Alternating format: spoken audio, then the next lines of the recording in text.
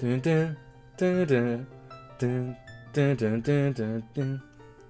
Dun, dun, dun, dun. Dun, dun, dun, dun. Dun, dun, dun, dun. Dun, dun, dun, dun. Dun, dun, dun, dun. Sorry. Look, I've just been enjoying the soundtrack to Mugenics. Such a good game.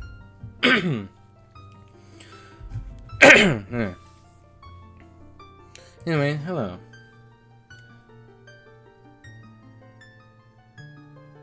Yeah, now Bramble looks a lot better now that she has the clipped ear. It still feels like she had it already and it somehow reverted itself. But it's fixed. She's got the ear cut. Anyway, how you doing?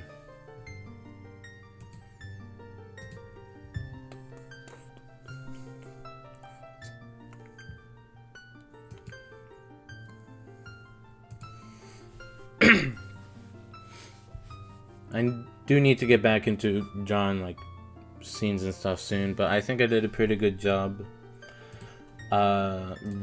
recently, since if you remember last stream,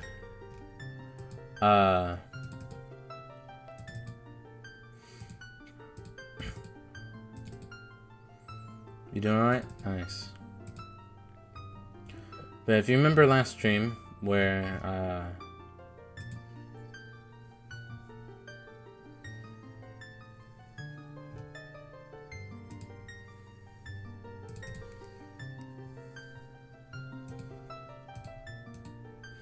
I drew this,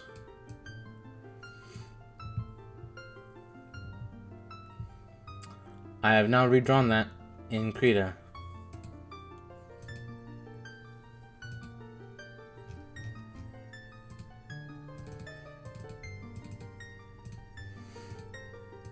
This. And I have to say, looks pretty damn good. Tidied things up a bit. I didn't do any shading, but I did try and convey that it's in a kind of bricked area with some rubble on the floor. Because I imagined it to be in like a ruined castle or something.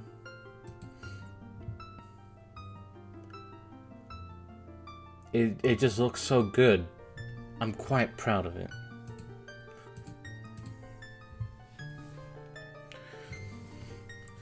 Alright, I think I really only have one thing I want to talk about. Though, I do have intro topics still that I have in a text file.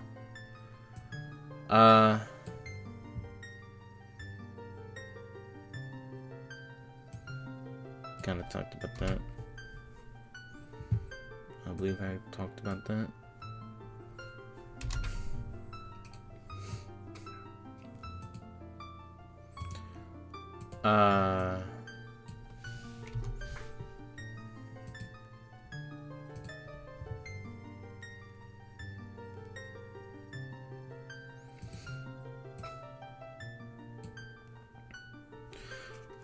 Alright, well, sorry, yeah.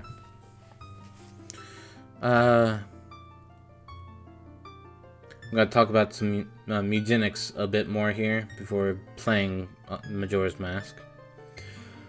But I have recently, I've been working on something Mugenics for the past few days. There's a cat called Guillotina.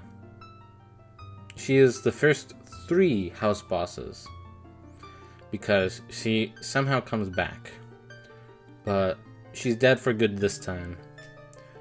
But each time I have killed her, she gives a key item. They kind of changed the gameplay a bit, and you have to get the key item to a specific place. For example, the first one I did,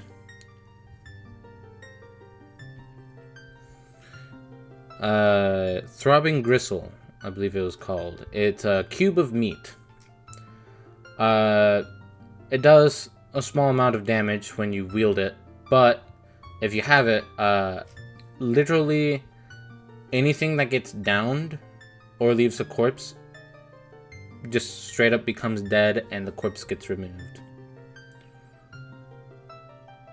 So, there's that. I had to get the cube of meat. This is all gonna be in Act 1, so I had to get the cube of meat from the alley, take the path to the sewers, go through the caves, and then beat the boss of the caves, and then insert the gristle into the cube-shaped hole in the meat wall. It still leaves some veins though, which is what the second item that Guillotina dropped was for, which is a Putrid Leech. That's one that I've completed recently. It's a cursed item, so the cat cannot unequip it when you equip it on them. And the cat that has it equipped cannot level up, will die if they specifically are downed. So you also need to watch out for them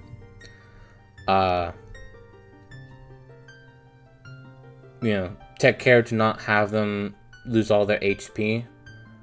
Because when your cats get downed, when they lose their HP in battle, they usually have corpse health. And if the corpse is still alive, they come back, but they have an injury. But if you let the corpse health go to 0, the body gets destroyed. But with these conditions, the body just instantly gets destroyed if this cat dies. So yeah, they can't level up. They instantly die when downed. But the leech provides lifesteal, which means any amount of damage you deal, you heal right back.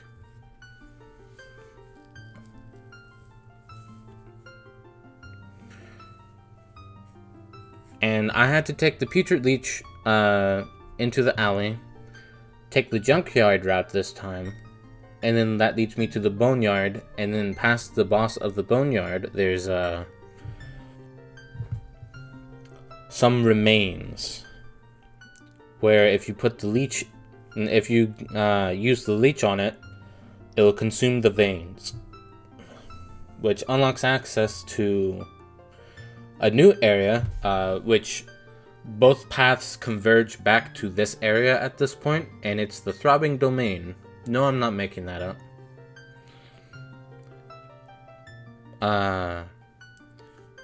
But yeah, I thought I was gonna have a terrible time with getting the leech past the boneyard, because I particularly don't care for the boss of the boneyard, which is called Dybuck, or Debuck, or something. It's a round, undead cat that has an infinite stack of backflips, which just means if you try and target it with anything, it will backflip one space in one of the 4 directions to avoid it. So you kind of have to get tricky with Debuck, which I somehow managed to do without even putting much thought into it, because I had stuff that emits sparkle, which means that it sends a thing to any random enemy to hurt it. One of my cats on that run had an item where if they use their basic attack, it sends a sparkle to a random enemy. And another cat, if they got hit, they send sparkles to random enemies. I also had a cat that made a bunch of mechanical things.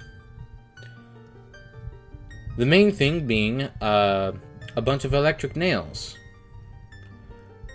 Which, when any unit on the field, be it friend or foe, uses a spell, it sends a shock on the 4 adjacent panels. And since the electric nail is considered a spell, you can essentially just, like when you make a shit ton of them, it always triggers the rest of the ones that are out. In addition to this, I had also made a plan to basically crowd the arena so that the cat couldn't fucking move far. So, my cleric, who had the cleric was the one where if you hit it, it emits sparkles. They had an upgraded passive, Mini-Me Plus. So, this cleric has a miniature version of itself and a very miniature version of itself. Both of which are AI controlled. And it basically sort of copy the stats, but they're kind of diminished like the further on it goes. So the mini cleric was not that strong, but they do keep all of the items and stuff that the original cleric has, which means that if they get hit as well, they also emit sparkle. So I have 3 units on the field where if they get hit, random ass projectiles go and hit random ass enemies. And also I gave the cleric the Necronomicon, which means that they can summon 5 random zombie cats, each of them having a third of a chance to be inflicted with madness, which means that it is hostile to anything and everything. And since the cleric had the book, the other 2 clerics had the book too. So I basically just clouded the arena. But then, due to the fact that the boss got surrounded by electric nails and couldn't move, when it dropped down to 1 HP, it did its one final fuck you move, where it possesses the cat that would have killed it. In which case it was the Tinker, the one that made the electric nails. And the boss took complete advantage of the fact that it now had electric nails. It spammed almost the entire board filled with them, killing almost all the zombie cats, almost killing all the leeches that I had summoned, which the cleric had, but it's a necromancer spell, so. And it also continuously did damage to the mini cleric and the mini cleric. And so essentially it was just fucking itself over, because, you know, how could it have known? But I'm surprised I got through with that, with all 5 of my cats. I would have said 4, but very early on in that run, a 5th cat decided to join my team. They did not get level ups, but I was still able to control them. So I left the house with 4 cats, and once I finished the quest, I came back with 5. So, you know, a net bonus. Yeah! I'm still a little bit amazed at the fact that I was able to do that. I'll be honest. Like, I thought I was fucking cooked, because at the beginning, only the tank. I put the leech on the tank, because the tank gets the most health. And therefore, you know, I don't have to worry too much about enemies trying to kill them, because they'd have to go through a lot of health. But for a little while, I thought the tank would have been the only one that would have been able to directly hit it without any shenanigans. Because they were the only cat that started off with the move that hit in an area. And that's usually how I dealt with the Boneyard boss. Get an attack that deals damage in an area, place it squarely on the boss, so that no matter where it backflips to, it will still be hit. But thankfully, luck shone down upon me and granted me the subconscious knowledge of, hey, you should use the things that sparkle when stuff happens.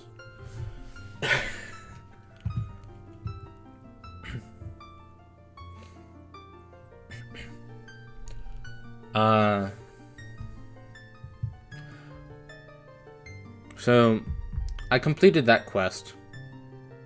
And now I have to do one more quest where I actually use Gilletina's head, which is more just the flesh of the head, really.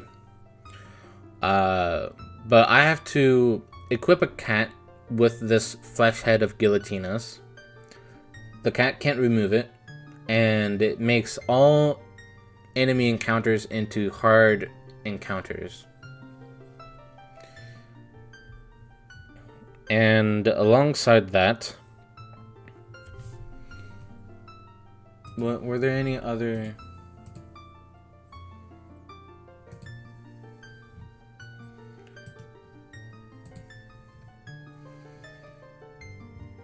Oh yeah, enemies will also prioritize the cat that has equipped Gilletina's head. They'll try and attack that cat the most if it can.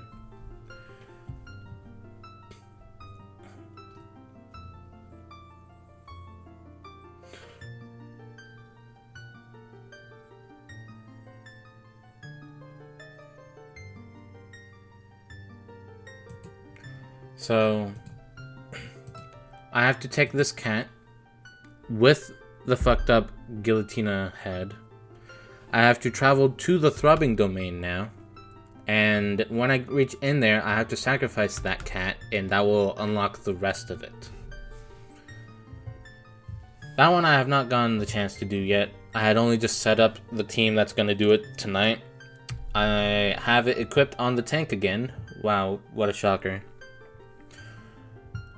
So that I can keep the thing that has it equipped alive.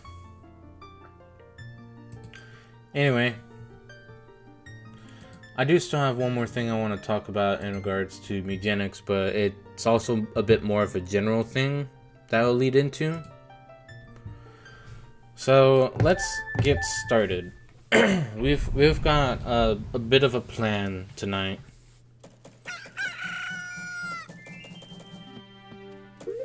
Okay. I am going to... At the beginning of the stream, I am doing the Anju and Cafe quest. Okay, so... requirements.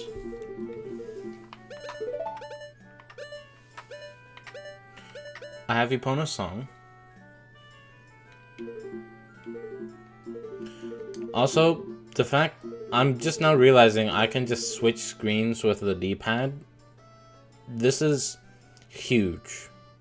I no longer have to use R and I no longer have to use the bumper and trigger and stuff.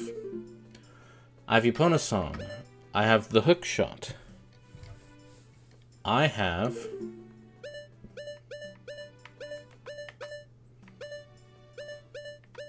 the Gero mask.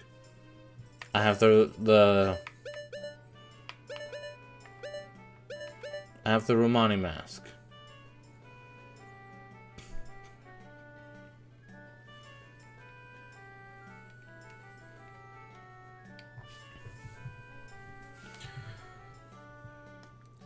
If you're playing the Nintendo 64 version, be sure you have at least an hour or so of spare time, as this is a time-consuming quest. Due to the changes to the Song of Double Time on the Nintendo 3DS, this will take a considerably shorter amount of time on the 3DS version.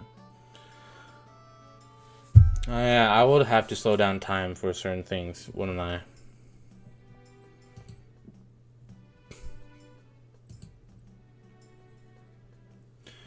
Okay.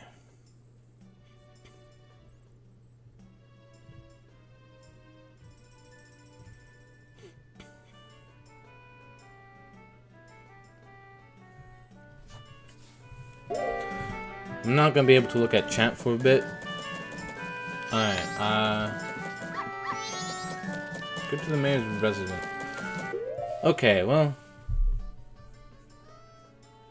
part of me wants to go through, like, the complete quest line, but at the same time, like,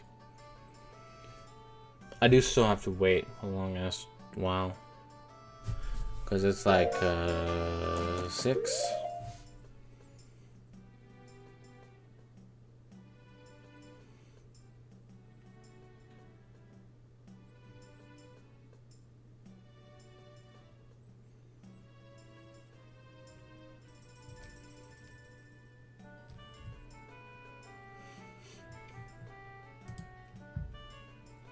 So, like, even the beginning of the quest starts at 10, so, yeah.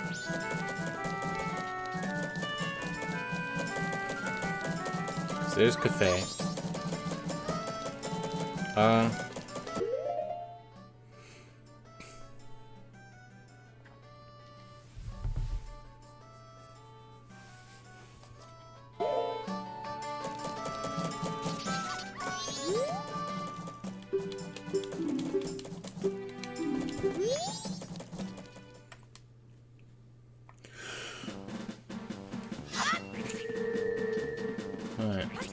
I'm really dedicated to trying get this first attempt. Unlike all the other first attempts I had previously attempted.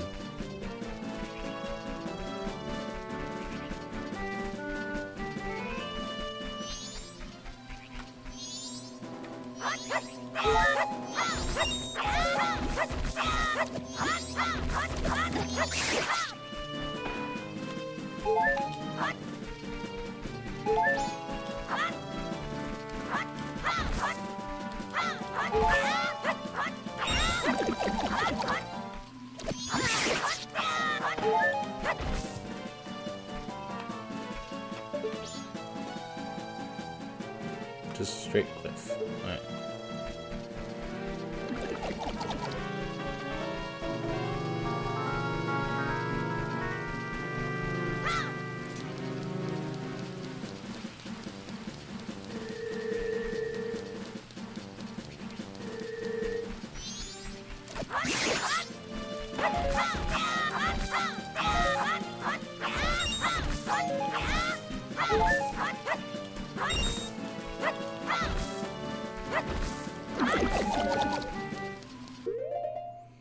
Okay, I got 5 bombs, 30 arrows.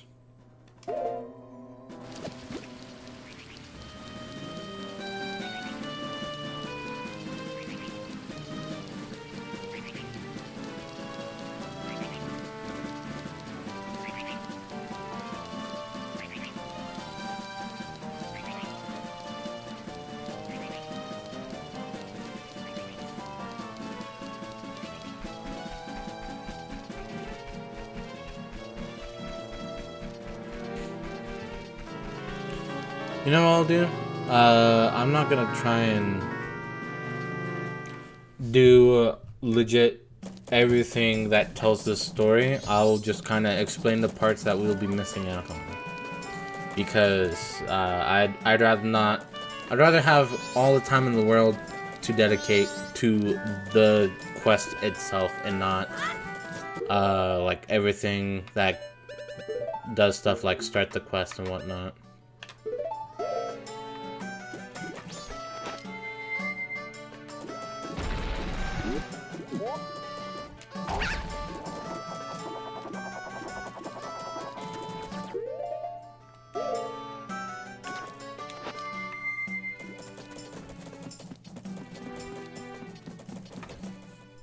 Alright.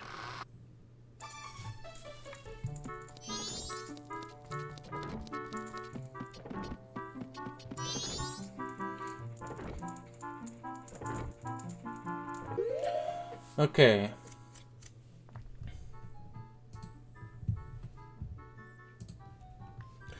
Required event day 1, 10 a.m. to 12 p.m.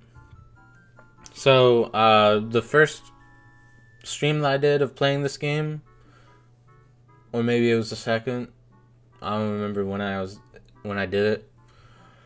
Uh, inside the mayor's residence in East Clocktown, the side of town that we're on right now, the large woman, the mayor's wife, Madame Aroma is her name, Cafe's mother, who's worried about her son's recent disappearance. And you just charm her so well that she gives you the Cafe mask, which is right here. And use this mask to inquire about Cafe.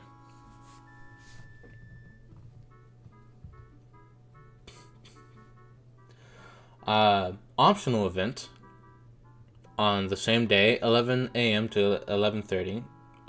In the same room, Gorman walks in. She already has Toto as a guest, but with the three of them, Madame Aroma, Toto, and Gorman, she has a conversation with them. It does not talk about what the conversation is about, but since it's the Gorman traveling troupe, I'd assume it has something to do with the band, the Indiegogo's. You can also enter the back room and read Cafe's diary, where he talks about the wedding ceremony that's gonna go on. And if you remember from the talk of when we used this all-night mask, we got the story of we got some lore things of the town, and one of them was that on weddings, the couple makes a mask, or is it two masks? Masks are involved, but they're supposed to represent like their unity, I guess. I think it is two masks, and they wear their own mask. And that is essentially what this is.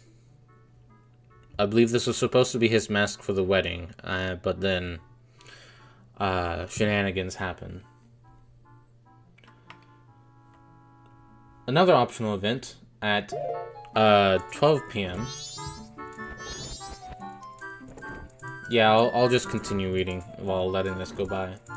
At 12 p.m., day 1, optional event, Anju makes lunch, and her grandmother tries to sneak out of it by pretending that she's senile and claim, I'm full already, I've already eaten and stuff, but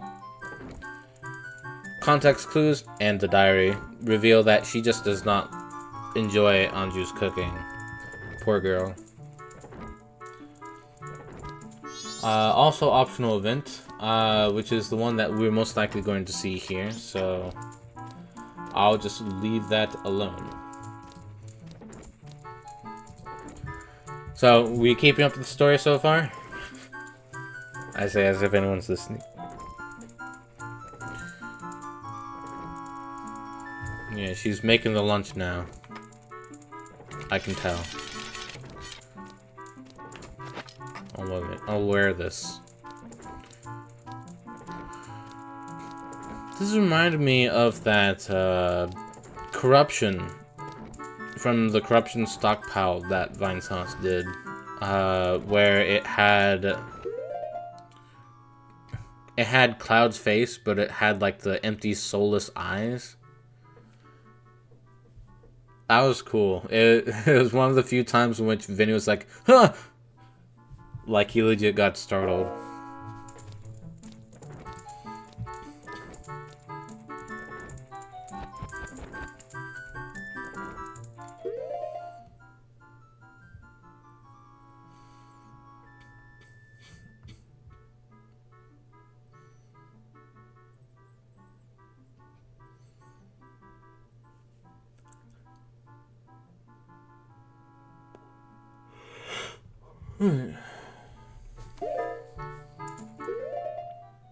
Here. since I am here, I can also do this. But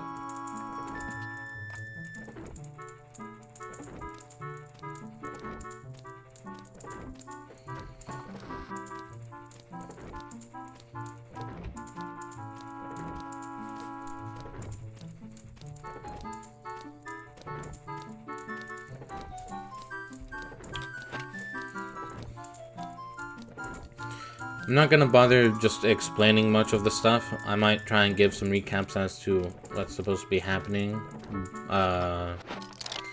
for this plot line.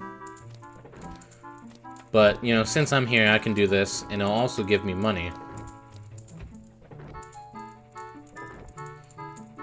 So I'll take as much advantage as I can of where I have positioned myself. I forgot they had the clocks like that. I forgot about that. Isn't that cool?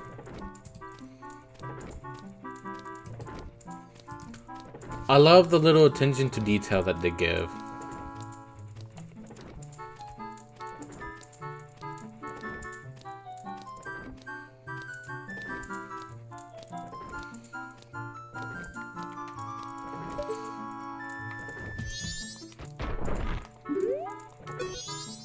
Welcome to the Stockpot Inn. Did you have a reservation? Yes. You do have a reservation. That's good. Mr. Buster, is it? One moment, please. Mr. Buster, I have you down for an afternoon arrival. Your room is our knife chamber on the 2nd floor. Here's your key. You got a room key! You're not sure why, but you apparently had a reservation. Don't question it. Please relax. Alright. Here's the other scene.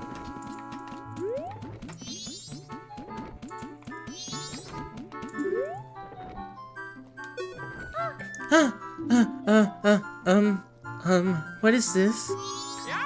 I've delivered this to you. Wait! This letter, where did you... From the postbox. That's not what I mean. From the postbox where? From the postbox somewhere. That's not what I mean.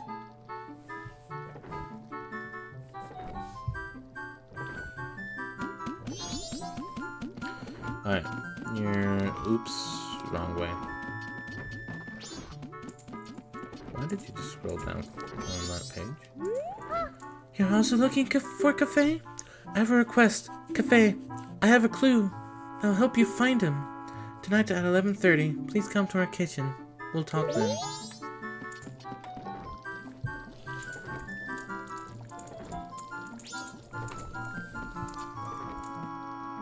Alright.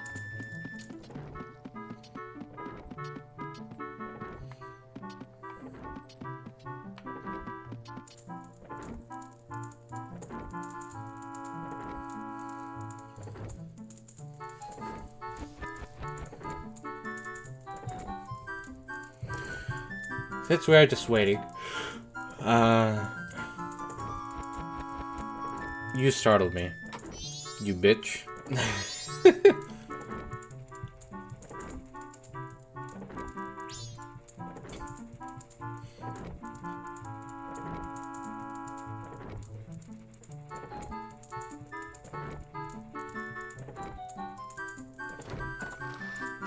Here he is. Oh, this poor guy.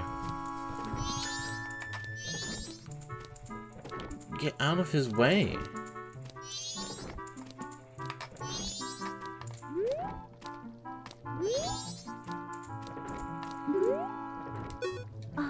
I'm terribly sorry. There are no vacancies today.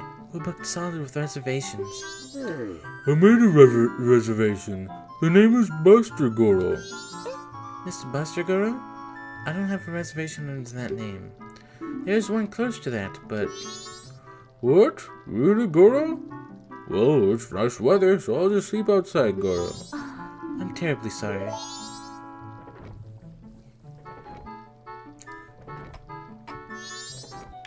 They never know who it was. Anyway.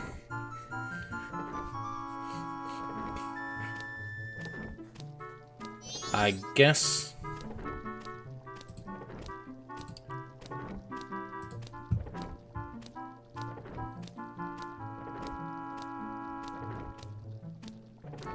Alright, well, that's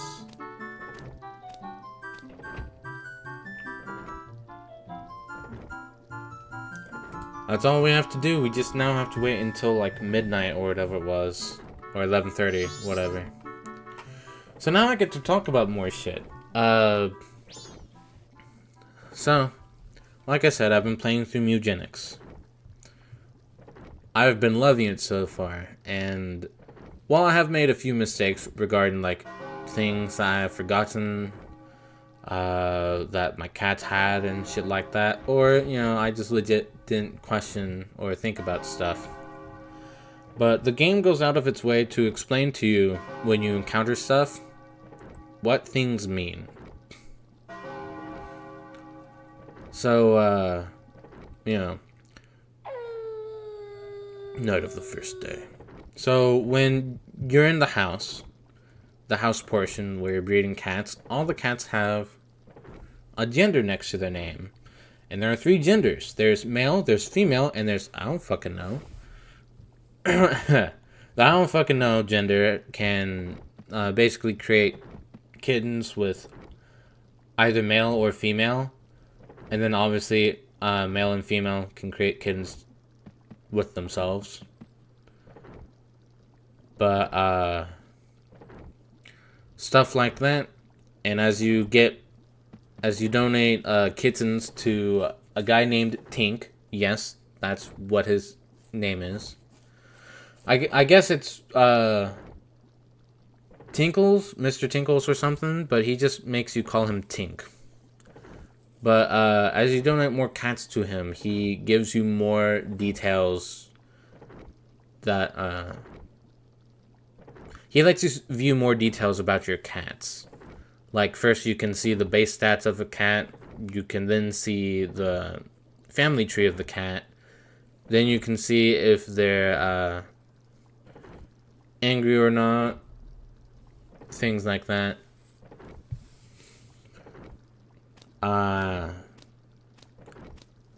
Alongside that,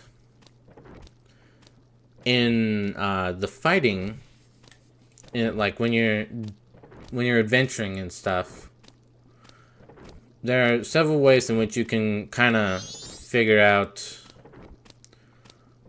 what characters can do, or like what things happen. Like it kind of details it pretty succinctly in some areas, and in other areas you just kind of there's rarely any point in that game where I've had to go like, wait, does it mean this or that? But recently, since I've at least made it to I have technically all of the base areas of Act 2 unlocked. I have not done, I guess, the secret area. Like, I have not come even close to unlocking that yet. I haven't even beaten the last point on both paths. But I'm well enough into the game that I was like, I'm gonna watch some people play this game. And man, let me tell you, if you think that I suck at video games, I say that in jest, but really, it's some of these people, and some of them are like YouTubers and like channels I love watching. Man, I have completely forgotten just how much some of these guys don't really pay attention. Which is a thing I'm still trying to learn for real life. But, so I kind of get it, but at the same time, I guess I just have the ability to notice more random bits of detail. Like, there's one stream in which I was talking to people in chat, and I was like, are these supposed to be, like, tom drums, or are these supposed to be, like, barrel things filled with rice? And shit like that. Like, is that just for storing food? Or is that something else? Then there's obviously this little area. Like, we can dissect quite a few things in this kitchen. Also that bug. That's probably not safe. Maybe that's why the grandmother doesn't like the cooking. But, like, the guy that I'm currently watching right now, I forget his name. I'm gonna have to fucking look back at it. Alexa. Olexa. Not Alexa. Alexa. He does a lot of roguelikes, though I think he's also trying to not... I think he's trying not to make himself the roguelike guy in YouTube's eyes. I think it's still his main content, but he also does some other stuff. And I hope that works out well for him. But I started watching him play through Mugenics, and like he hadn't cleaned the house in the first or second episode. It took the third episode beginning of it for him to realize, I forgot I should be cleaning this shit up. The literal shit, by the way. It's Mugenics. And cats are messy, apparently. But I hadn't made it too far into that third episode, but he also doesn't realize that the two cats that he's specifically trying to get bred together, that he's trying to have mate, they're both male, so they will not produce a kitten. But he has them separated in their own room to see if they can create a child that shares some stats. And they're not going to, because they can't make a child.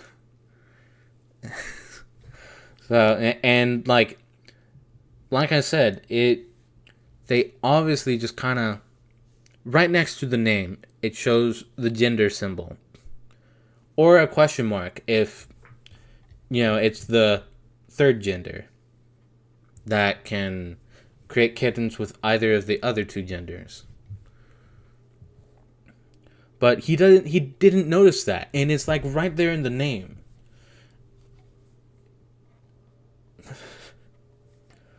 And like, I watched a little bit of Vinny's stream too. Only a little bit. I was mostly reading some of the comments, but also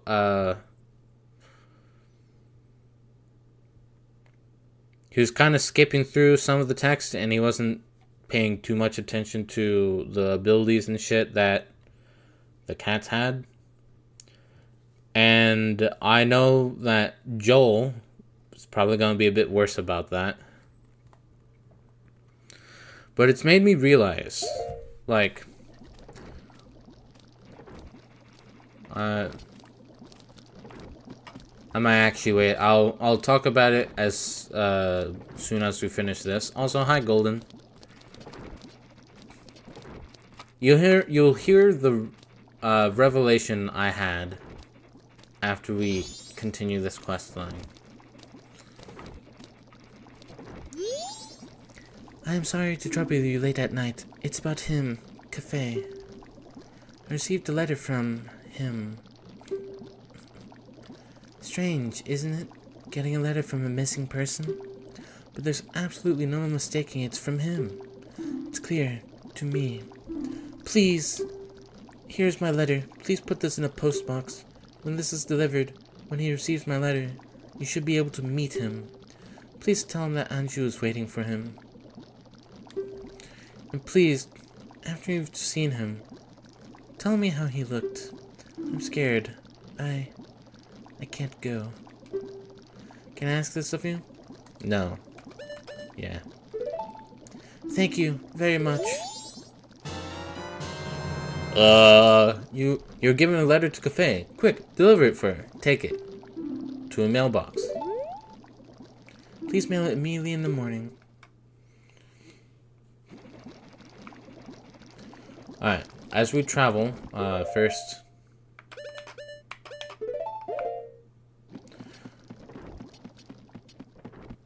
So, I had a realization. Because at some point in YouTube's... Oh, yeah. How you doing? The wind is getting deep, Goro. Tomorrow is rain, Goro. Goro. But back then when YouTube was used for Let's Plays, it was a lot of fans of video games showing off all that they can show for the video game. And here you go.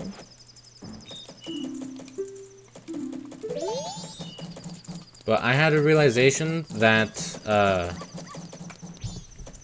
at some point that changed a bit, and a lot more people started doing like more blind-ish Let's Plays.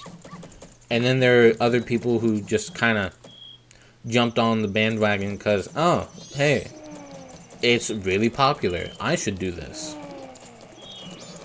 And there are some people who actually legit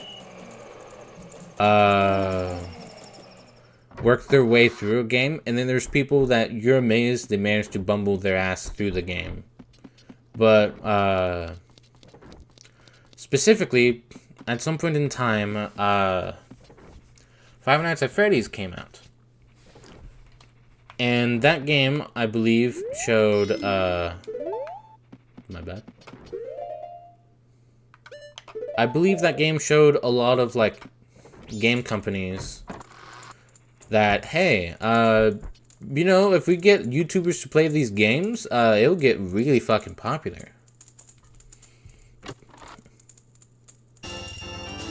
Yeah, I am pretty damn happy.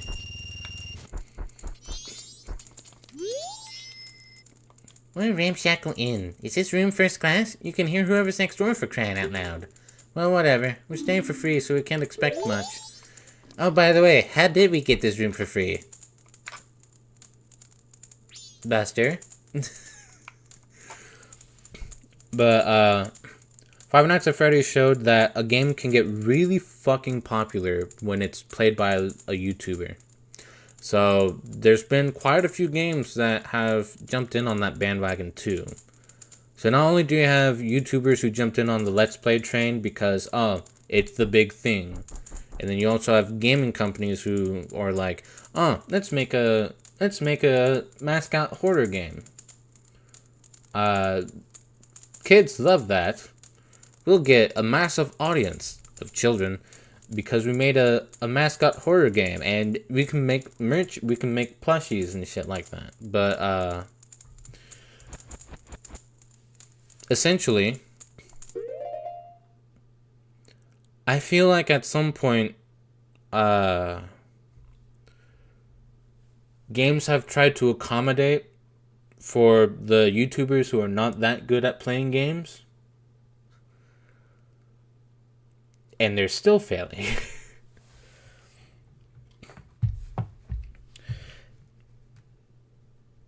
I mean, obviously you still have a lot of games where you have to still think about your actions, and Mugenics is definitely one of them. But Mugenics, the way it does it, it's not from what I'm talking about here. It's actually from Edmund talking about what he didn't like about the Binding of Isaac. And one of them was that things didn't get fully explained to the player. So now that he's made a tactics roguelike with a breeding sim, you basically have all of the time in the world to like look at what shit does if you bother to take a fucking look at it. But like, it feels like with the way some games are made these days, like mainstream games have gone a little bit easier or something like that, because they're like, we have to make this easy, else the dumbass YouTuber won't make it past it.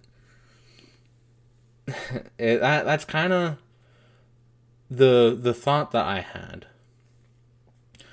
And obviously I don't play modern mainstream games. I'm playing older ones.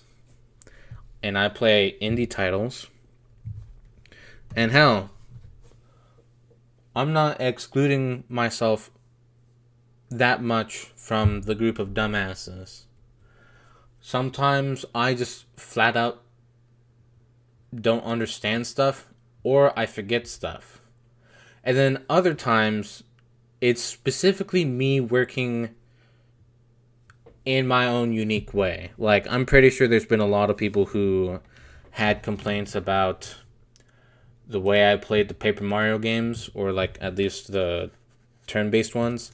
I know there's some people who probably look at my Pokemon playthroughs and are like, no, not that one. No, don't get that Pokemon. Why are you using that move? And shit like that. But, like, I don't go to the shops that much in Paper Mario or in any RPG, really.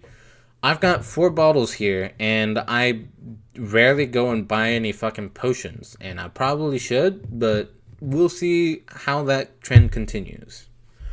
I'm looking at the guide to see if I need to do anything specific. Okay, it's on day 2 in the guide, so I'll just let this continue. So, I get it. I get it. But it feels like they're trying to accommodate for something without realizing just how I don't even know how to fucking explain it. Like, the YouTubers that play through some of these games just don't pay attention. And even with a game that has everything pretty much laid out in front of you and asks you to basically put together the puzzle that nets you a win, like, they still don't read. They don't. Let me tell you what my usual Mugenics experience is like, especially when I'm starting a run. First off, I pick cats that have, like, decent-ish stats in a lot of good places. Like, I don't really want ones with quite a few bad stats, because I want them to do good, and also because some classes kind of take away a stat or two from, like, a few stats. Because it's to balance out the class. But, like, health, constitution. If you take the number that is your cat's constitution and multiply it by 4, you get the max HP of that cat. And because I do not like doing any sort of glass cannon builds, and I generally don't like having to try and literally avoid everything, I don't do that. Oh my god, it starts with the... Oh my god, that was adorable. I love that little... I love the opening on the campfire. It's like, it's so nice and warm in here.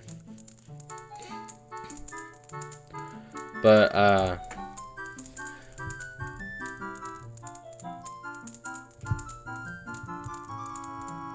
I look at shit like that, and I also look at some of their, like, other things, like the one active spell that they have and their one passive.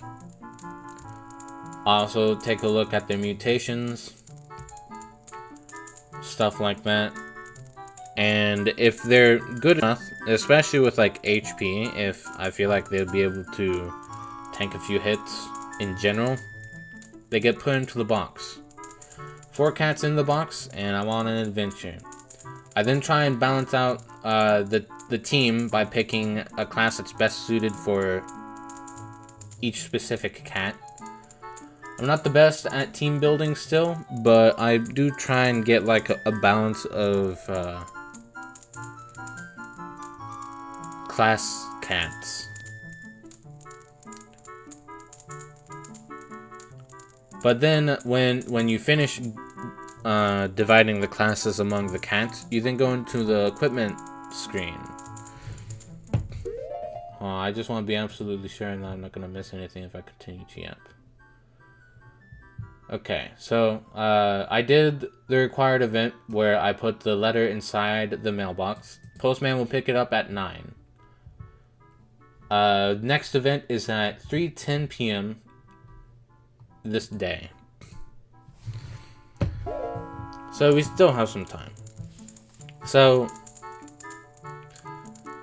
when you're on the item equipment screen, which is the last screen you're on before you get put on... No, it's the second to last, because then you have the Act 1. When you're looking at your items, you can also look at the randomly generated spell and passive trait that the cat has gotten from the class. And I take the time to look at them and just kind of give an overview, get an overview of my cats. See what they have, and then try and find items that I have that kind of work for them. Some of them are specific to their class, and I try and do it that way intentionally. Like,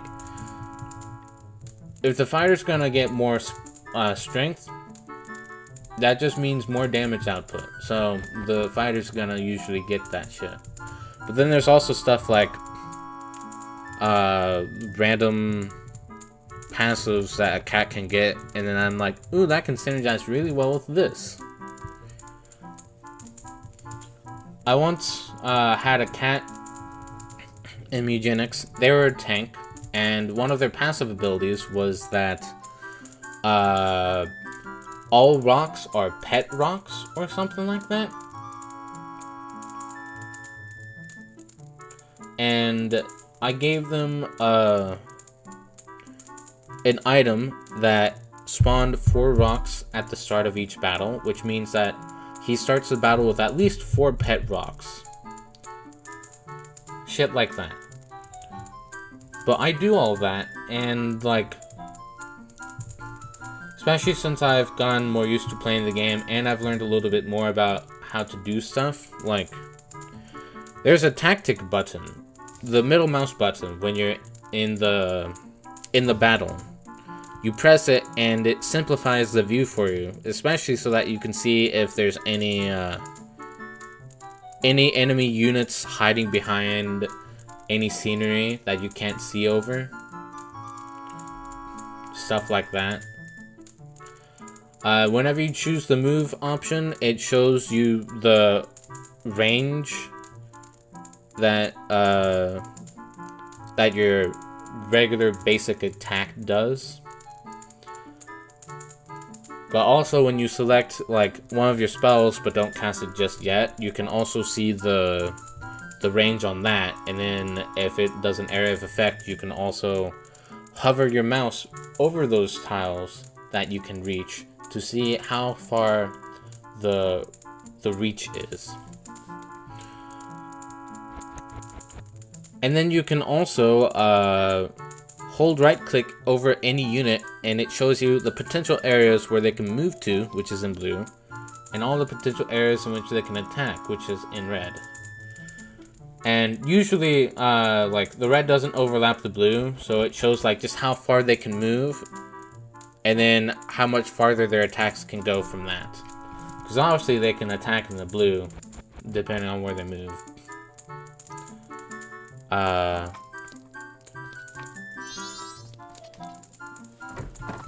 gonna start heading out that way. But yeah, I look at all that, and also just hovering over the enemies, like especially new ones, it lets you know like what the enemy's deal is, like what specific thing can they do. Like, oh, this one, when you hit it, it spawns a maggot. This shark, giant ass shark enemy, if it gets anywhere near my cats, it will just instantly eat them, not leaving a body behind, unless I just instantly, that cat's dead and there's no body. Oh, this is a creature that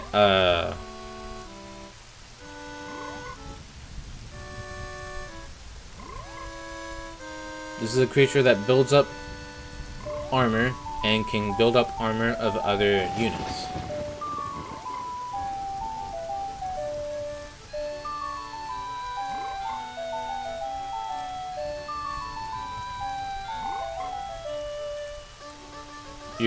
Champions? Is it Pokemon Champions that you're playing, Golden? Okay, so either I'm facing computer players or I'm facing the Japanese equivalent of Little Timmy. Their plays are really bad. Ooh. You never want to be compared to a Little Timmy.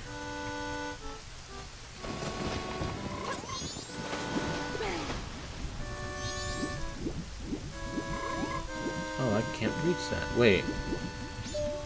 But the fact that they're there implies that there is a way to get behind there.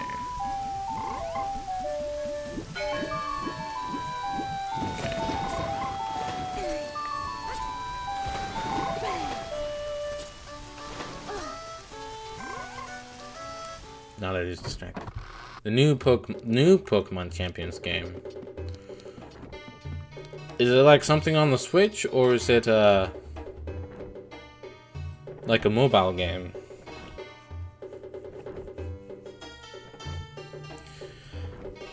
But yeah, whenever I play through Mugenics, I look at literally every option that I have available to me. I even look at the turn order that's clearly displayed in the top right. I try and take literally everything I have into account, and just kind of do that. And it surprises me that there's quite a few people that don't do that much of that. And I don't know if it's just because like they're playing it a bit more casually, or they're just, you know, they don't have their brain running at full capacity. It's out on Switch and it's supposed to be on mobile too, but can't find it in the Play Store. Alright. We've got a new event. Technically an old event. We've seen this several times, but since I'm going through this quest again. Alright, so as a reminder, up to this point, the true pipeline for this quest is that we meet Madame Aroma, who is Kafei's mother. She looks at us and is like, I feel like you can help me find my son. And she gives you this mask that I'm wearing. And you go to the Stockpot Inn, where Anju receives a letter that's apparently from Kafei, as you learn when she talks to you at midnight, and has you bring a letter to the post office, or to the mailbox, which allows us to meet Kafei here. Spoiler. My brain runs at 7% capacity. I want to give Mugenics a swing one day. It sounds fun. It is a lot of fun. Green hat, green clothes. Angie wrote about you in her letter. It seems you're looking for Kafei. Can you keep a secret? Yes. Angie trusted you. I shall also trust you. I am Kafei. Oh my god. The Kafei we're looking for is an adult. When I look at you, I just see a child. Yeah, no shit. I was turned into this by a strange imp wearing a mask.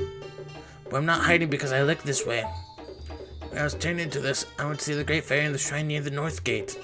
But on the way, my precious mask, a wedding ceremony mask, was stolen from me by some prancing man with a grinning face. Well, you just careless. You're like my partner. Bitch! Before my wedding ceremony, I was quite happy. I was targeted because of what I had been turned into. Oh my. I pity you. I don't need your pity, you bastard. I know Anju is worried, but I can't go out yet. I made a promise to her that I would bring the wedding mask and greet her. This pendant, give it to Anju. You accepted the pendant of memories. What if it was typoed and it said the pendant of memories? Anyway, though you may not understand these grown-up matters, you should probably take the pendant to Anju anyway. Keep what we just talked about a secret from everyone.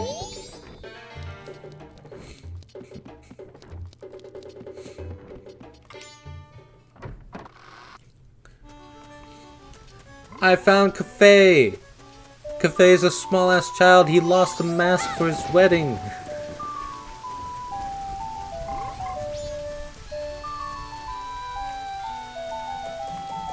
Cafe is here. He's a dumbass kid now, again. And he lost the mask for his wedding. His partner's gonna be so pissed when she finds out about this. Keep it a secret, everyone. Okay.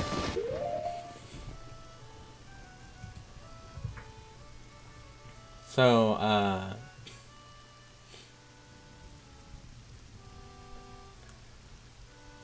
he's also kind of in that area because he gets to see into the curiosity shop, which eventually is where he'll find the thief that stole the mask.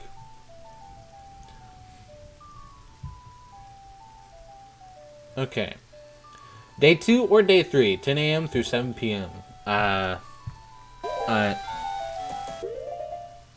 Here. Let's go ahead and get this out of the way.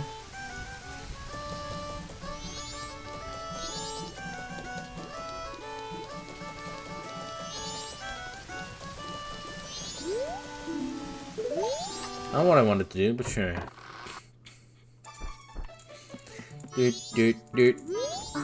Oh, did you meet him? Marry me. Huh? It's from Cafe. Thank you very much. I have decided to wait for him. I've made my promise. I'm fine with this. I believe him.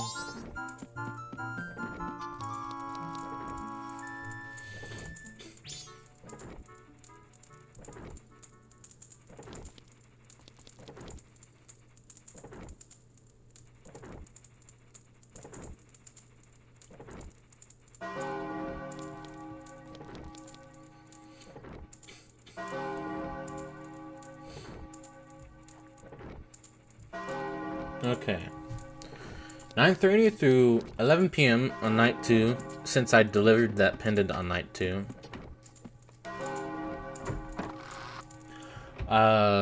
We can also witness an optional scene here, so I won't explain that too much. Night of the second day. Let's unequip that for now.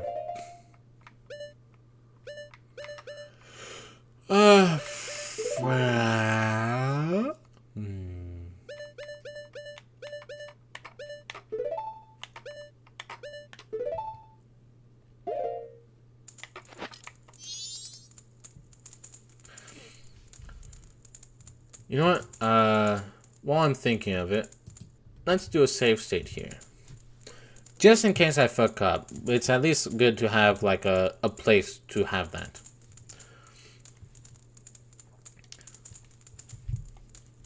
Now we wait for 9:30. Bam, eugenics is a lot of fun. I've been making quite a lot of progress.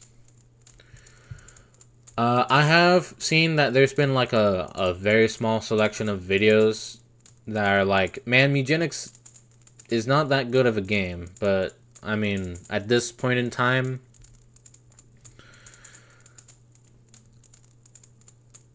like, I could watch them and get like more of a seasoned opinion on the game, but from personal experience, the game has been a lot of fun, and that I do not really need someone to tell me all that is bad about it, because I feel like subconsciously, for the most part, I do know some of the bad things about the game, like it could have done it a bit better. And then there's the one thing in which I'm actively like, this is not something I enjoy. The Boneyard boss fight, for example. But for the most part, I can look at it as a whole, or I can look at it as a whole and be like, I love everything about this game. Flaws and all. And in fact, what some people would consider flaws, I feel like I consider as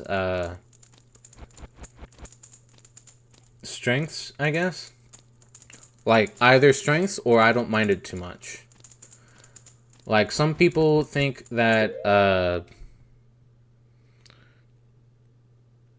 donating kittens just to be able to see more information on your cats to breed better cats is bad.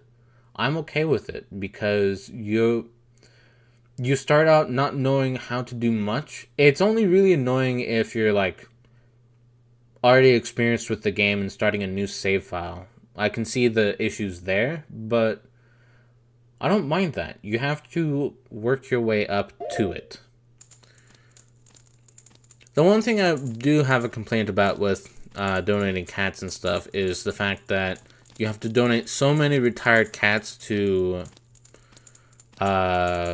Frank in order to upgrade your house more. And that's a lot of cats. And I would still like to keep some to breed, and I would also like to donate some to other places.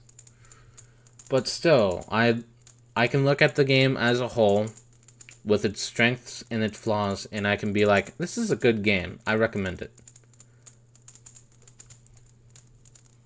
It ain't a game for me. That's absolutely fair. I should probably look in here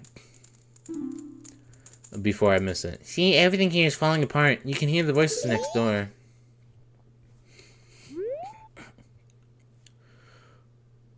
Okay, Anju, we're leaving in the evening for the ranch. Cremia will take us in. She is your best friend, right? I wonder if Cafe is really at Cremia's place. I guess that was supposed to be her saying it. I wonder if Cafe really is at Cremia's place. If Cafe is there, your mother will give him a smack. Besides, think about Cremia. She needs strength from a partner in business support from Madame Aroma. If Cafe really has run off with Cremia, she'll get both. Please don't be sad. How happy could you possibly be marrying a man who runs off when he's about to be married? It would make your life unhappy, just like your mother's. But in the letter it said he definitely would come back. Come back to what? Will this town be crashed beneath the moon the morning after tomorrow? Forget about that letter. For now, just try to survive. Everything else will follow. Yes, Mother, thank you.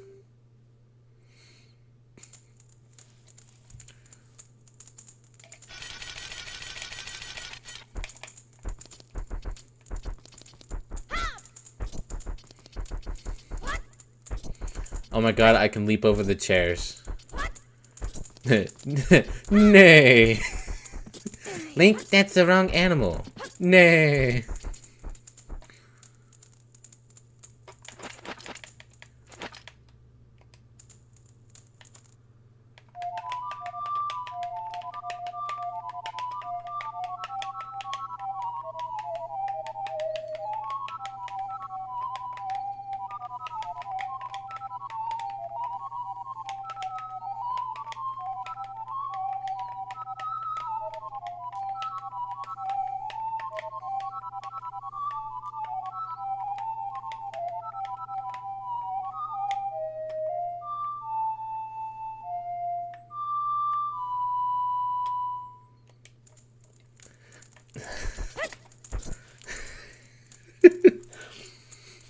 Alright.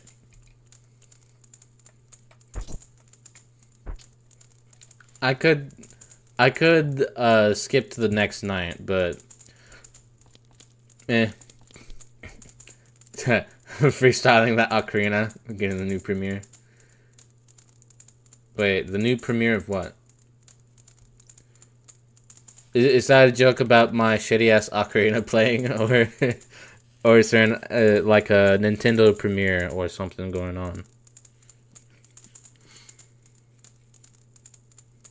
You create the entirety of Rap God on the ocarina. I wonder if someone's done that. That feels like something someone must have done.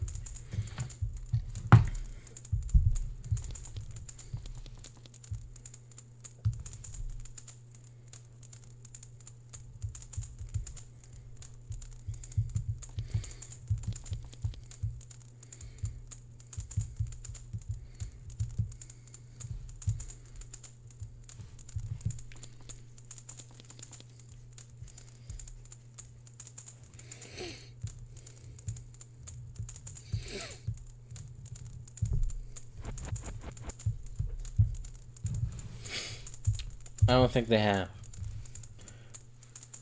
The next song following the success of me fucking around with the ocarina. Yeah. By the way, if you want to know how I got those noises, because those are just the regular notes. There's 5. Let's use the A. That's me pressing the A. The other 4 are the C stick stuff. But if you hold one of the directions on your left control stick, you change the pitch of the ocarina.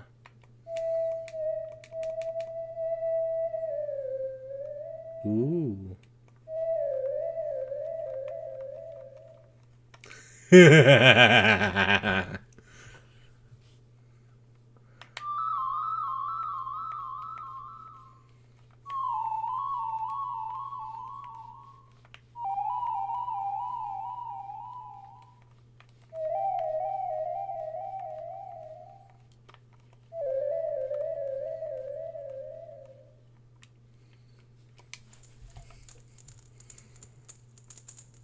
You can slide slide those notes as easily as can be. Alright. While letting time pass in this game, let me look at oh yeah, cause there is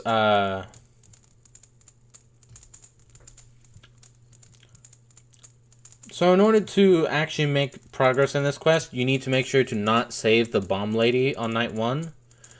Because that way, there's a scene that happens in the curiosity shop this night. In fact, it's already happened.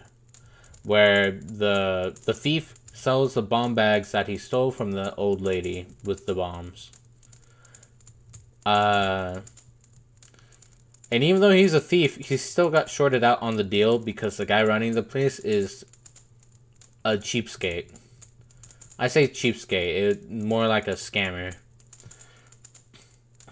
But now, we need to reach Cafe's hideout, day 3 at 12 p.m.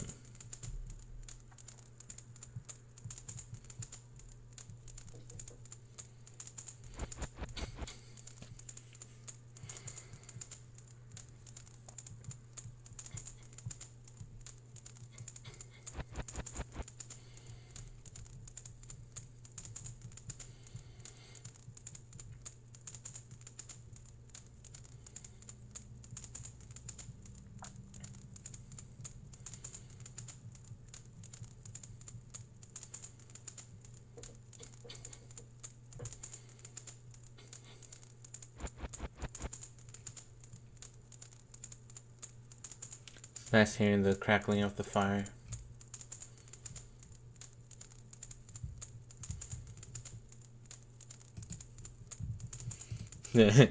Wee.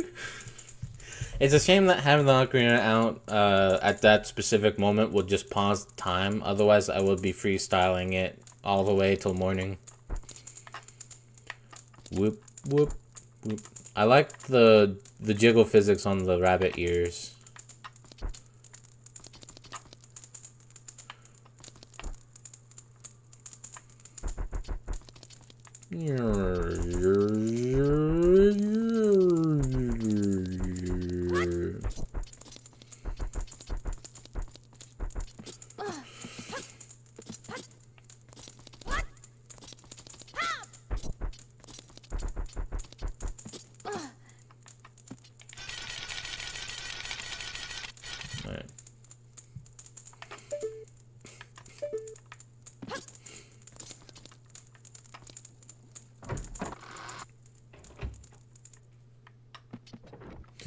Actually, you know what? I'm gonna keep myself in there for a little bit longer. I need to look at a map of Ikana Valley. Ikana Canyon, whatever.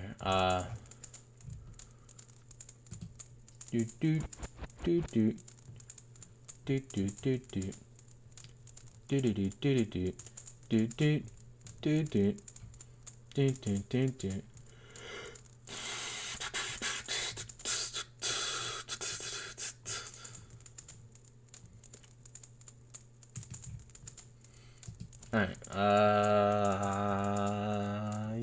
yeah. Okay. Doo-doo.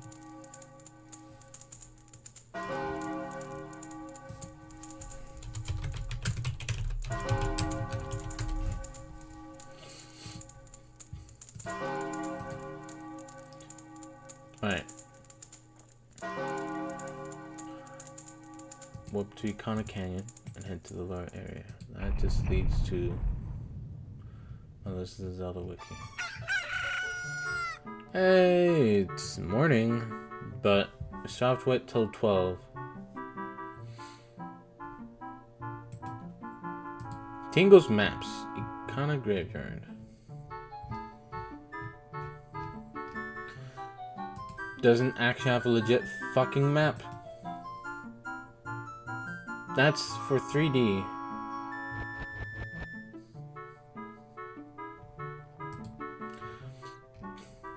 And it's not even a fucking map.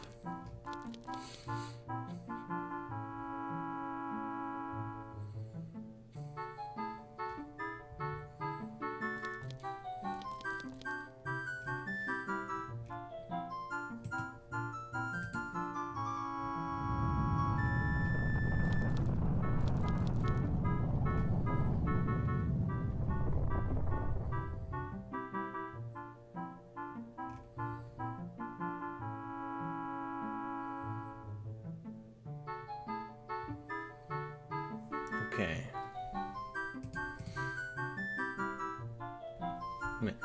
The other people in town being like, God, could that kid stop fucking around on that ocarina of his? This night's not ending. I've been trying to sleep for hours and this kid keeps playing on his fucking musical instrument. And I can't sleep. Is my clock broken? Why is it still 3 a.m.?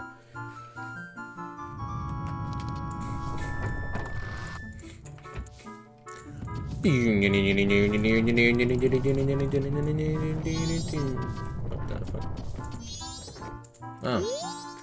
I'm sorry, we're going to be taking refuge in the evening like the others. You should run too. It seems it's going to fall tomorrow morning. I do have to admit though, like, the game, especially with the context we have, the game is framing her mother to be like,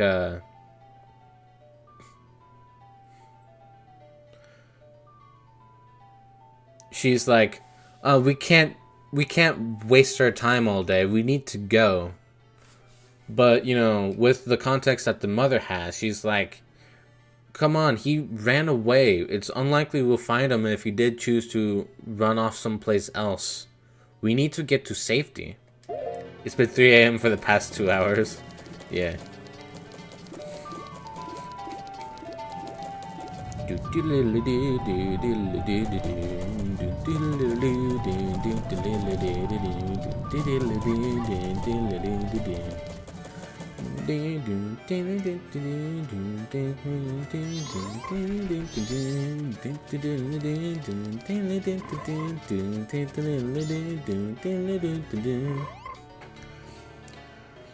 Alright.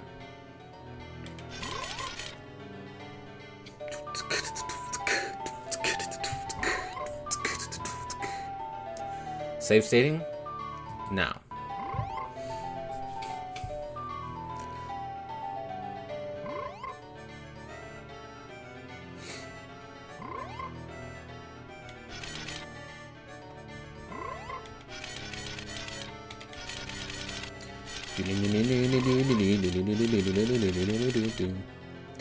Beep beep beep beep beep beep beep beep beep.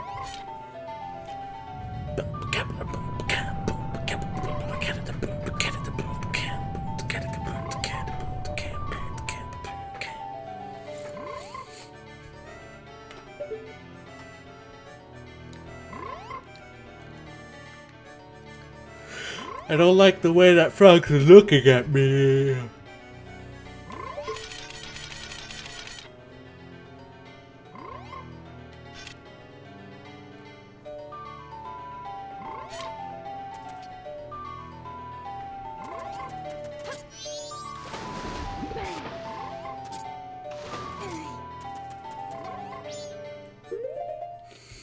I just realized what I could be doing.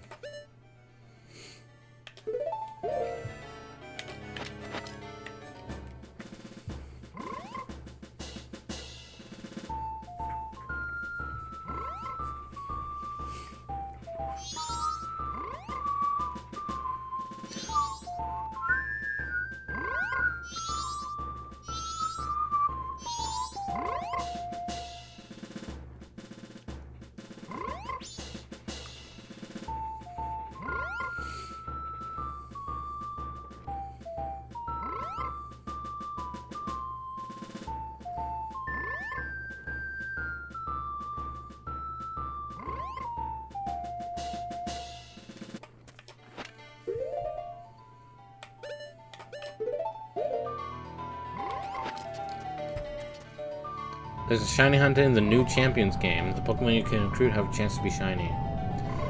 You say new Champions game as if there was a previous Champions game before. Was there?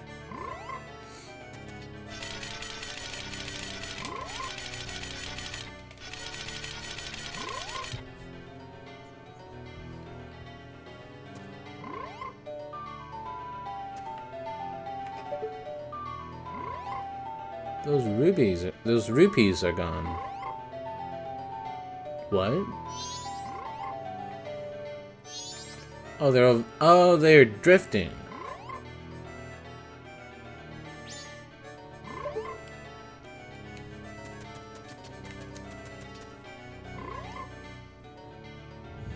Oh, I should probably head in now. My cat's meowing.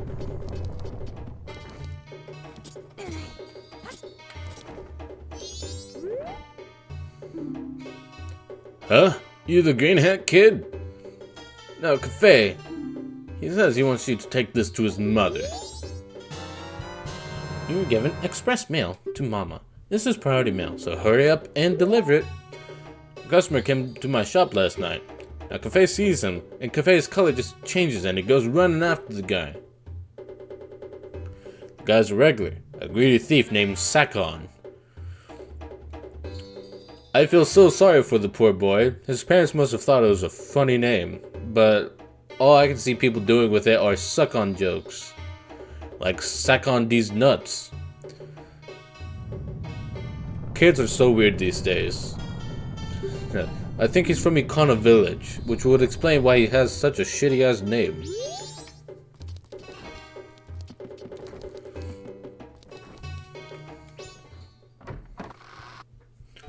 Back in 1857, there was first Champions game. Haha.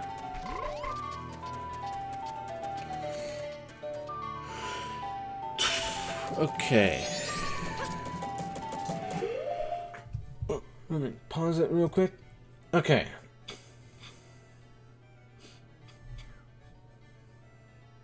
No, it's not. Okay.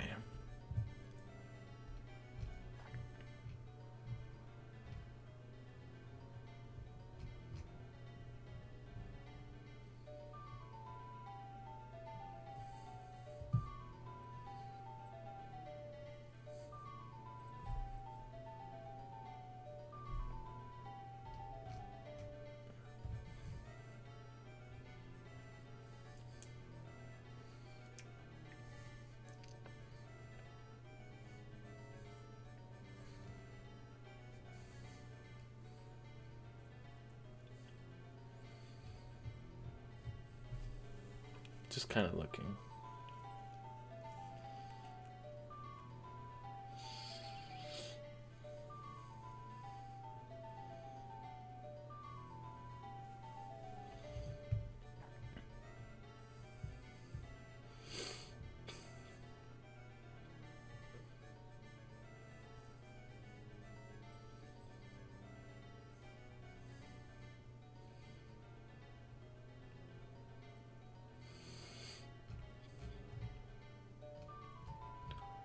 Alright.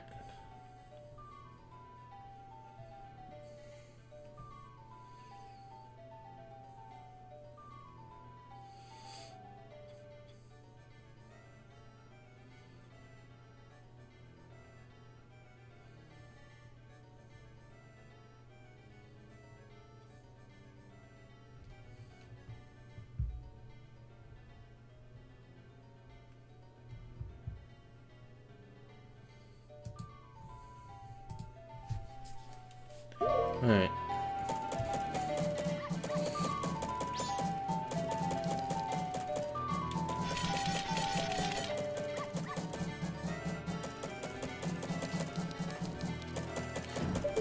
Is it just me, or is it a bit brighter here? This feels a little bit bright. Did the moon change this? I don't know how the moon would have changed it, but I don't doubt it.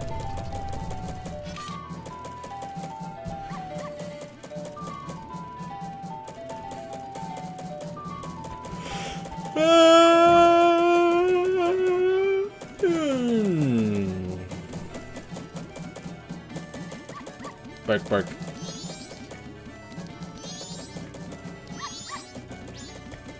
Doggo. Doggo.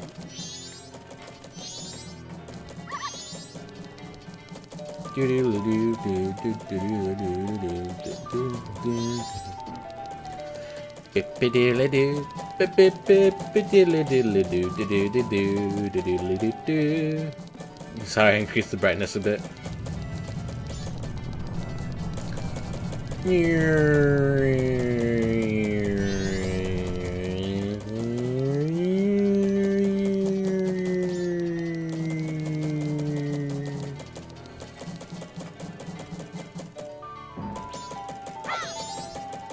I thought that would have... There. That drops him. You okay, doggo? Yeah, he's okay.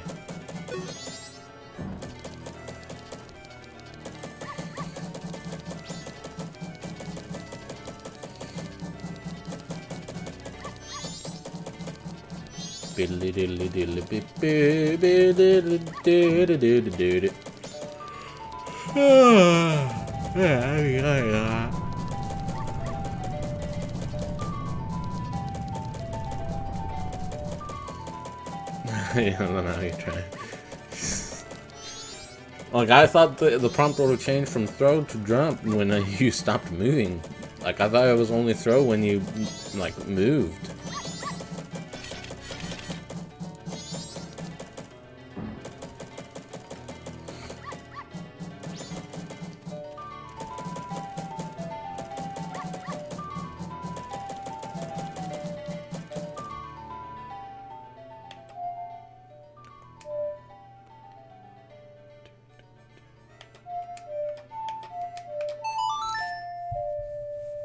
This will slow down time, which yes means that we have to wait just a little bit longer, but I'd rather do this. I want to give myself as much time as possible.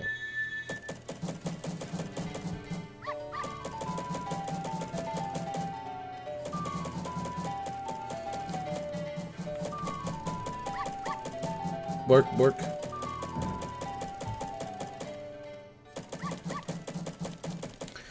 Alright, the guide says just after 6 p.m.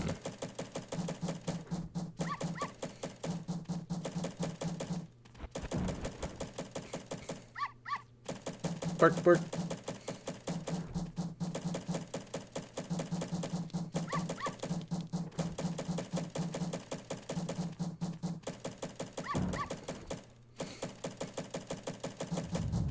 I'm ready to save state.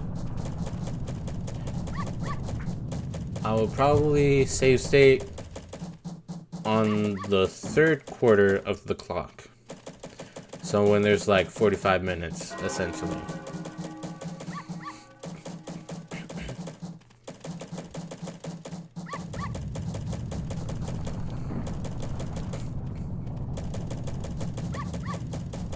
Bark, bark.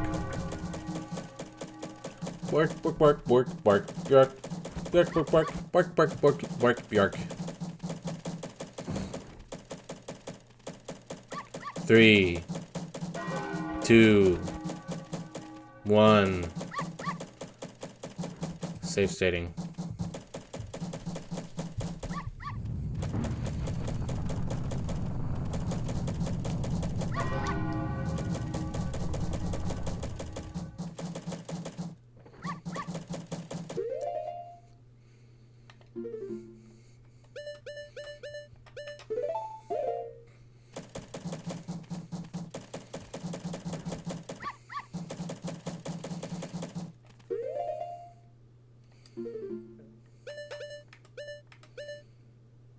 Doot, doot, doot.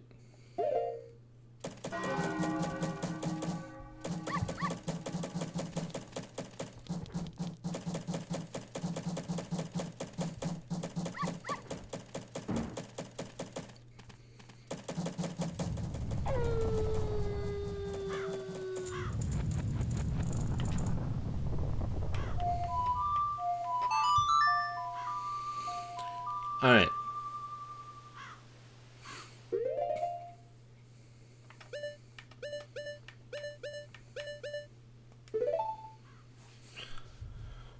Let me look at the guide real quick. Head to the lower area. Go through the dark passage to find a small area. Okay, chat's gonna be gone on my end for a little bit. Let's warp. It's a little bit after 6.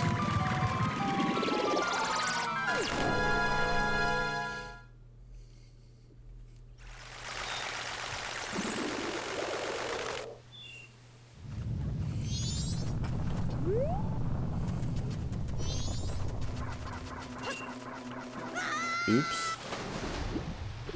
I guess that's not an oops. I don't know, it might be an oops depending on circumstances.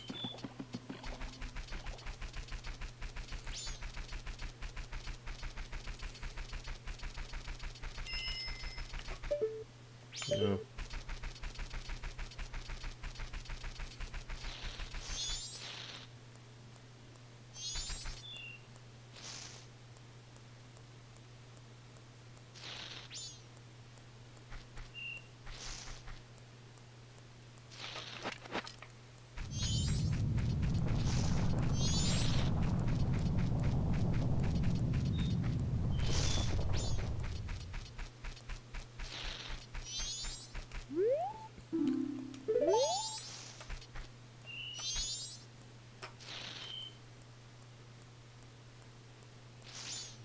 Okay.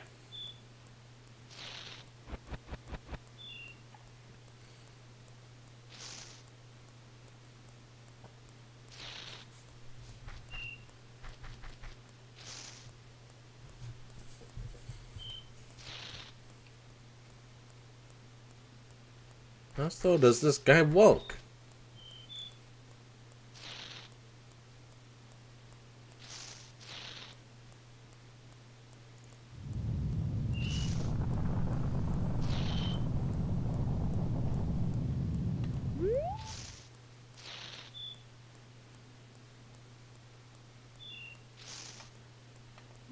He's slowly walking.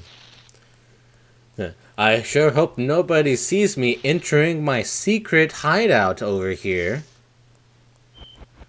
Ah, that would be such a shame if my secret hideout were to be exposed.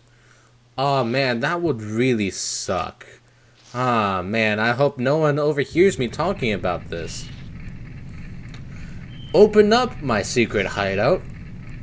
It is time for me to hide in my secret hideout. Alright.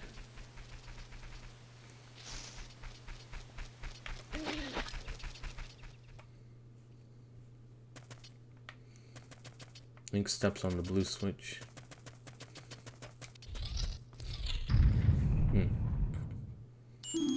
Ah! Look, there's a mask there. It's the sun's mask. Oh, I guess they have the sun and the moon.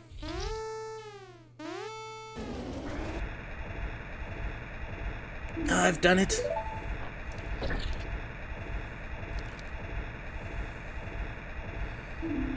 Tap on that switch. What? Are you telling us what to do? Yeah. It's some setup where the door stays open only while the switch is pressed.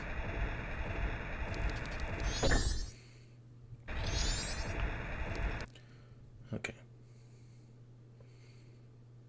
There should be some device in this room that also opens the door. Oh, the mask.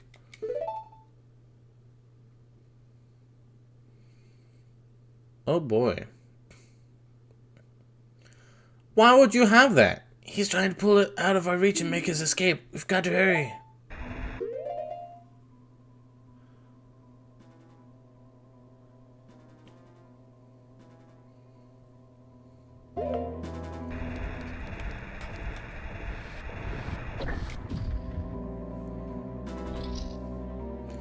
That's no good. This isn't the switch. Go check that room. There should be some sort of mechanism. Please, there's no time. I don't like him. But is there a choice? Shall we help him? Humping my head in the face of danger when you know it's for the better is just like tail. That's it. Let's go. Takes you this long? Fuck you. Oh, fuck. Oh, fuck.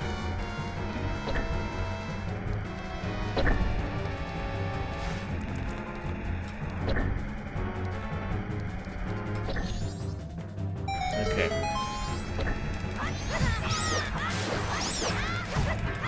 Fuck you, bitch.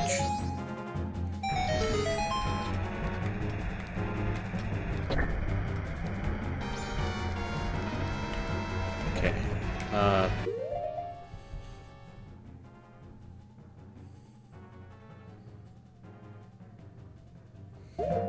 Okay.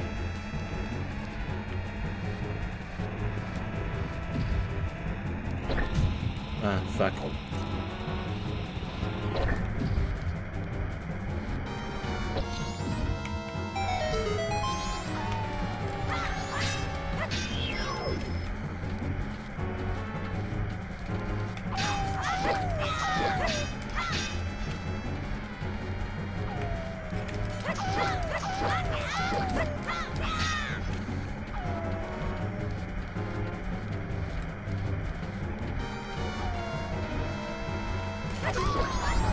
Fucking goddamn.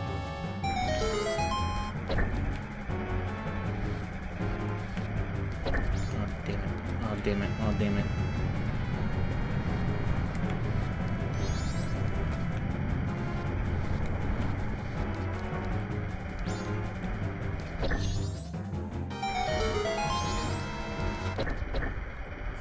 Ooh. I got the sun's mask back. You helped Cafe. This was added to your notebook. It's still time. I must get back to town. Whew.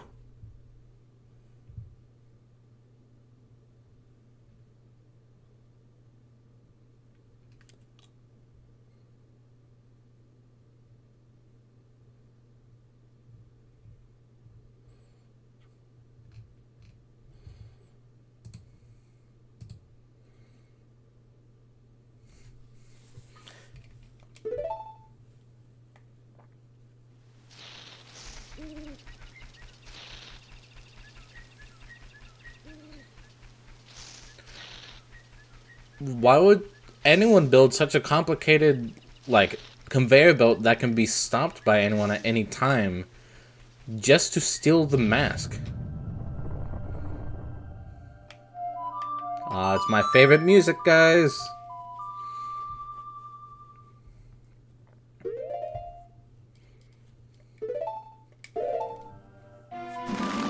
I'm turning this up in my own headset.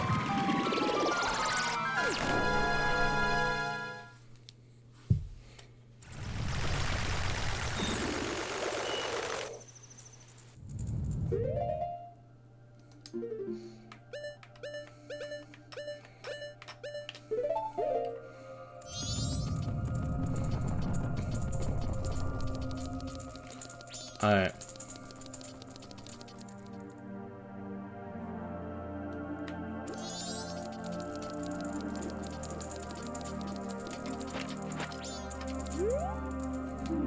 Ah, you remember. Please come in.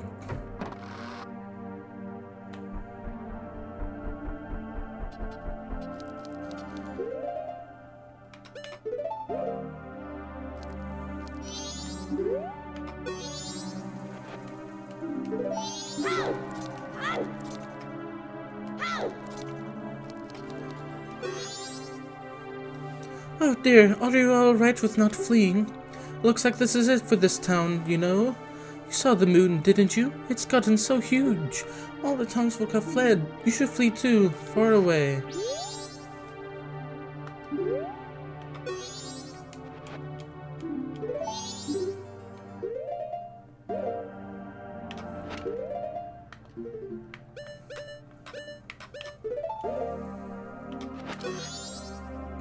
Oh dear, you're the one searching for Cafe. How is it? Have you found him? Oh dear, priority mail. It's from Cafe, correct? Correct? Wonderful, you really are an expert. Yes, I'm sorry, my thanks. Yes, it is your job after all. I'm sorry, at this point in time I can give you only something like this. Actually, I wanted to give this to you sooner, really.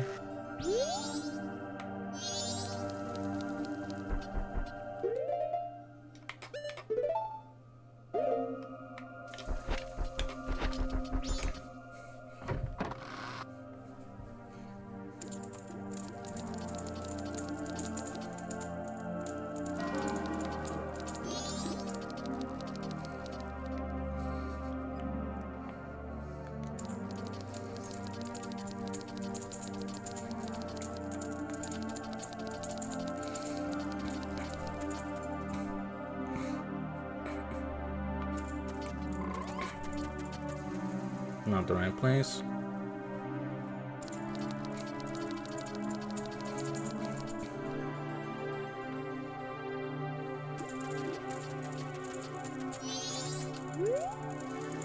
What's this? You need something on a day like this? You haven't evacuated yet? You're amazing, little guy. Excuse me, but let me take a look at you. Ah, okay.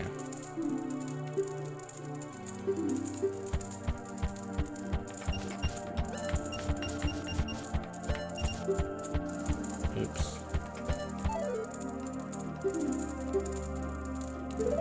I accidentally put in the wrong number.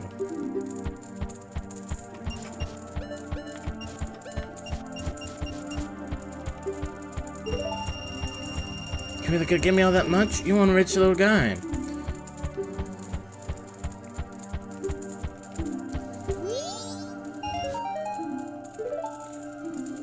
That's what they call interest. Why give me this now? I specifically gave all of this to you.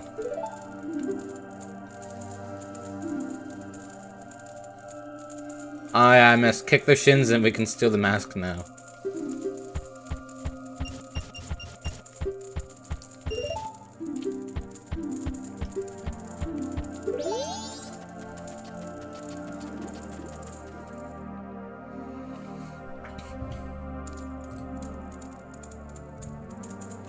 Alright.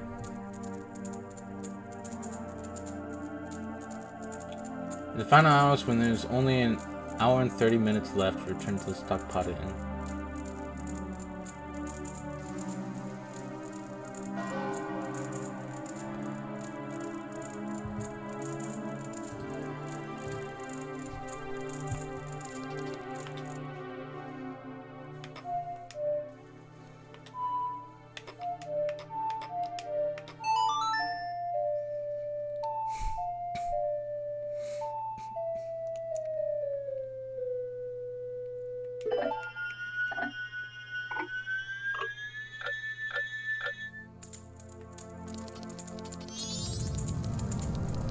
Oh, yeah.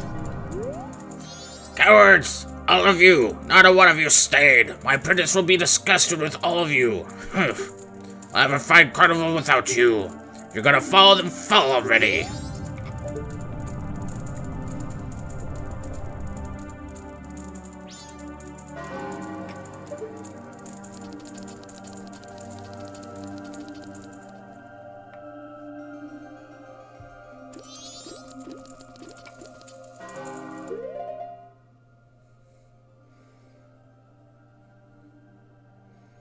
Appear to not have the key.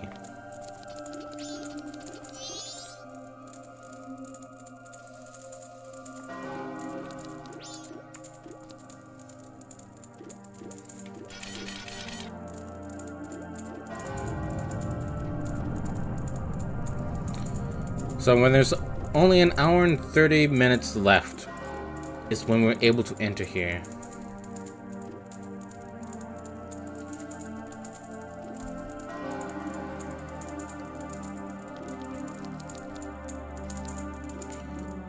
But while we're still listening to this song, once again, I have to give props to the song makers. This is one of my favorite pieces that perfectly encapsulates the absolute despair and hopelessness of the situation. Like there's the bell synth, the bell chime synth. There's that harpsichord. There's like just all sorts of synths going on. It just captures that dread so much.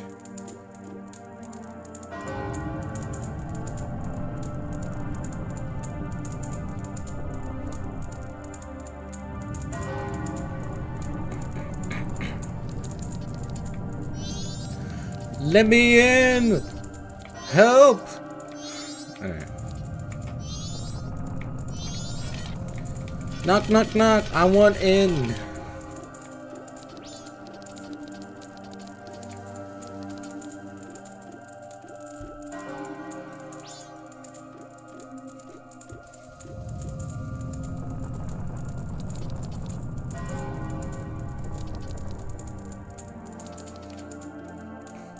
I can't remember if the guys that juggle are usually out here at night or not, but I do like the fact that they're gone.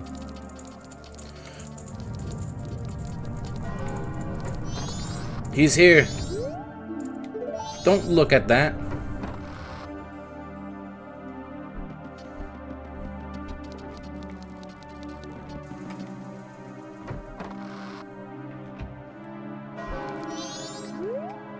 I have decided to wait for him. I've made my promise. I'm fine with this. I believe him. Well, you don't have to believe anymore.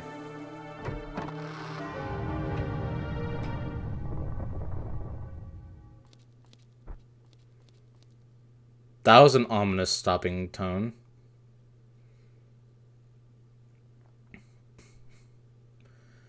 I have met you before. What a familiar scent. Long, long ago. Yes. We were still young. We made a promise, didn't we? The masks of the sun and the moon. We were to exchange them on the day of the Carnival of Time. And you. I'm sorry I was late. Welcome home.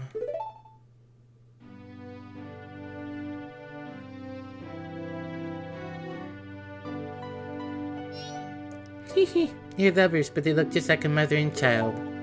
Don't ruin the scene. Let us exchange the promised masks.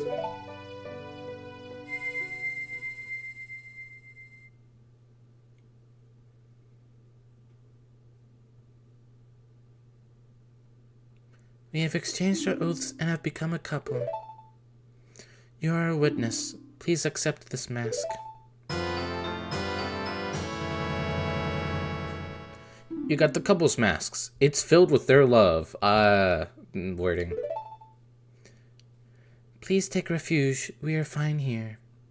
Ah, yes, and the hour and 30 minutes that I have left, I'll be able to run far enough away. We shall greet the morning together. To give you a happy mask. This was added to your notebook.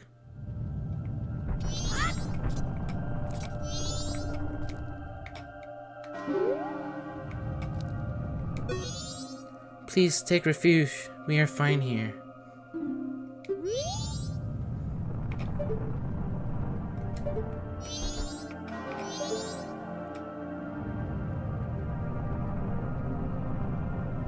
These two are willing to accept death together.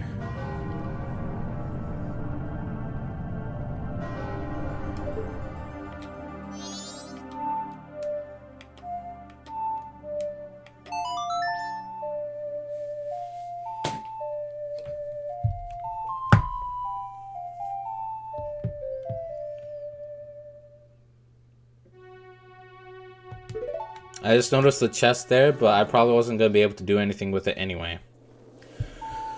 Alright, we have fucking done the quest. It's not as bad as I would have expected it to be, but also I had a little bit of help with that walkthrough. I knew most of it, I just didn't know the part where we infiltrated the base. But that was sweet. Alright.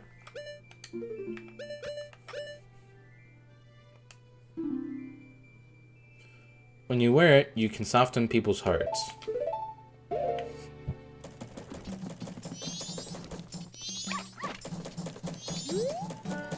Hey, apprentice, don't just stand around looking at the sky all day.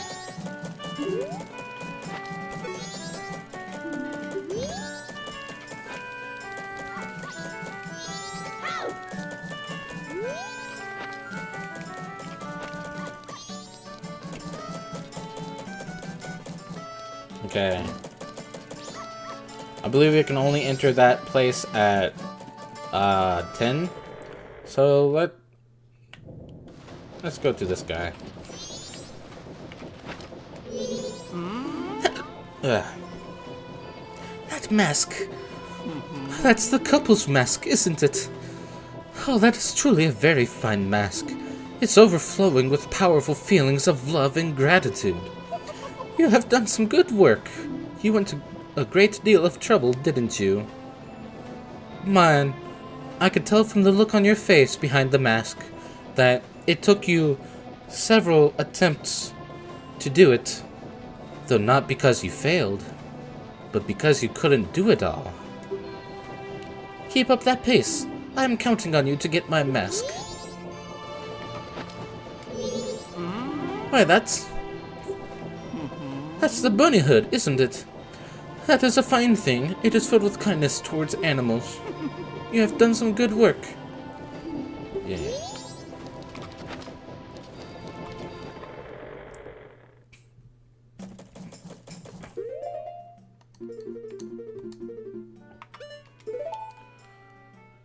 Alright. So 1, 2, 3, 4, 5, 6, 7, 8, 9, 10, 11, 12, 13, 14, 15, 16, 17, 18, 19. We've done 19 of 20. We just need to do this last one. Mr. Datour, Mayor of Clocktown VIP. So, at 10, we need to enter that place.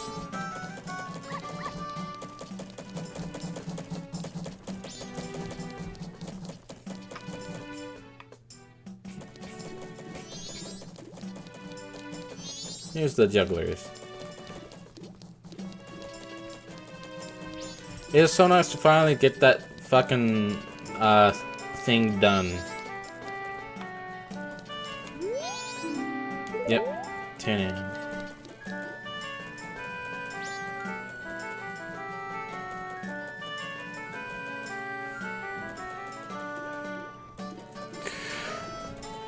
Alright, so how did you guys like that quest line? Because that was pretty cool.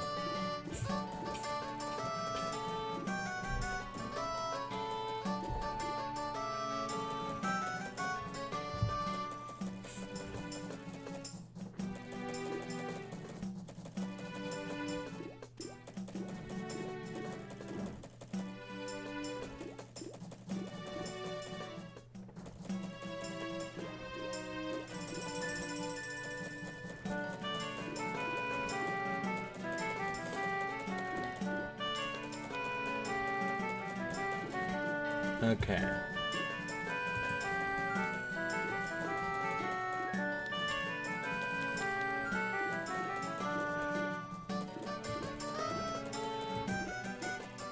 Cute? Yeah, it was pretty cute.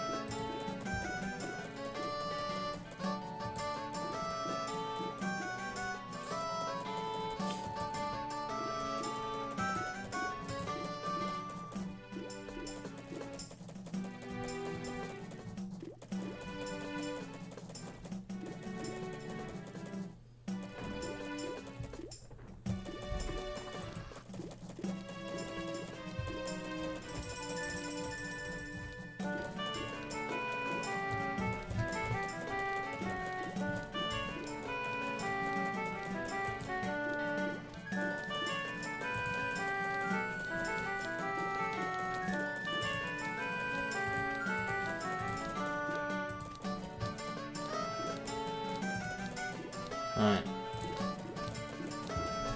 Oh, here he comes. Ah, bother. I'm busy. What? This doesn't soften your heart up, though? Wait, hold on.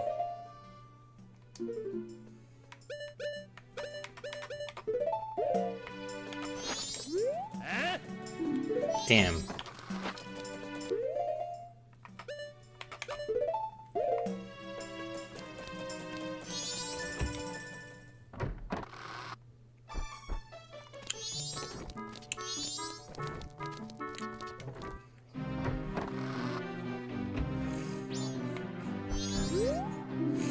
Oh. Ha!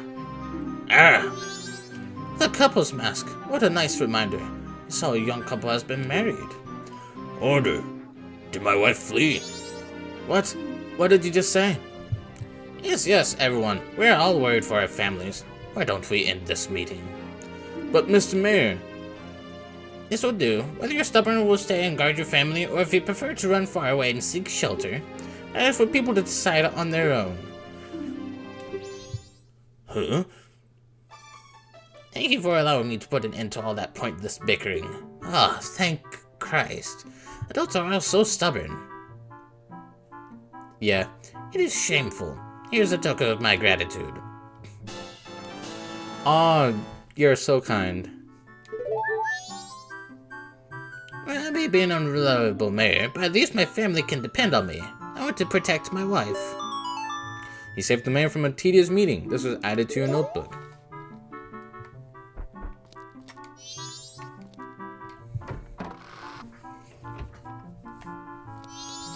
Alright. So now we have officially completed all of the Bomber's Notebook shit.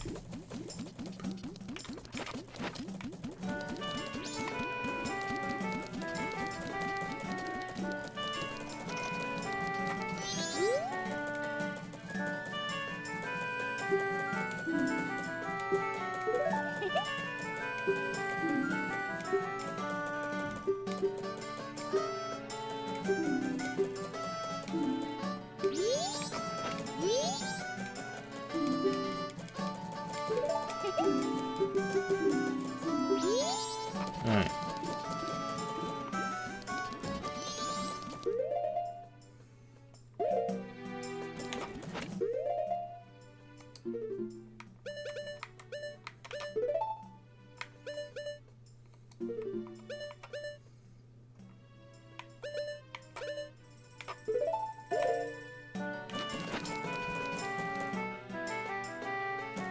Alright, so I don't fully recall how I was supposed to learn this. Oh, I could have just stayed over there. As a fellow unrelated bomber, I'm proud of you. Yeah, thank you. But yeah, I don't know where exactly I was supposed to learn it, but there's apparently a graveyard that I missed going to. My apologies, sir. It was wrong for me to treat you like a child. The canyon at Stone Tower lies this way. Be careful. Yeah, well, notebook has been completed. We now need to save the giants.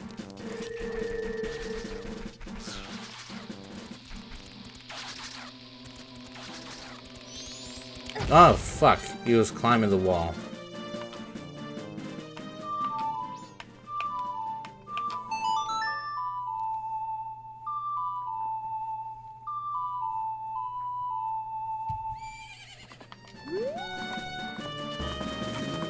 I do love that they take advantage of the fact that you are not looking, you don't have the camera in the direction, so you can't tell that they just, like, spawned Epona in.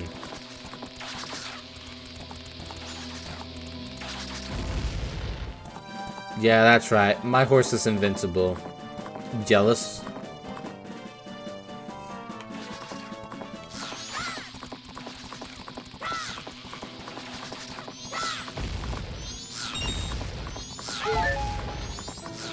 Nice.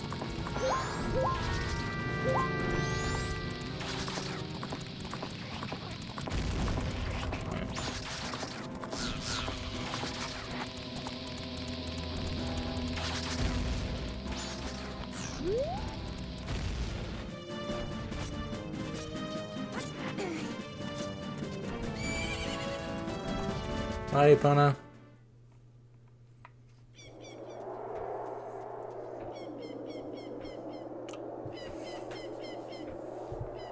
So apparently, the reason why I wasn't able to fully explore much of the shit last time was because I didn't go here. I wish my horse was invincible. I miss them. Oh, it's Dompe. I thought you were dead. You get back here, you fucker.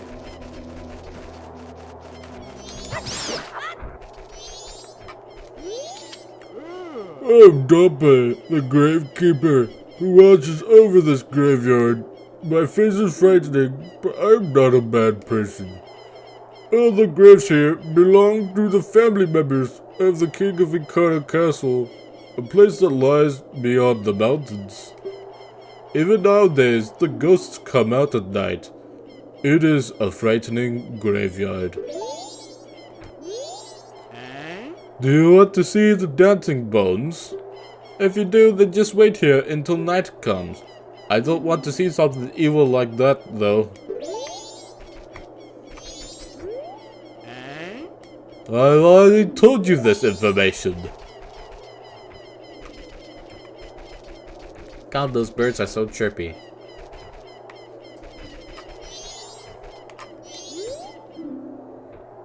A vessel that holds wandering spirits rests here.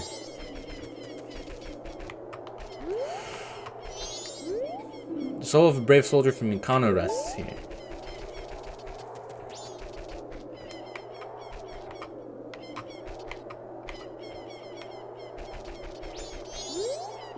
A melody that summons the tears of angels rests here.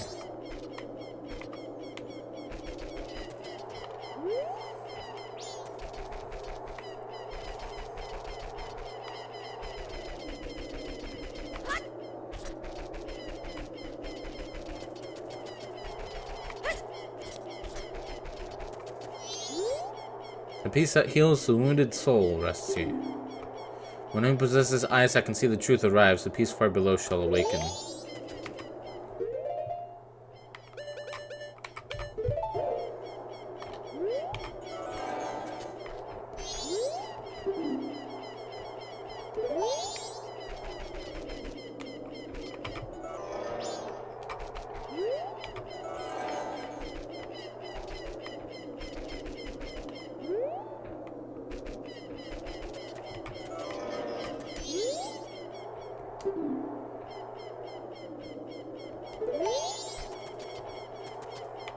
Okay.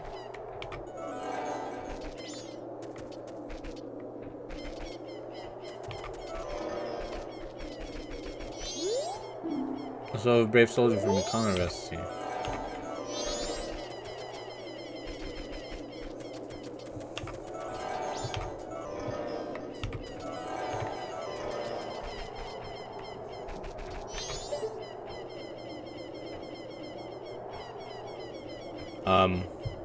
What is that?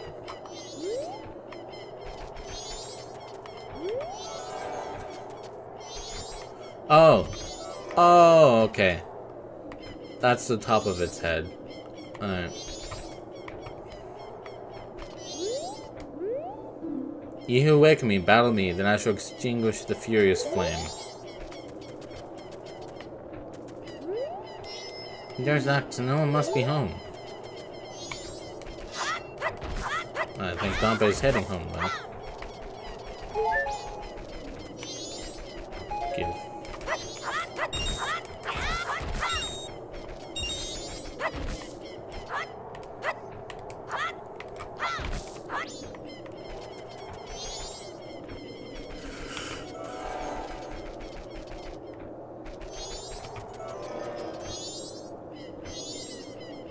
Man looks wise beyond his years. Yeah. Looks wise beyond my years, too.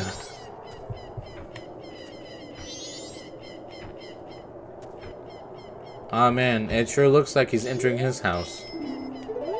He just went in.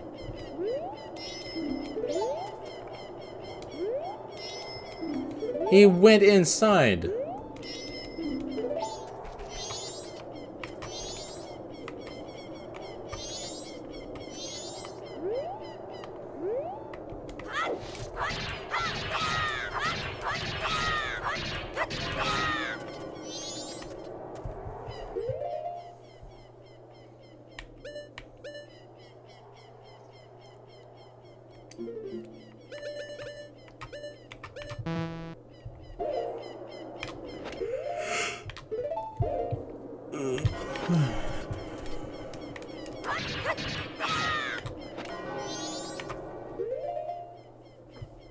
Huh?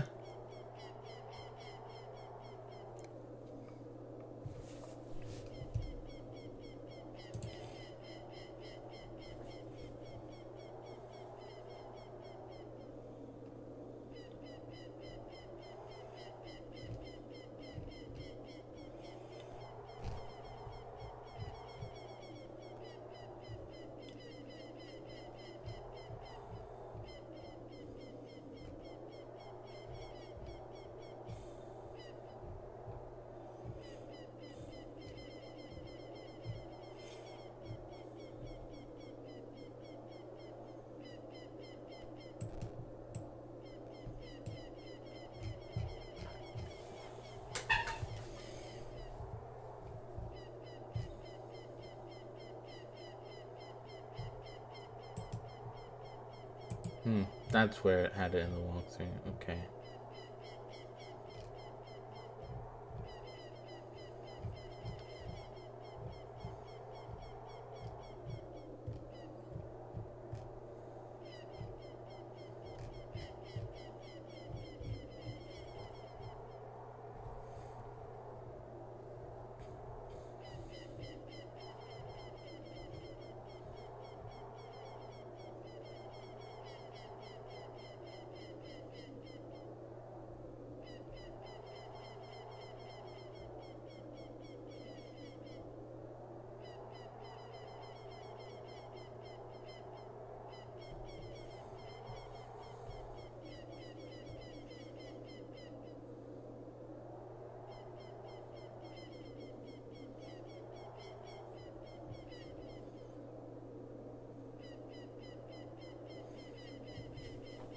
Okay.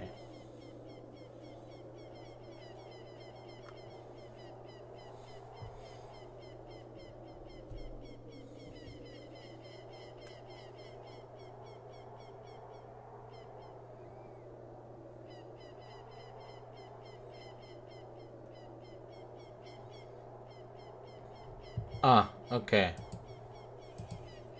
My God, he locked it behind himself. Yeah. So I forgot that I had. Ah. do do do do do do do do do do.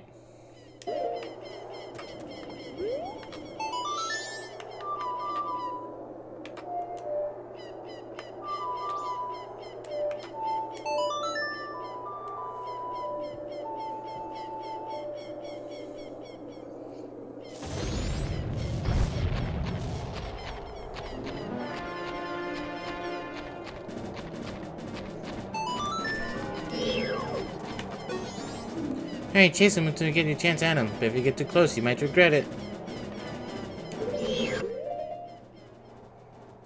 Why do I see?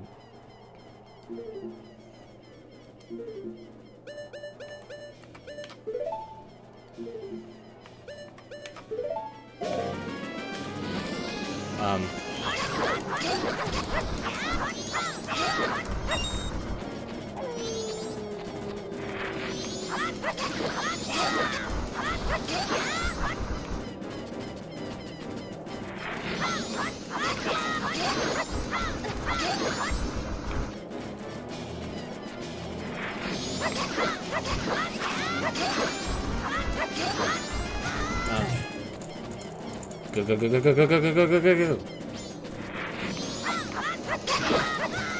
Ouch.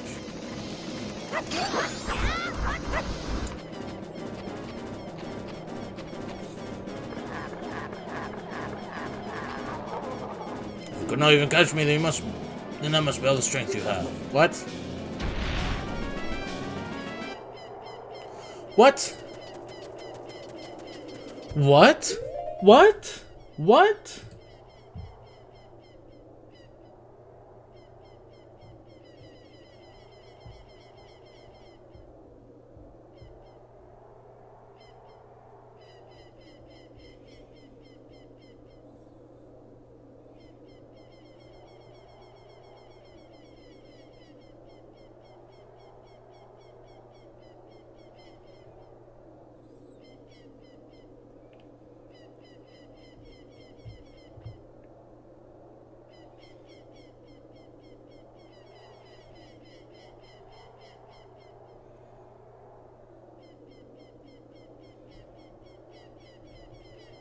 Okay, so I fucked up.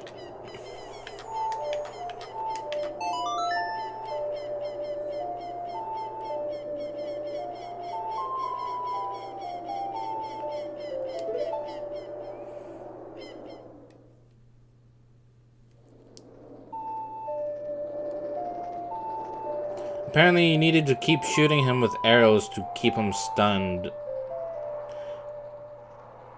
You need to hit him with a sword to initiate the second part of that fight. How was I supposed to know that?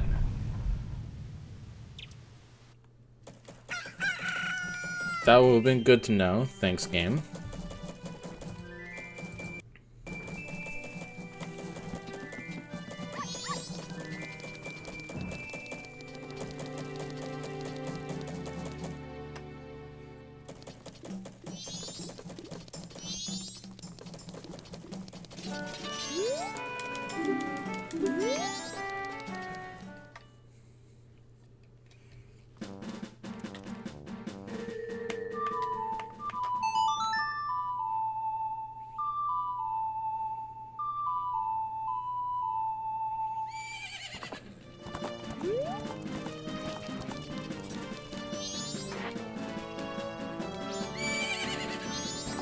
Get on the horse.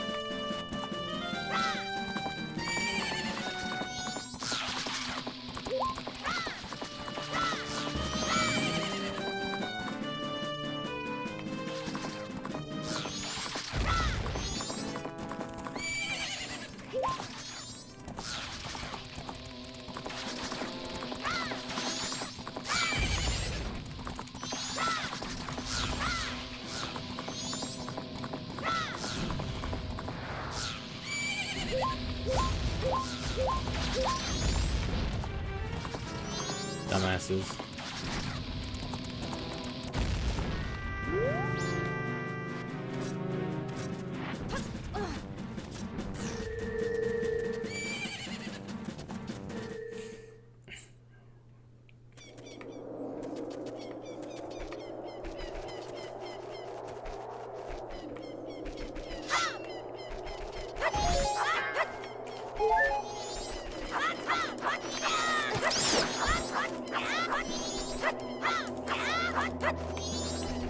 Stupid fucking bats.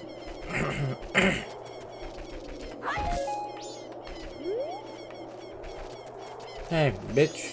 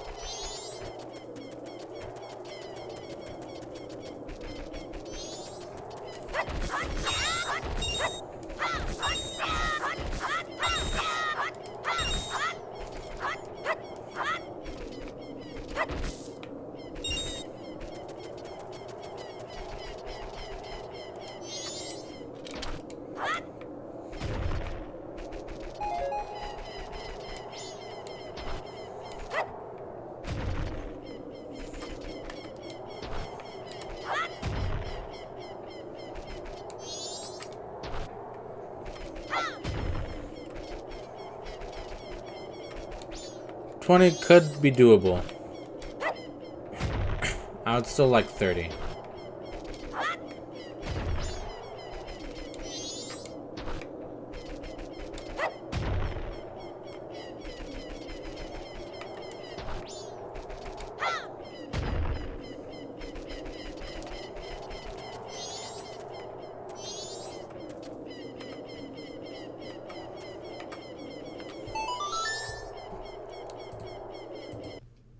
Save stating here.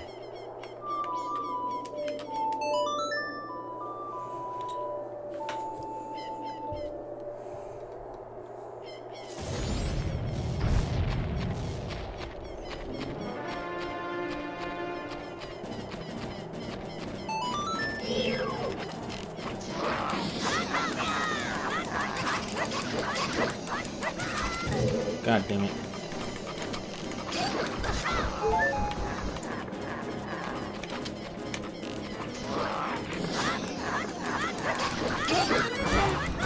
Oh shit, I hit him? Ouch.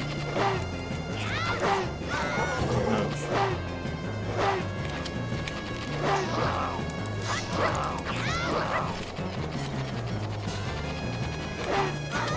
Ouch.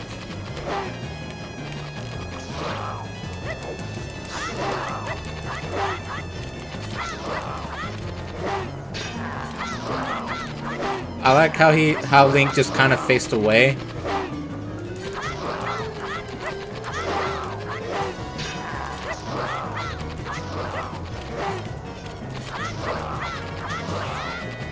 Yeah, get your ass kicked.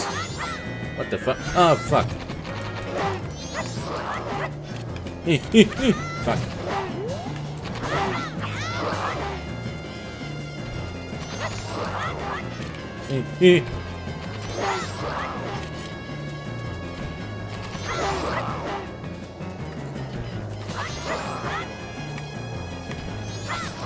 I did learn a little bit about this fight because I had to figure out what exactly I needed to do to deal with this.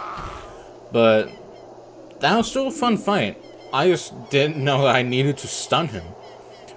Right, it is my last. Sheath your weapon. Sheath your weapon. It's like if a truck took steroids, yeah. Look, I'm sorry I startled you when I had to pick you up, but I mean, I would rather look at you head on, you know. I commanded the Ikana army of Ikana Kingdom atop the hill. I am called Skull Kita. Since being shamed by loss in a battle within my kingdom, I have waited here for one to come and awaken my soul. Young swordsman who has awakened and deftly defeated me, I shall rely on your power to fulfill my request. I ask you to take my soul, which rests in the fiercely burning flame, and convey my words to my men, who, even in death, remain loyal to me. Tell them the war has ended. Then I shall be able to drift quietly into sleep. Captain, sir, may I take leave, sir? Yes.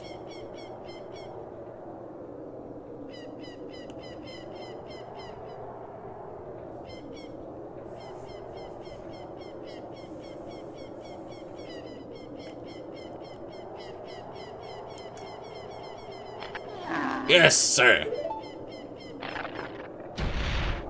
Oh.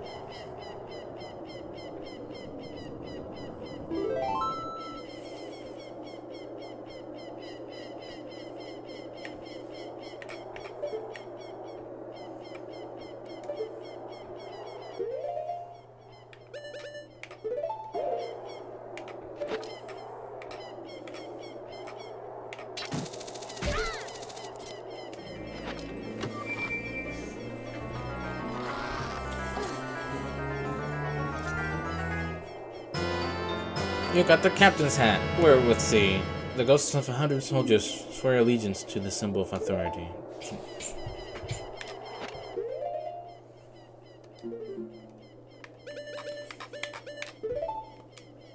Wait, yep. Alright.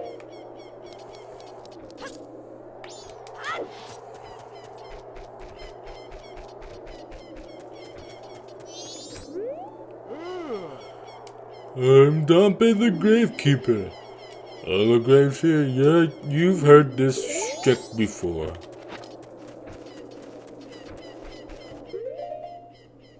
I wonder if now.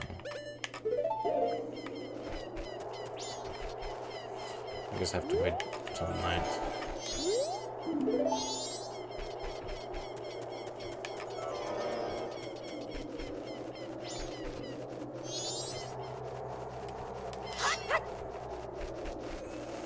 Man, he got me down to half health. All these bats.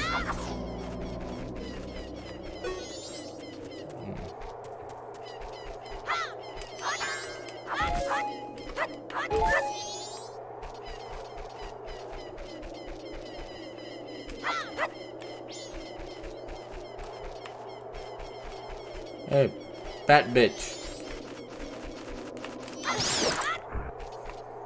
Mutual damage.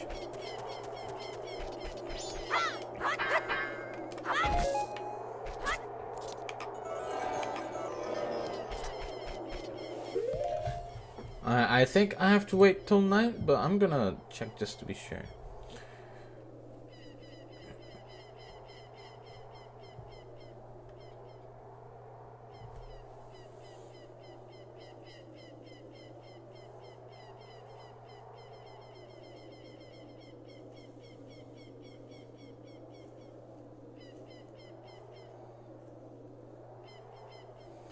Okay.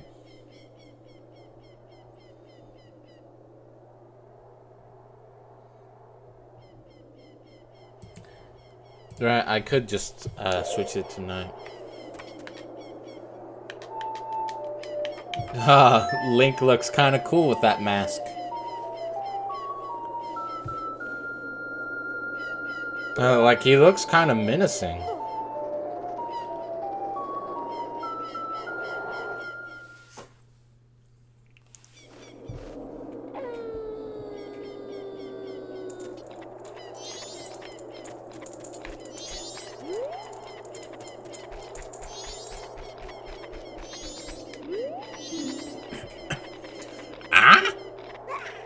Captain, sir. Excuse me, sir. Everyone, give the captain your attention. We haven't seen you in some time, Captain, sir. As per your order, sir, we've been guarding these graves closely. We have all been expecting your next order, sir. What shall we do? Open the grave. Open it? Yes, sir. Everyone, follow me. Fuck you, grave. Yeah, take that. Woo!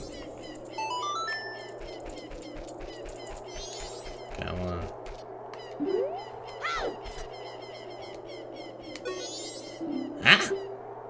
Oh, Captain, excuse me, sir. Alright, carry on. Huh? Oh, Captain, excuse me, sir. Alright.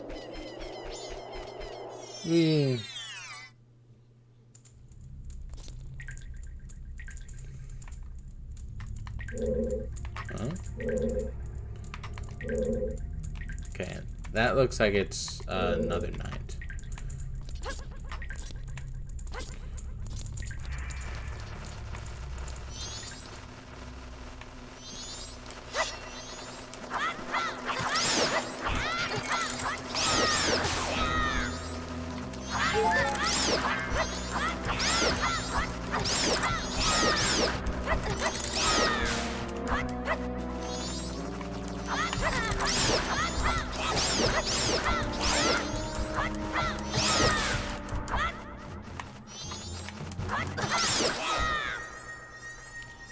Woo!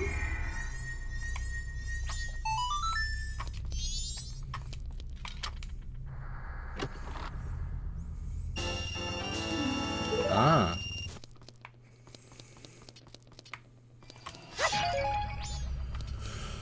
Alright. Oops, I should probably have that.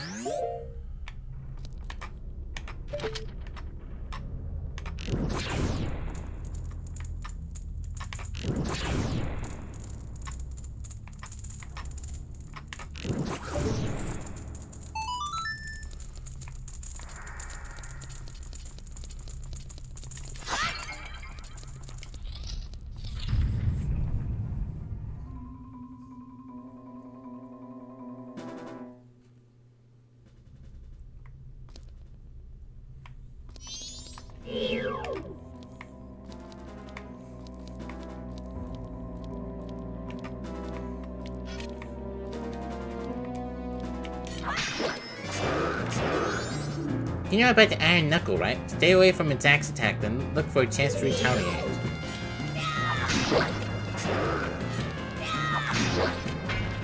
Ooh.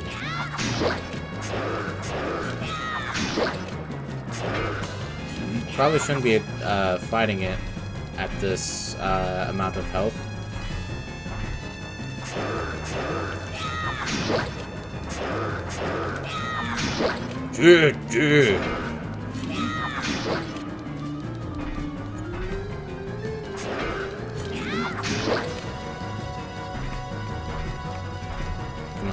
Come on, get juked. Get juked! Uh-oh. Oh, fuck.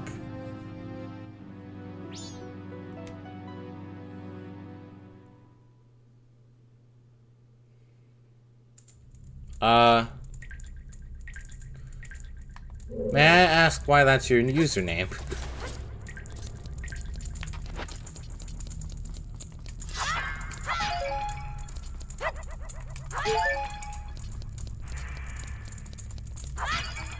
I'd rather not have Epstein's ball.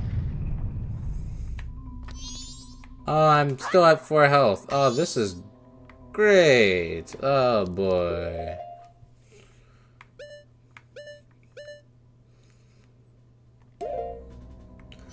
Well, is that damage?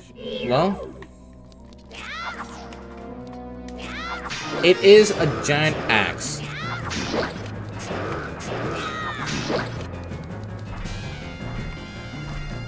Ah, I joke with my bro and I can't change it for 2 weeks. Fair enough. Choo choo. Choo choo.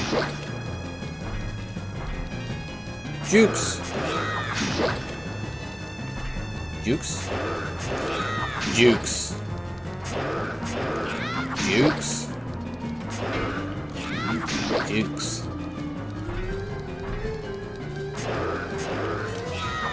Jukes. Okay.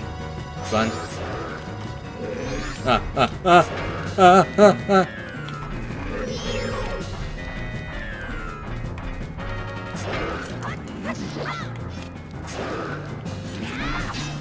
Fuck.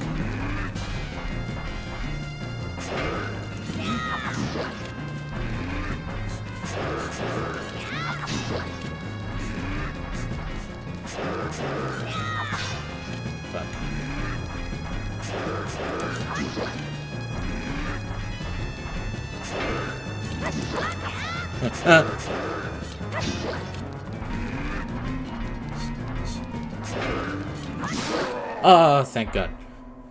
The 2 weeks go by quickly. Yeah. You should speed up time. You should continue skipping to the next day. What? It's the Bat Grave! What? Are you the one who freed my soul? Oh, sorry. Are you the one who freed my soul? I serve the Econo royal family. I am the composer called Flat. The songs connected to the royal family that remain here were all composed by my brother and I. Oh, Sharp, my dear brother. He sold his soul to the devil and was the one who locked me in here.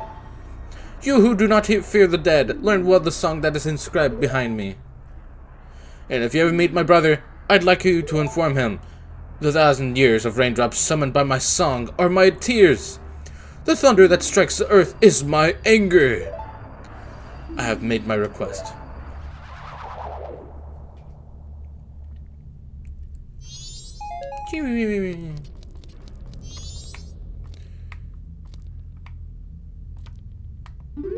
I guess I'll just look at it. 1,000 years of raindrops summoned by my song are my tears. The thunder that strikes the earth is my anger.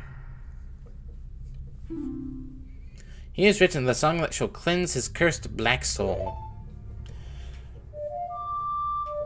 Aw, hell yeah.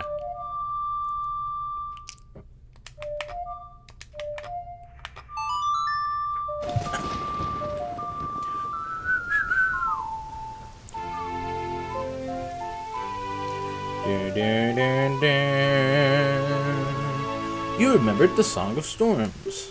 This melody that you've heard before is the turbulent tune that blows curses away. Oh.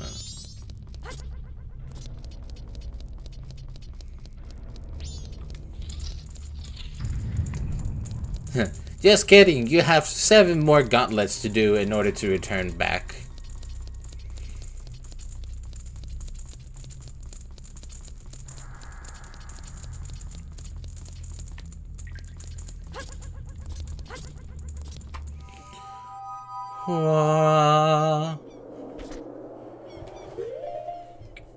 Alrighty.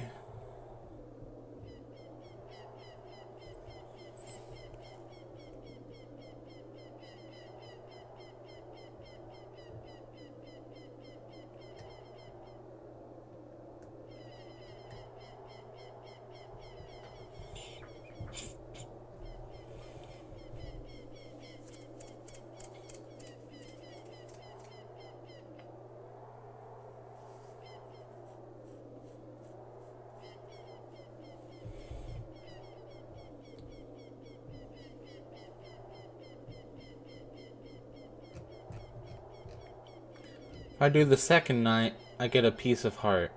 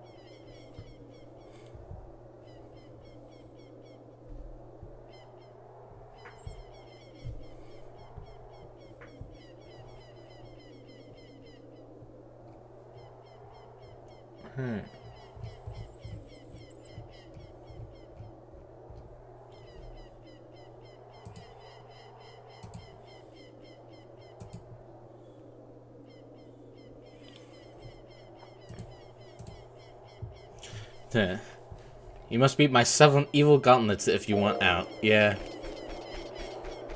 My spooky gauntlets.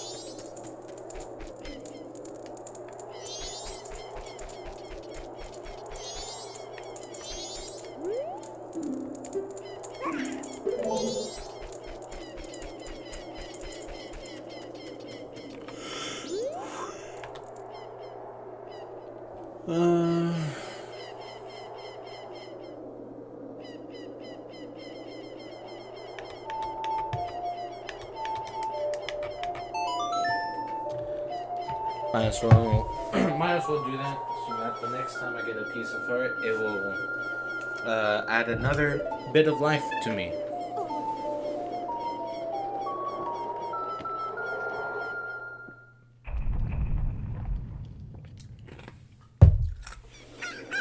And that health is going to be very important. Why are there more bats? There are more bats. I don't like that there are more bats.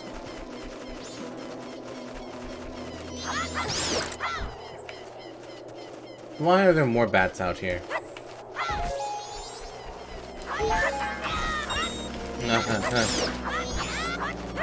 You missed like 3 of the bats, man.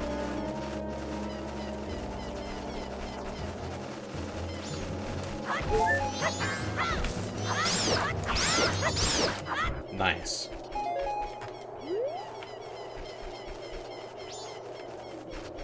Is that bat carrying that lantern? Or is that bat stuck? You okay, bat?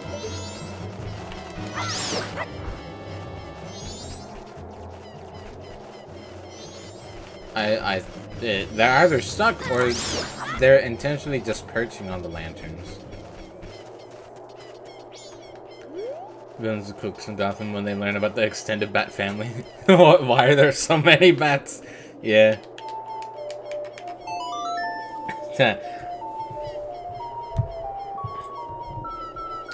What's a good Batman villain name?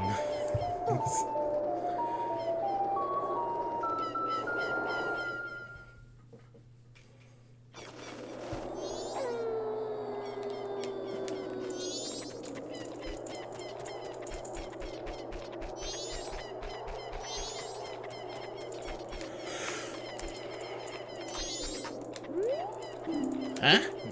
Oh, Captain, excuse me, sir.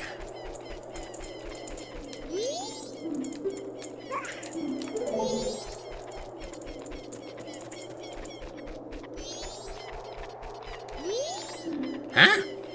Ah, Captain, sir. Excuse me, sir. Everyone, give the captain your attention. We haven't seen you in some time, Captain, sir. As per your order, sir, we've been guarding these graves closely. We have all been expecting your next order, sir.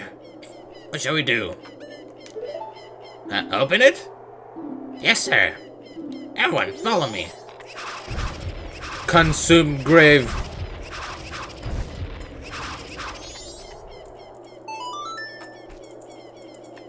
And then we can jump in. The Batman. Baseball player that lost one too many times and started using his swinging skills for evil. Fair enough.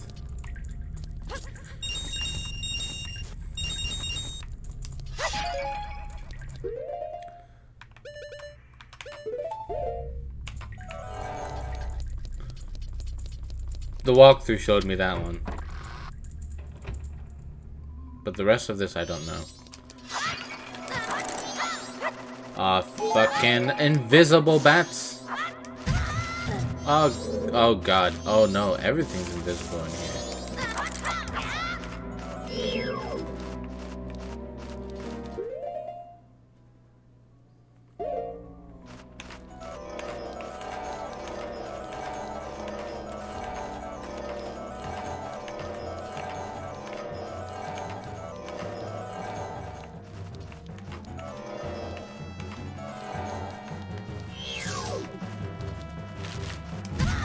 Fuck. Fuck. Ouch.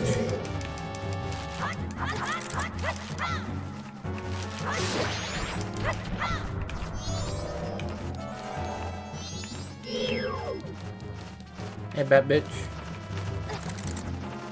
Fuck.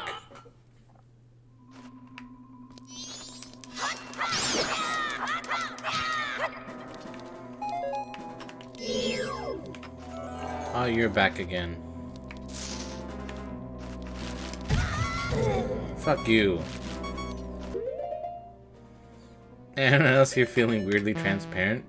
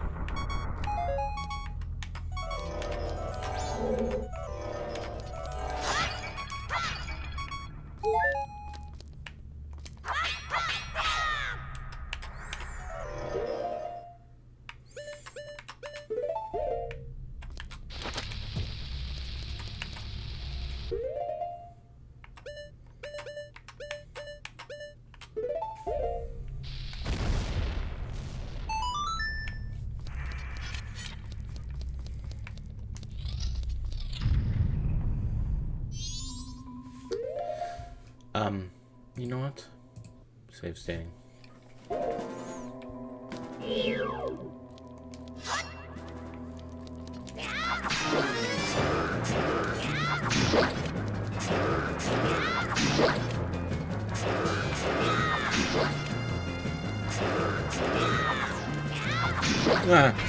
No.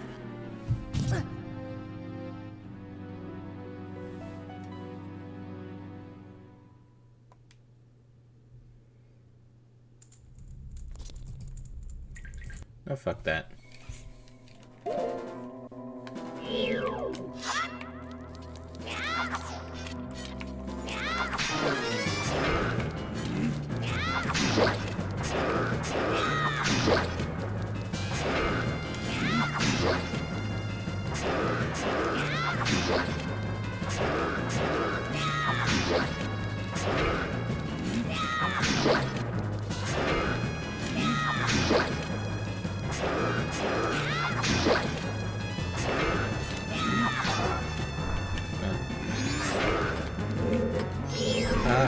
No.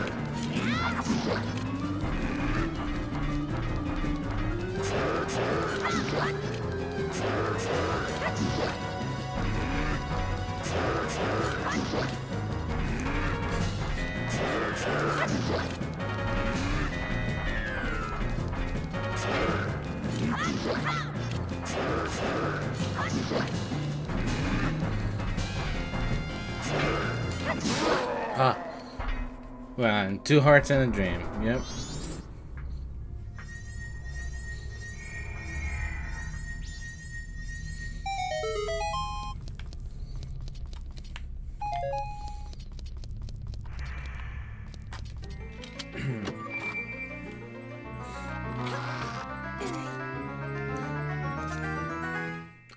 Dude.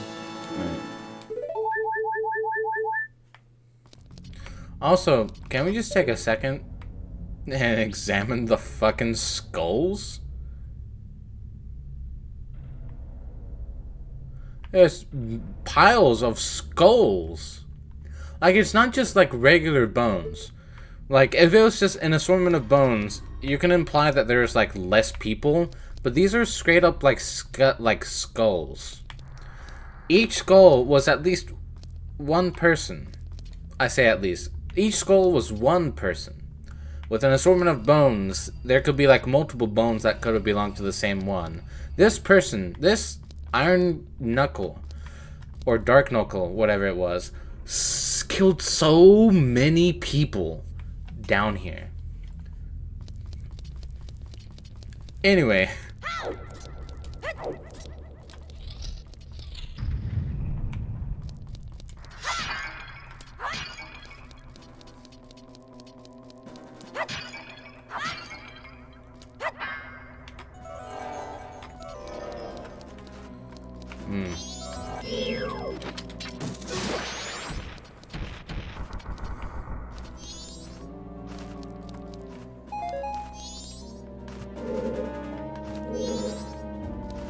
That was just all the links that failed. Don't worry about it. Nice. Yep.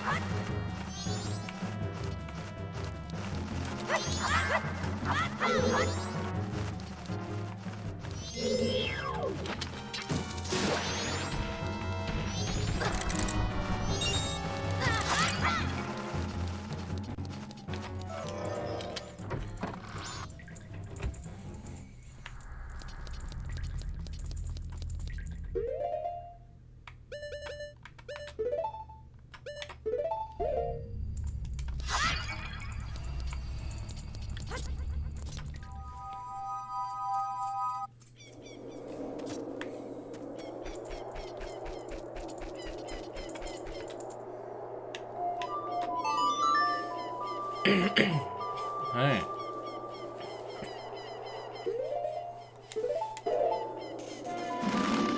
Here I go.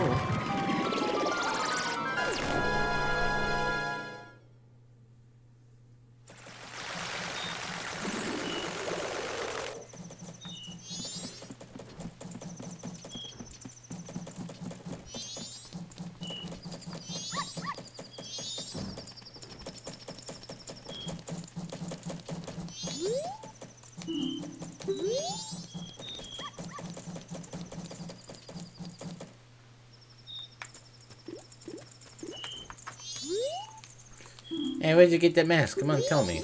Nope.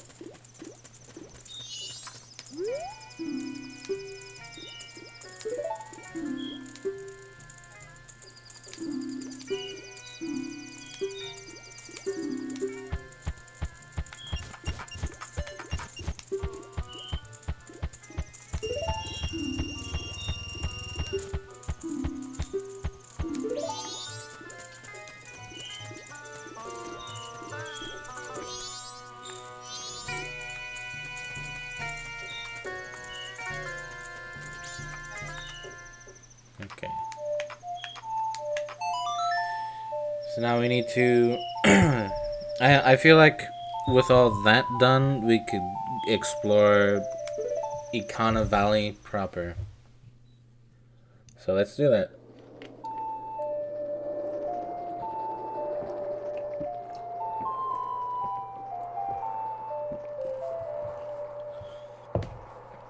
I don't know how much more I'm expecting to get done tonight, but I'm still feeling alright to continue on for a bit. Or at least get some more stuff in Ikana Valley done.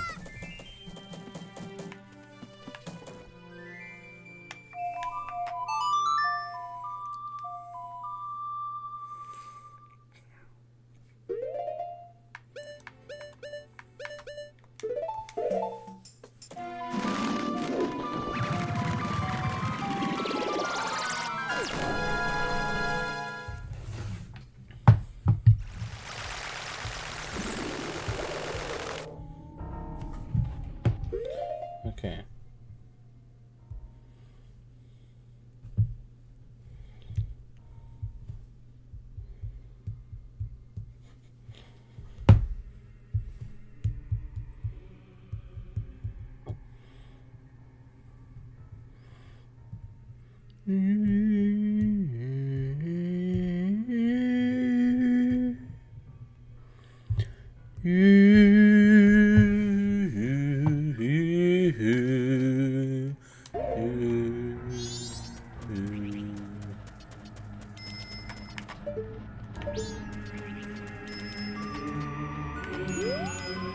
Can't see it, but I sense there's a thirst for blood blooming all around us.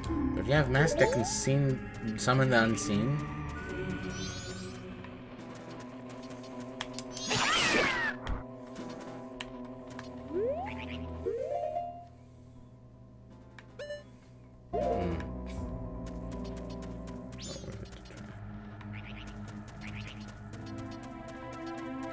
The way that faded back into the song was more creepy. Sorry, was creepier than it needed to be. And I love it for that.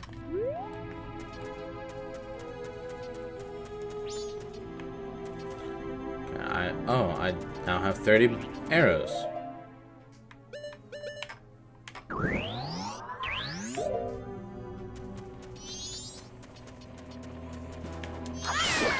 Nice.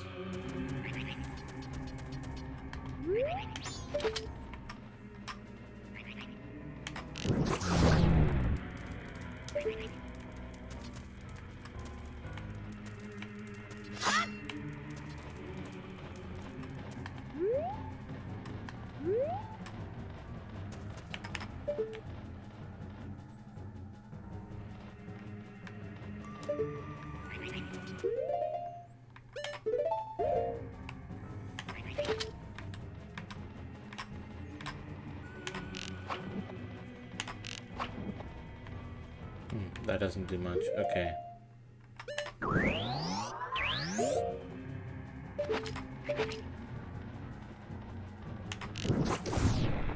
Oops.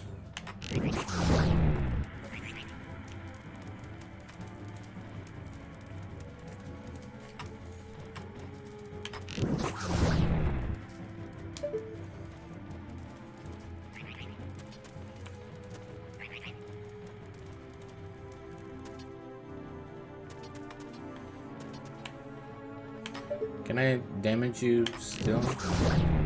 I can.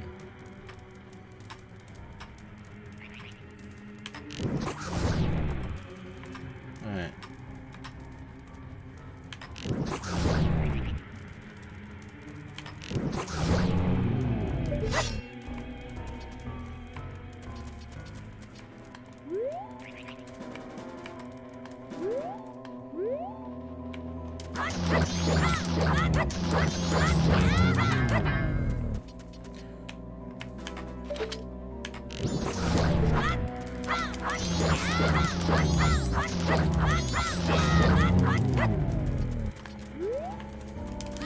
Ah, fuck. Ah, fuck. Ah, fuck. Ah, fuck. Ah, fuck. Ah, fuck.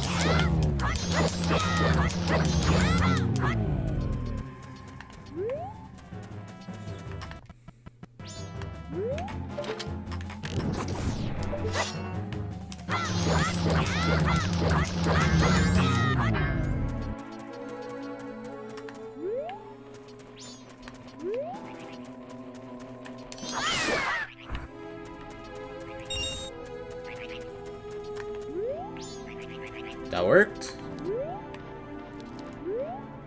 Keep away from my house. My father's not one of you. Ah, fuck.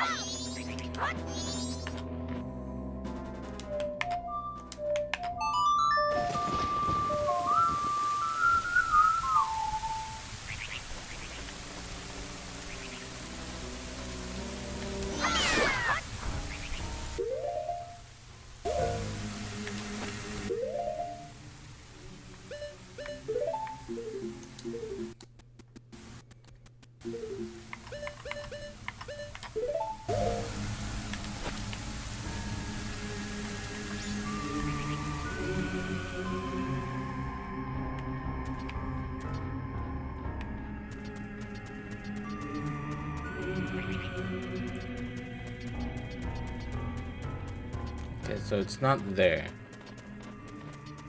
It's here.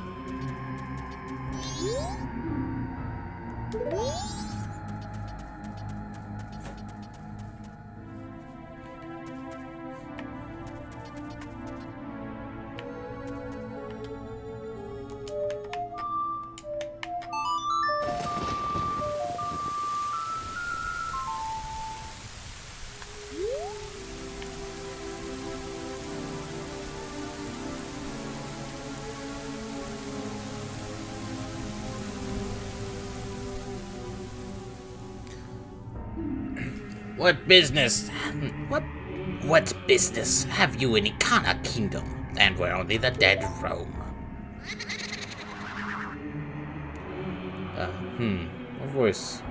What voice should I give this thing?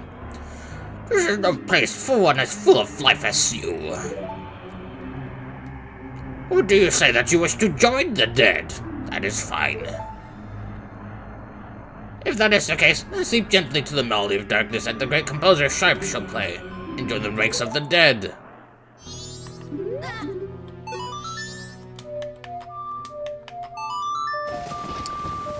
I will cleanse your soul. What is this? This song? No, it can't be. This song.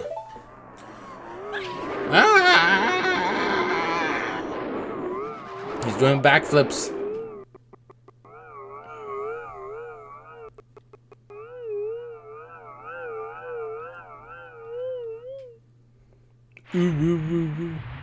Uh-oh. Oh.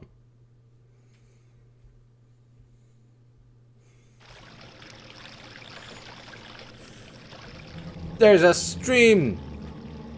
I killed you. Do I have to fucking kill them again?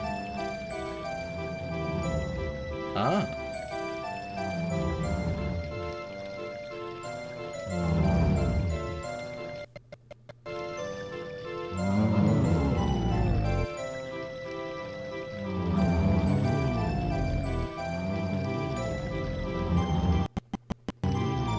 I wish you'd stop lagging yourself.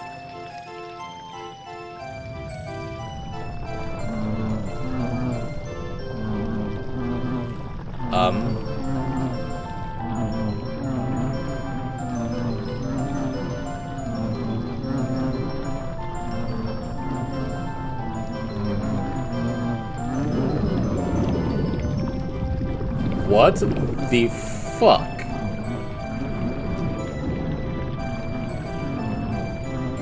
What's that?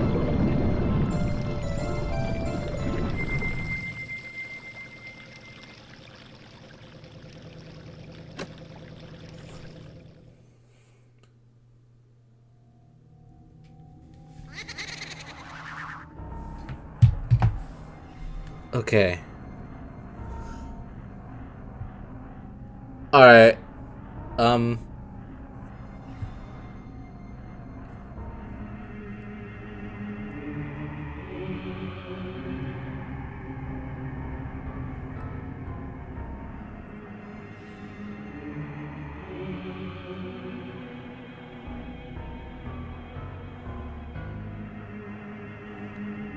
What the hell did I witness?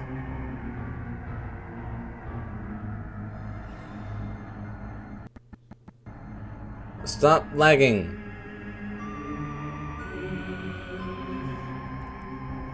Like, holy hell, that was... It was dramatic. It was very surreal and strange. I do love the fact that the music was not helping matters there, because it's such a jaunty tune, and then these, redeads, wrapped in Gibdo raps are, like, spazzing, and then screaming at the sky as they get sucked into the ground. that was weird.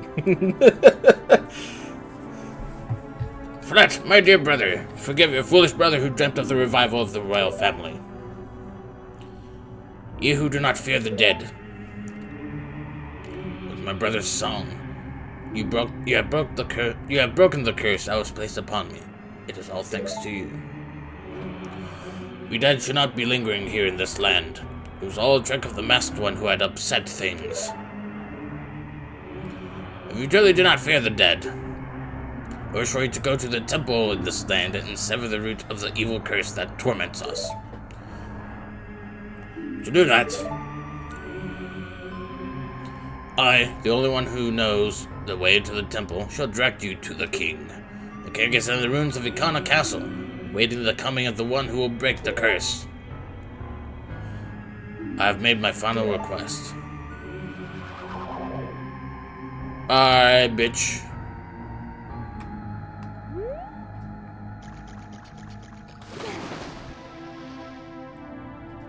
You know what? On second thought, I don't think I want to be above that. On second thought, I would rather not expose myself to the unknown depths of that spring well. At the very least...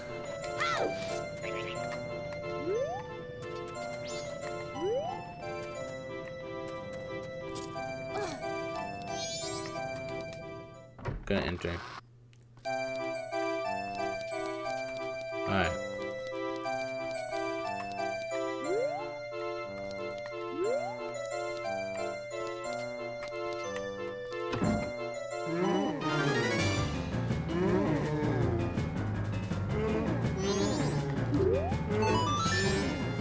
Alright. So this is a guy that's apparently turning into one of them.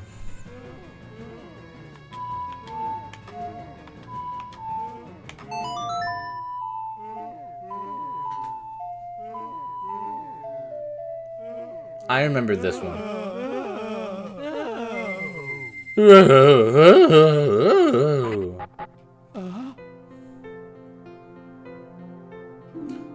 Father? Father? Pamela. What have I been doing this whole time? You haven't been doing anything. You had a bad dream. You're just having a little nightmare. Pamela.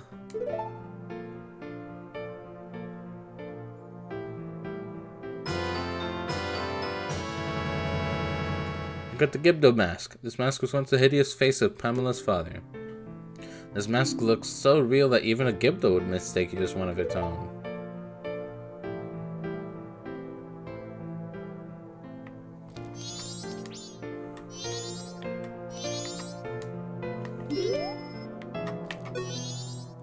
Let them be. Don't you get it? You're so insensitive. Alright, fine. Wow. You're one to talk, tattle. I pity you. Alright. That was one of the things I definitely wanted to do. Okay, so we have the Gibdo mask. I believe we're getting a mask in the next dungeon. But aside from that, I'm missing 3 masks.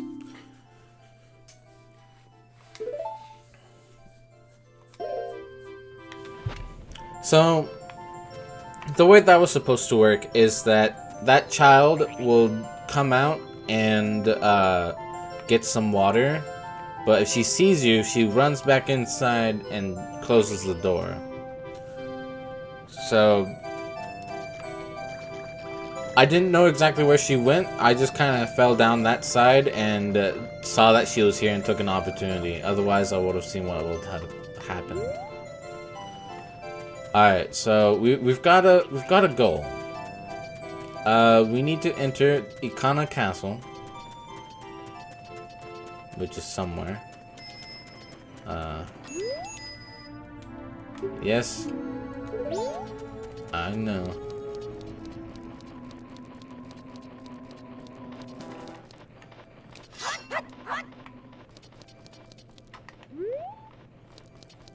I believe this is Stonehead Temple. Sorry, Stone Tower. Also, sorry, I missed the thing that you commented. Well, I say I missed it. I haven't commented on it. There's a stream, me looking at your channel. I like that one. Is this the castle? This is not the castle. This is a fairy's fountain.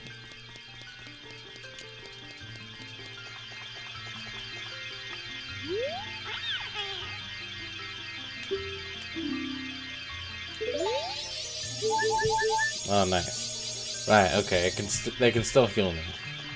They just can't bestow upon me. I sure do hope I can get through without upgrading that magic meter of mine. This is the castle.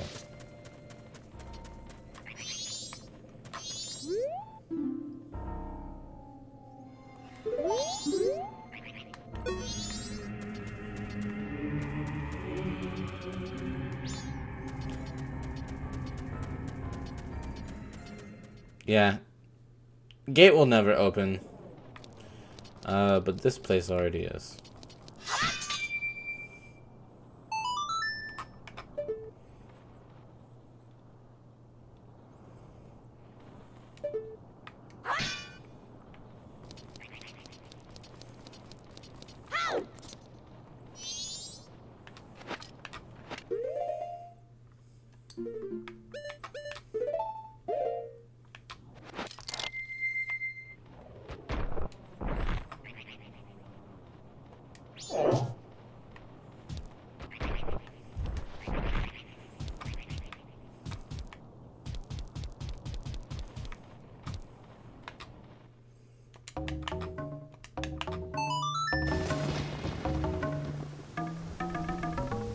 Nice. Doesn't seem to work here.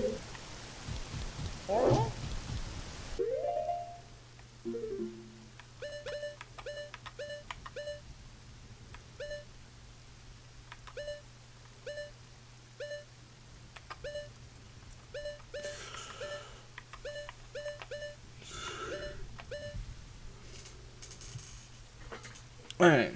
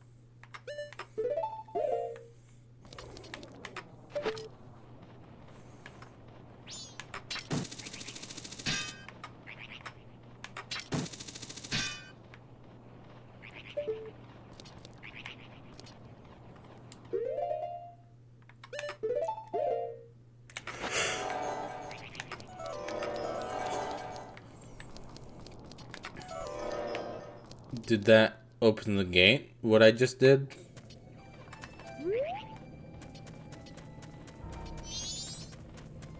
Like, is there another secret way through here?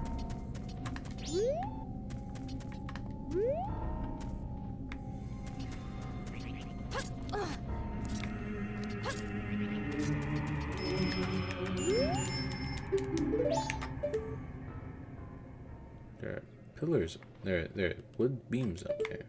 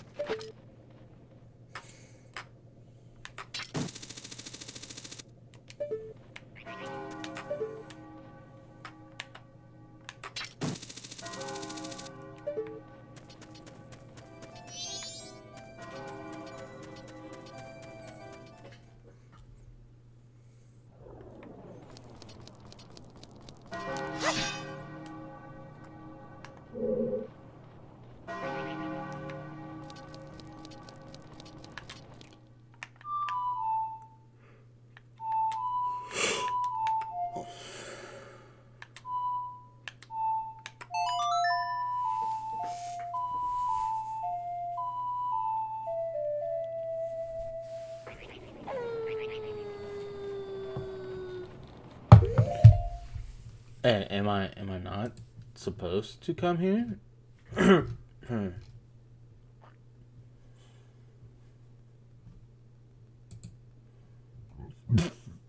Excuse me.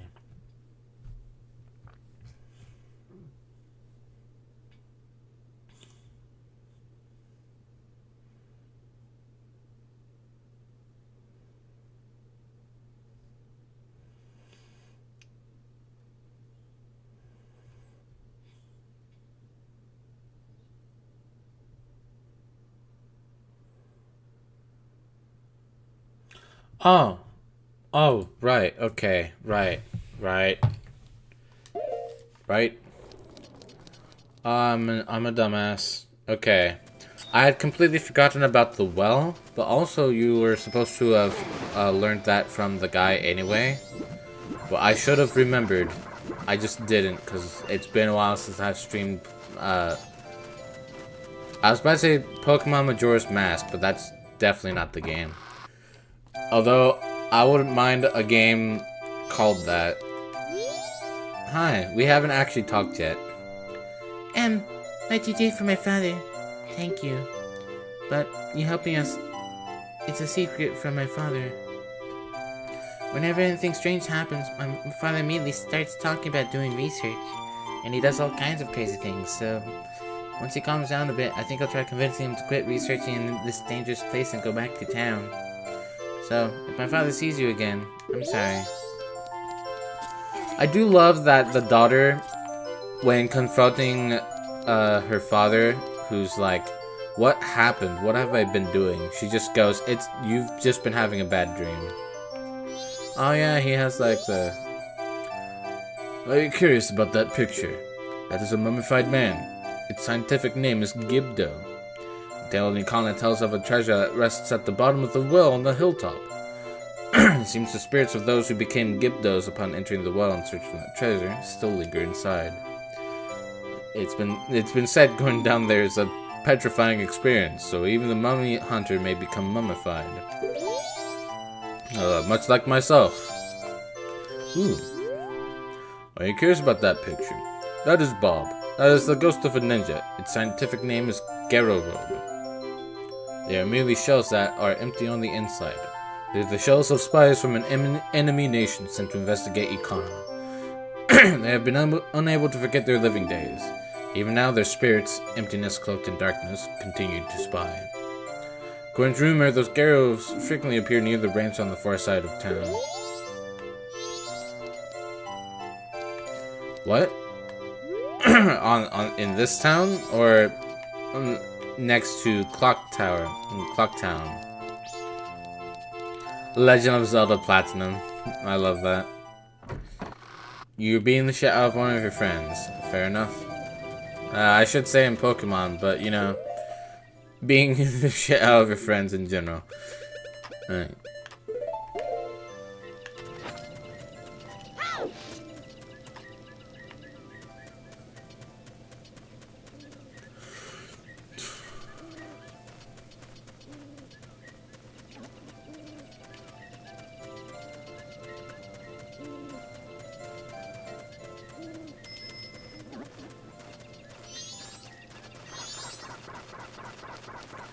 Ouch.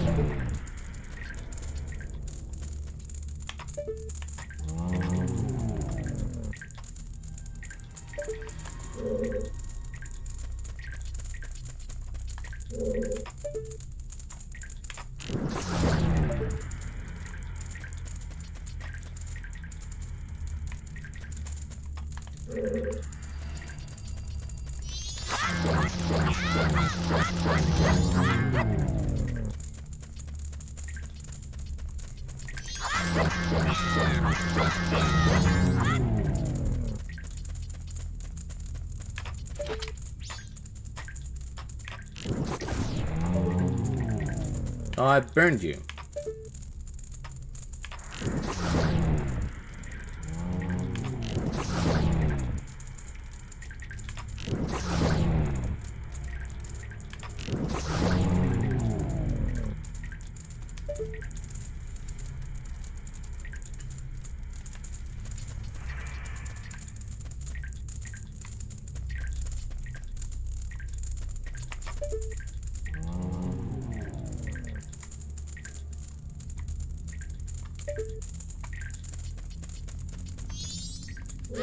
Oh.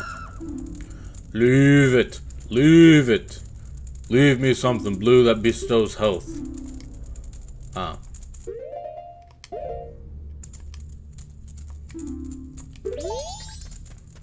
I could just talk to them.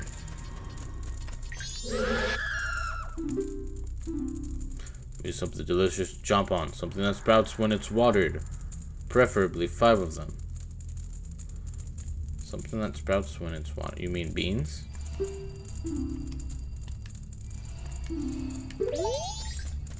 I believe he's referring to beans. I think those things need beans. Oh no. Oh no. Oh no.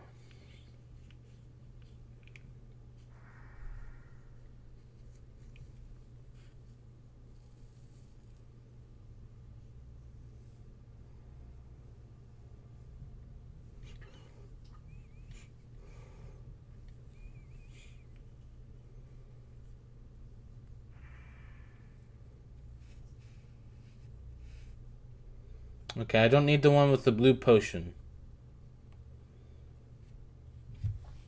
I need 5 magic beans.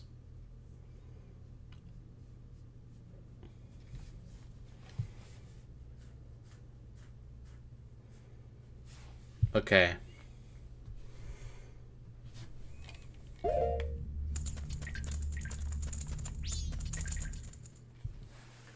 Five magic beans, 10 Deku nuts, 10 bombs, fish, milk, powder keg. Wait, hold on.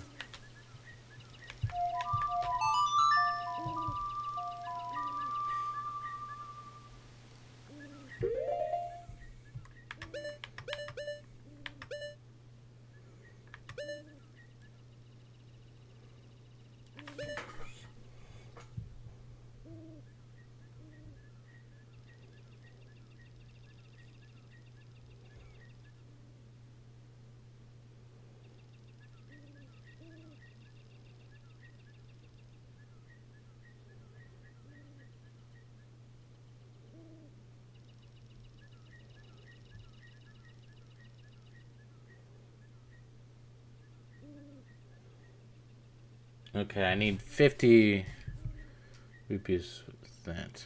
So let's just go to Clock Town.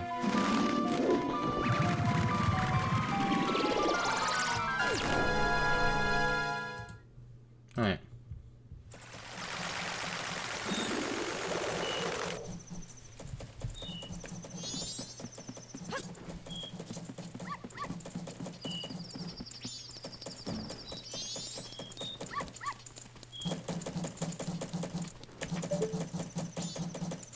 What? Why am I just now noticing that there's a chest up there? About to sleep when I remember you're streaming today. Ah. Yeah, I know my streaming schedule. That's a thing.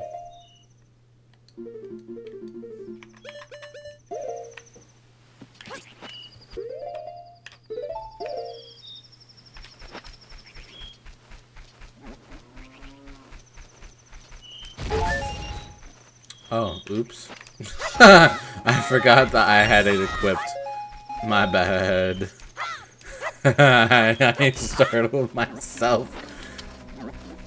Alright.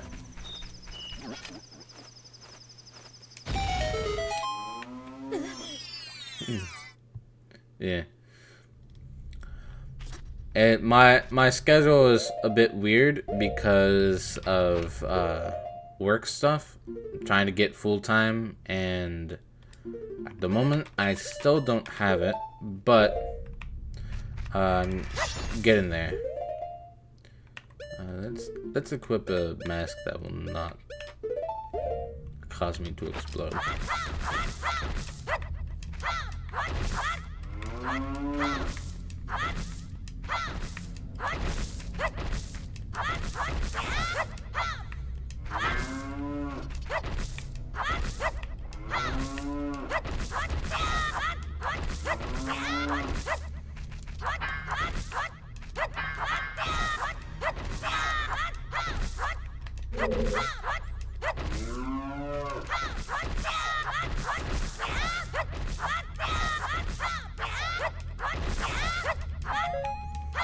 But yeah, I know that it is kind of weird hours because, you know, I feel like this might just be me thinking that this is the norm, but I feel like the norm for a lot of people is that they work 9 to 5 Monday through Friday, and you know, that does kind of mess with some schedules for people.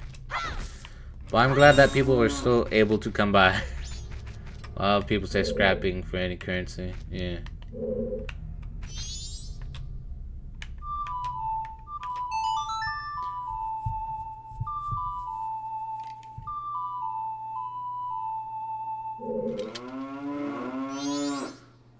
Moo! Nice music.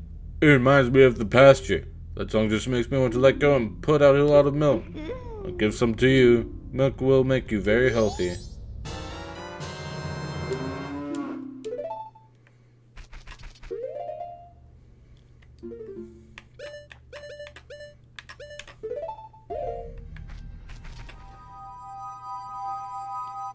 Yeah.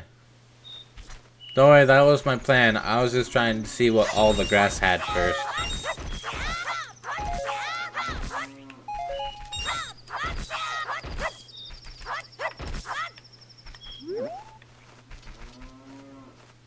Okay.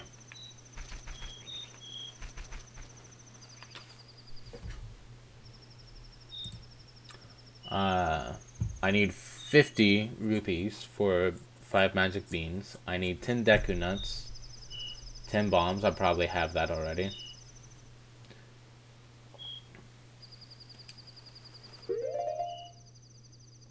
I have 25 bombs. So I have the bombs, I have the milk.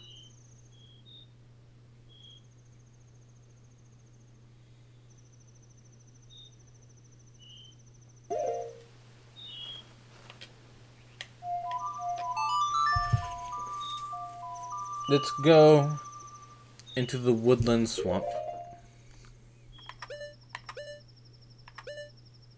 Southern swamp, I should say, not woodland or woodfall. Woodfall is where the temple is.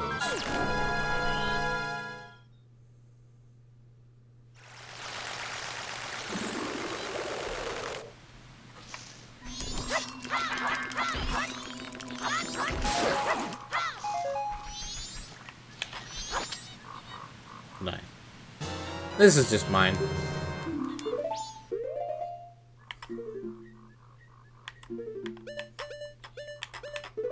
I've got 1 of 10 Decaducts.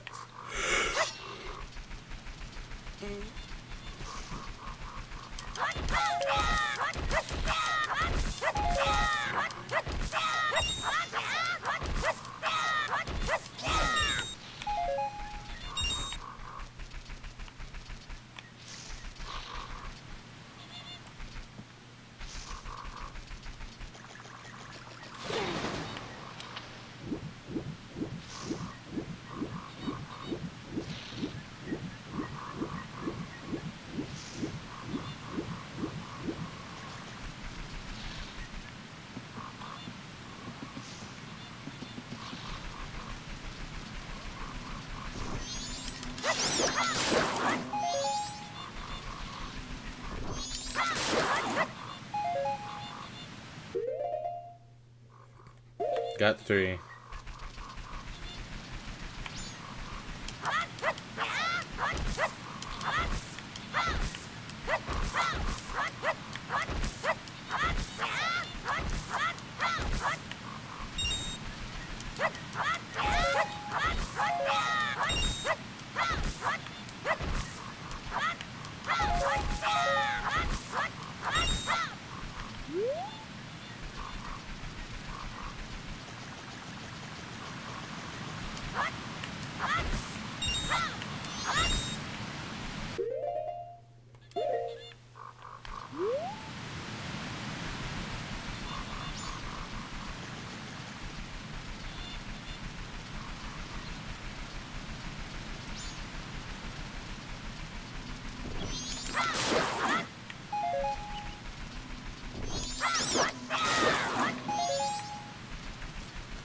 That should be 5.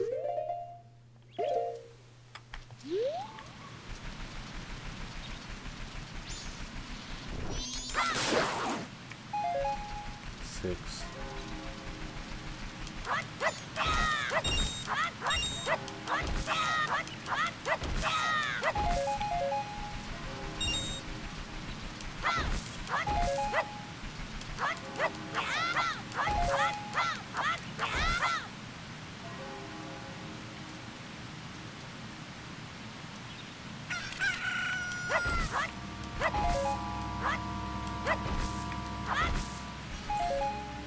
Oh, it didn't do the zoom out thing because I was in the middle of adventuring, I guess. Oh no.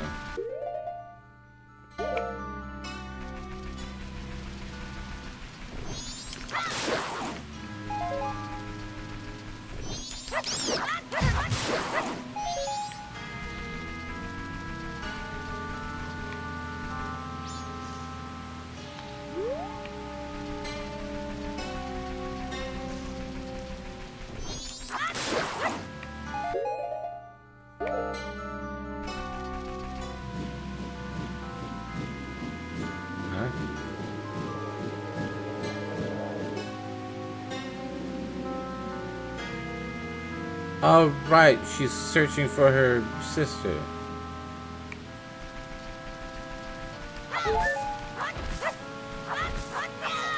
I forgot that was a thing that could happen.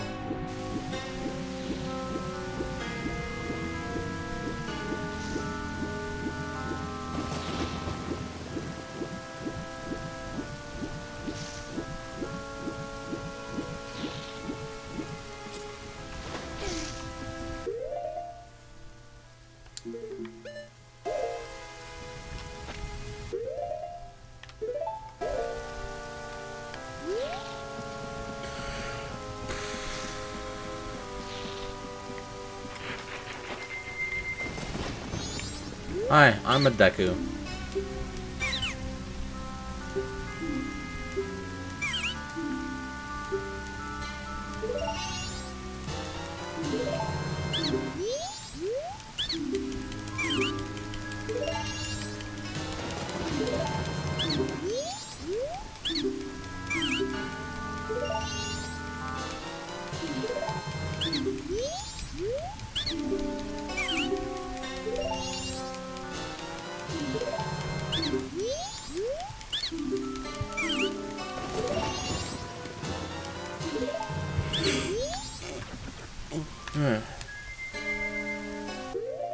Unmasks. Hey, wait, you're not a Deku.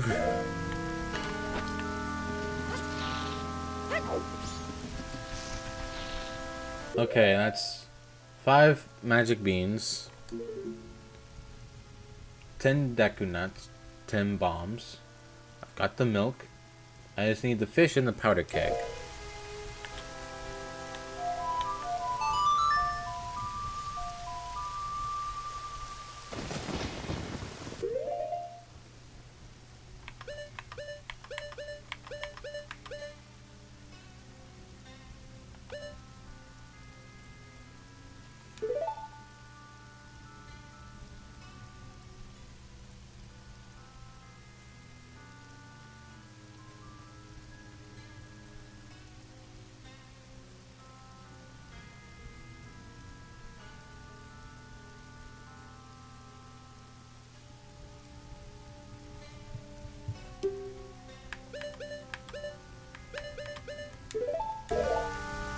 The guide says that there's a little pool outside Clocktown.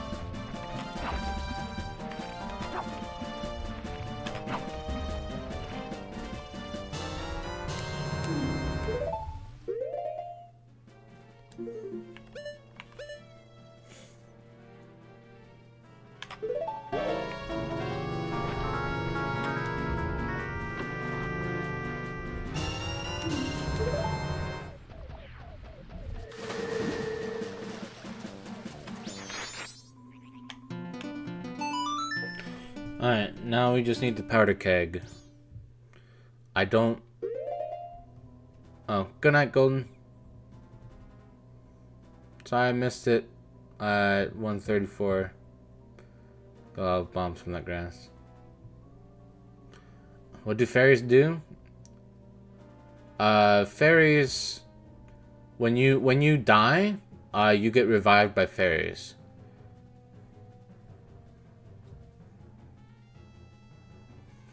I think it also depends the way you defeat them will determine the drop. Well, I got very lucky then. Why did it say 48 hours left so ominously? This game is a Groundhog Day loop, if you know what that term means. And if you don't, then we are repeating time. And we can only go back to the first, or dawn of the first day. But we have essentially 3 days to beat the game. But we could go back in time and only some progress will get saved. Like, the money that you put into this bank will get saved. All the cool items and masks, for the most part, get saved. Any item that appears on this bar does not. But everything else does. Well, like, every tool does. You lose the, like, collectible ones, though. So, like, you lose all the bombs, the arrows, the sticks, beams, nuts, bomb stuff. I'm not even sure if you keep the potion stuff from, each, rewind. But you do keep the bottles, at least. But then you also get to keep all of these masks. And then all this stuff gets kept. And then you also have this Bomber's Notebook, which lets you keep track of all the quests.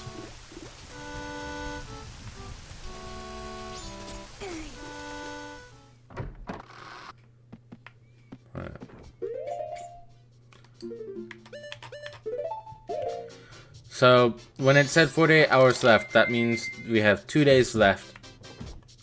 Before the moon crashes into Termina and kills us all. 50? That's reasonable.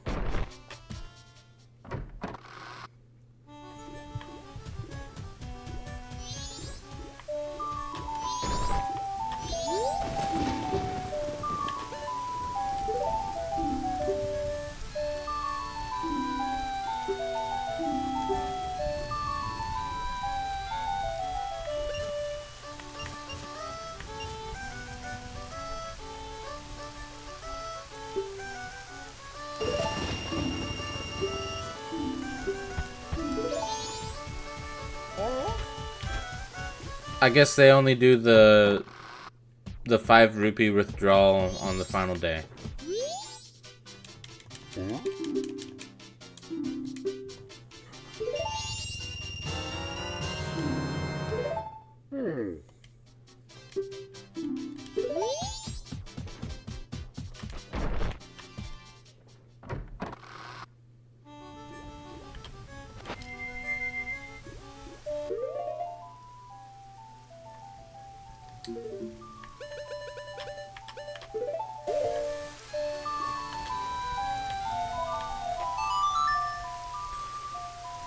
Yeah, if this is the first Zelda game you've seen,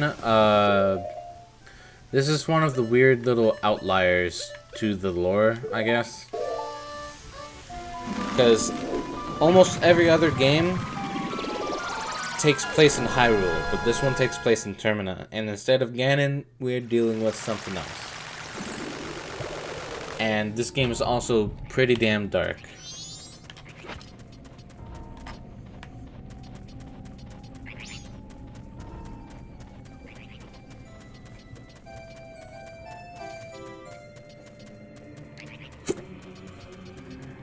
I've got the hiccups.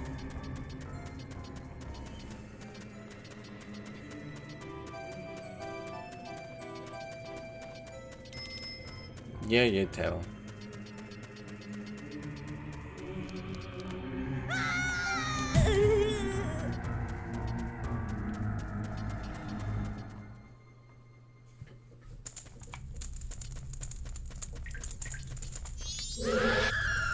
Leave it, leave it.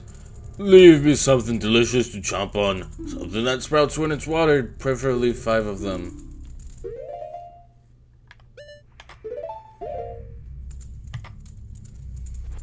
Would you care for some beans? Ah, this. I bear you no remorse. Help!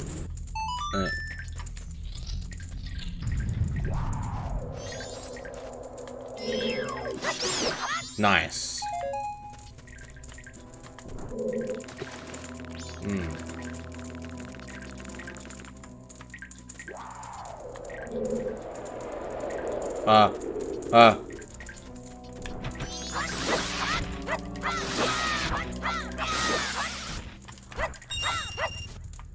Okay.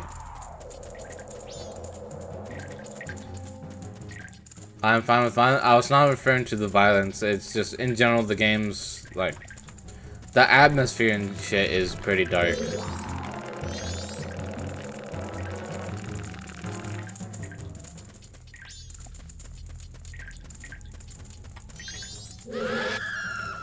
Leave it. Leave me something deliciously fresh.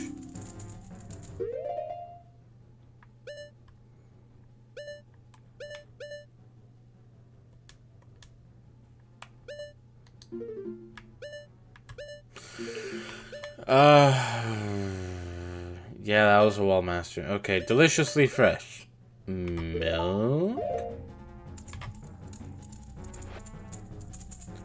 Don't have no need for your way.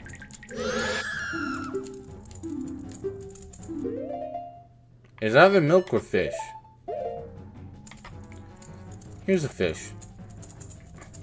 I bury no remorse. Oh god, the flames.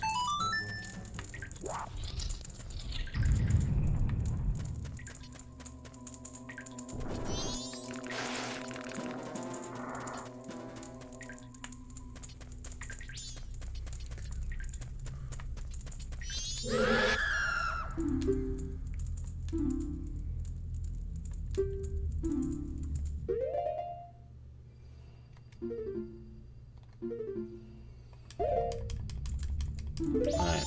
I don't think you're a part of the side quest that I'm going through. Give me a ghost, a big one at that.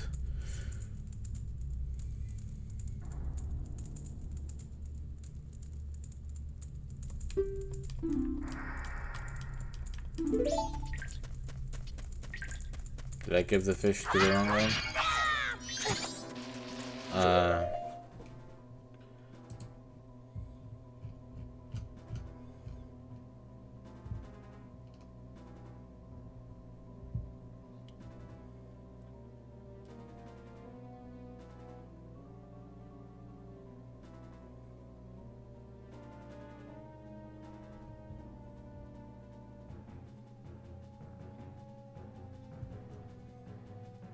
Okay.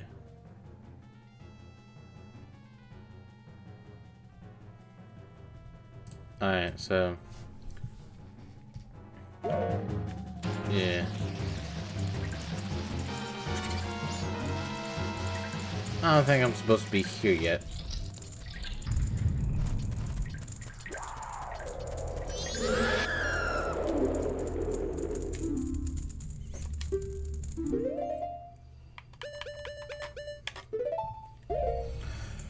How about this?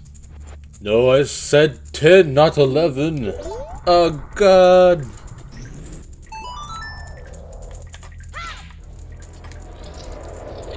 Nice try. Oops, oops, oops, oops. I'm on fire.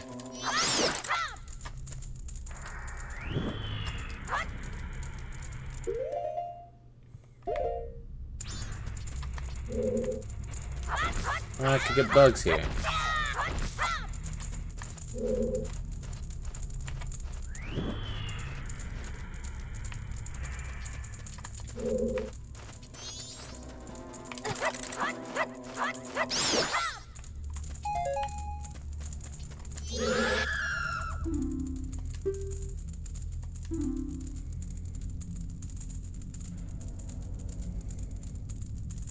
Melt ice and quench one's spirits.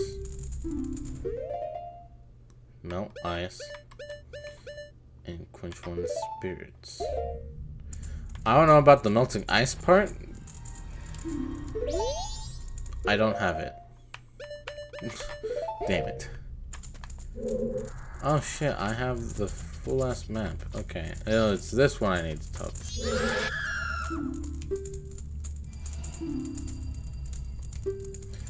Ten refreshing blasts. I've got a whole 25 of them. Here you go. Oh god.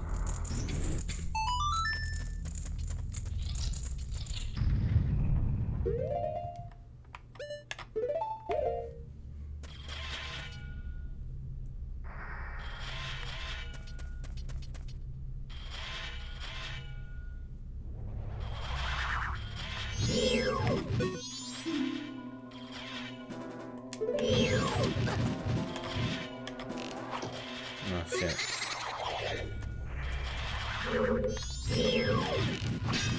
Ah. Damn it.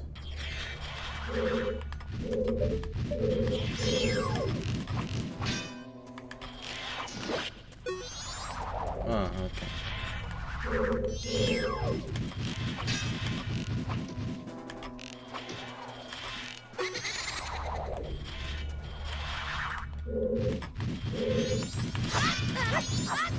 Okay.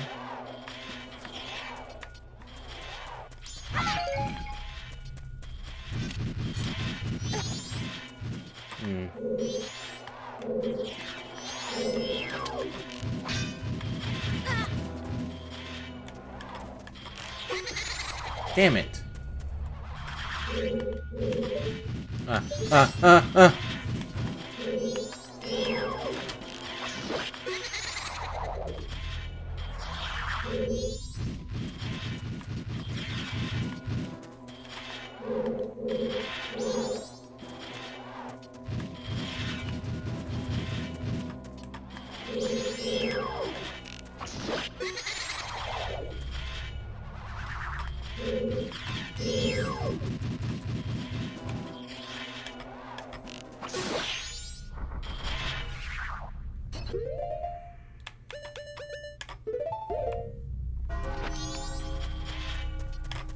Drink. Caught a big po in a bottle. This may lead to something good.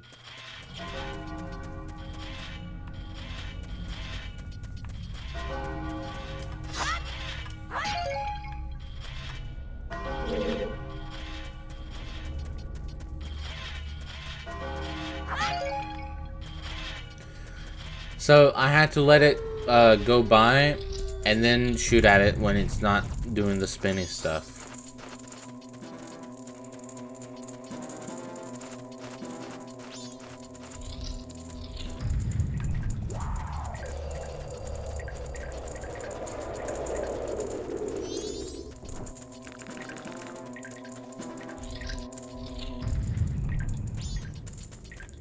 This is the beginning.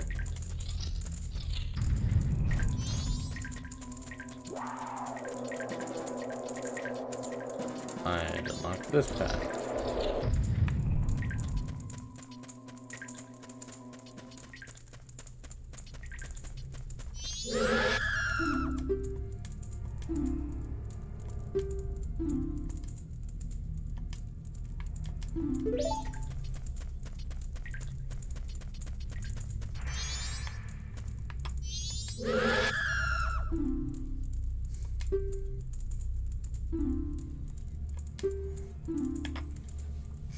Here's the ghost that you ordered. Oh, thank God, where'd you find it? Well, funny story about that. Is that lost? Okay. It's not what I thought it was. Oh.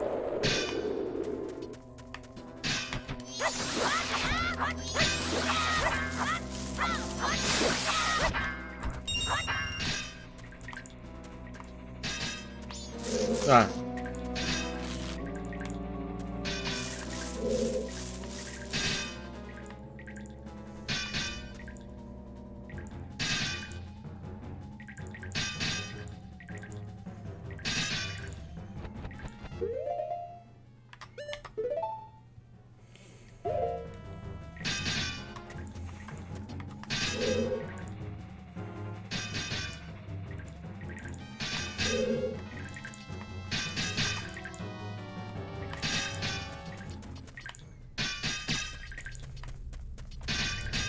Cool.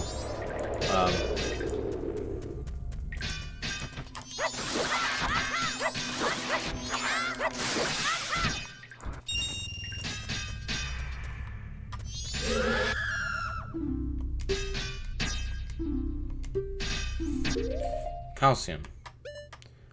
I'm not burning the spider web because I don't want to deal with that. Also, I'm just trading. Oh god, the milk burns! Alright. Okay. Good night, Mr. High.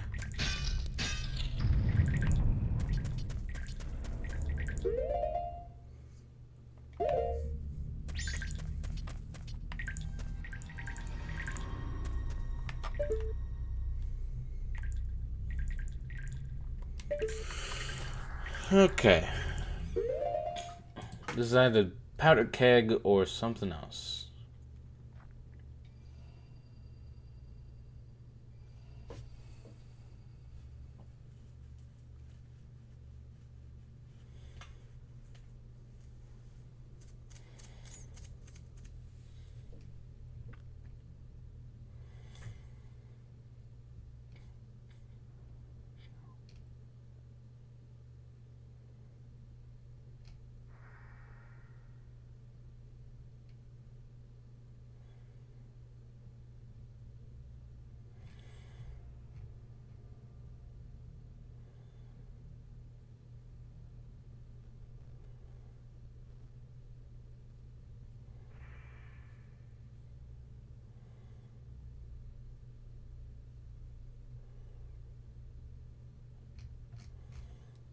Okay.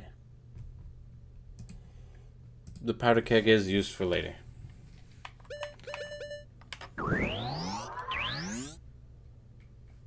Yeah.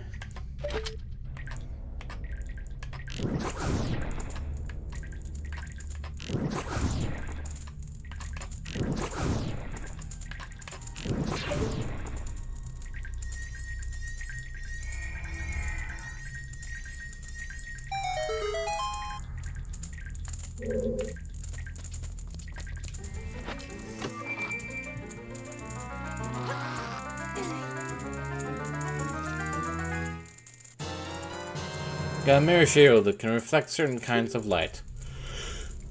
Alright. Oh, look at that.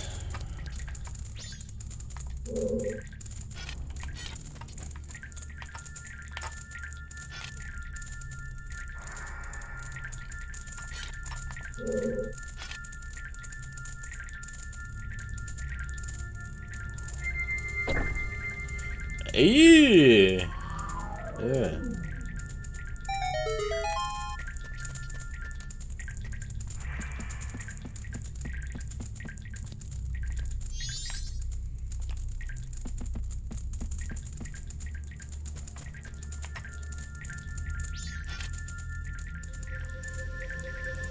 Gotcha.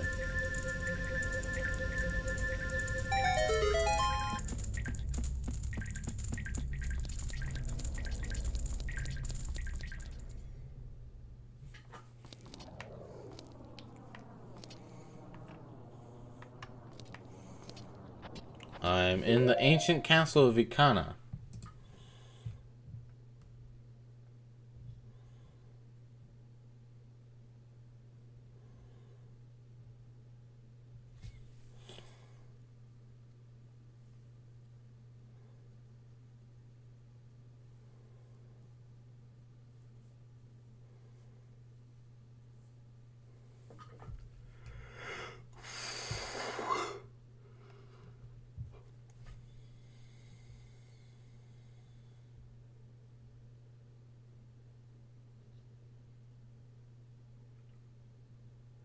Okay.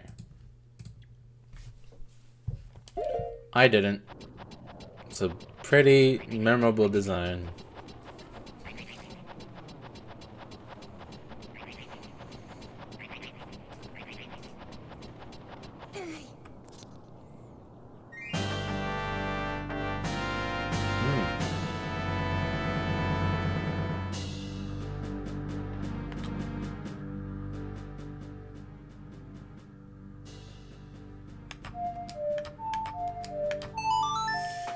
I might just try and complete this Ikana Castle bit before heading to bed. We'll have to see how that works out, though.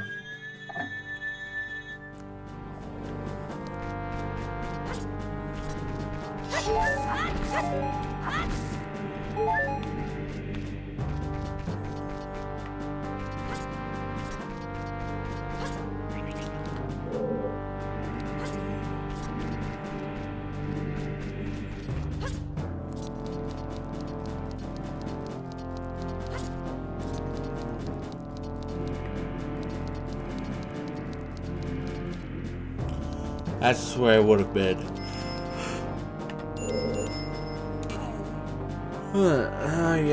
Yeah. Tattle.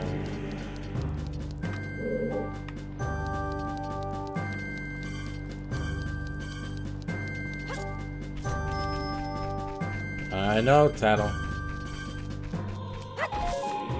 I can sense something evil nearby.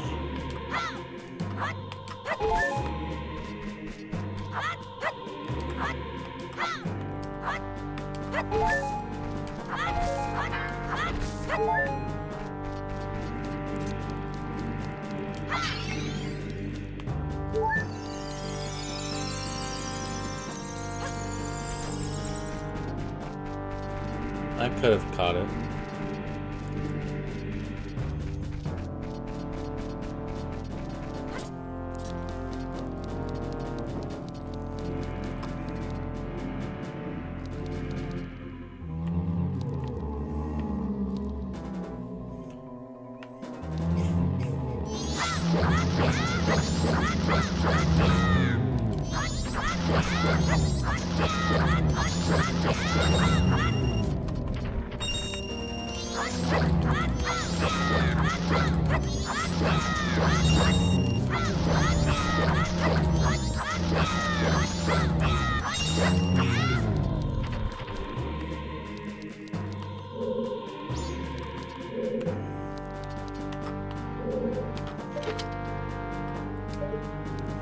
Yep.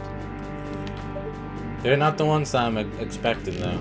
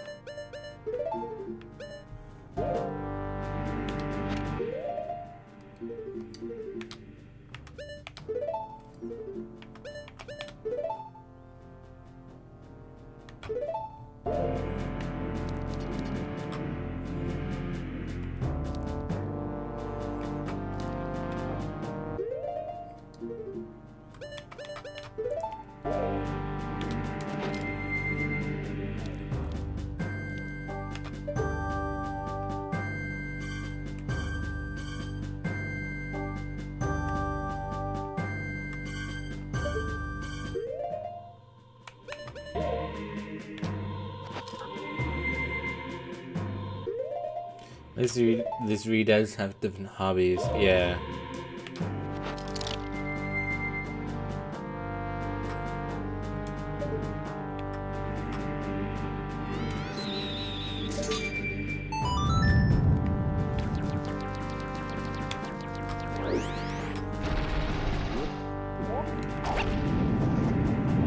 Ooh. Ouch. What? Oh, okay, that hurts. Wait.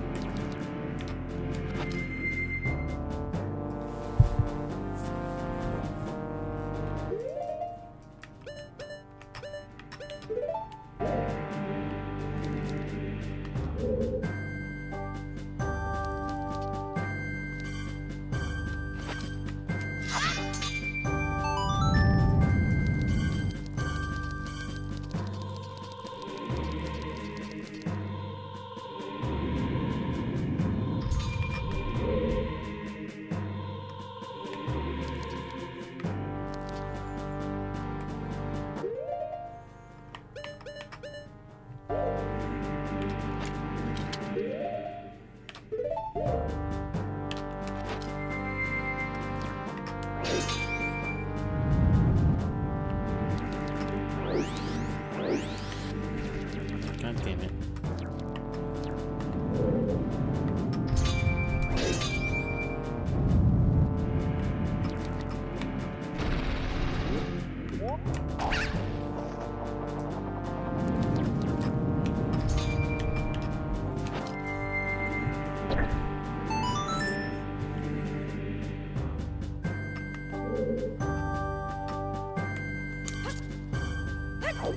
Nice.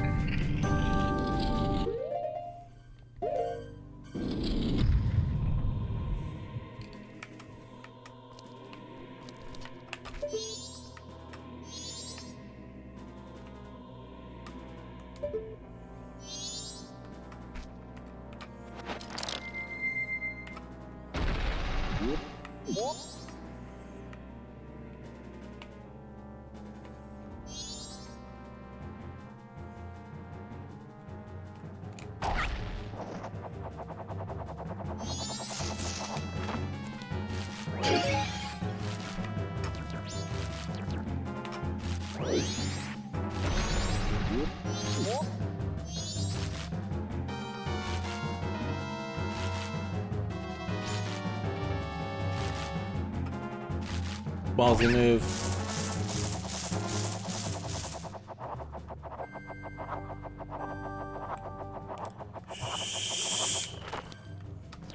Oh shit. Fuck.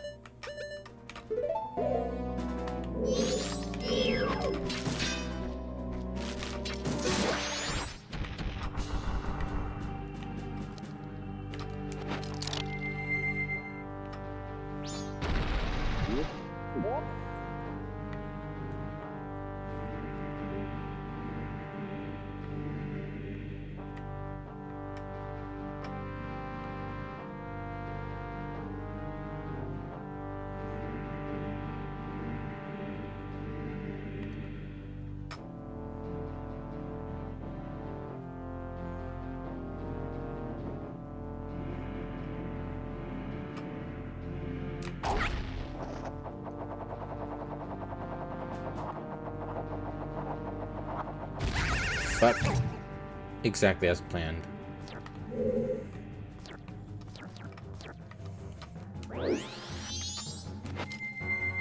Hello, monster boy. Get filled.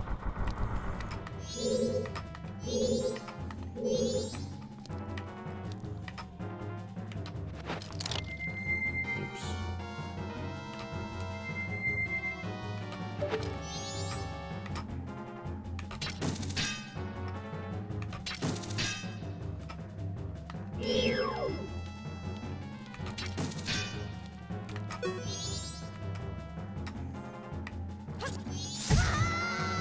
God, oh.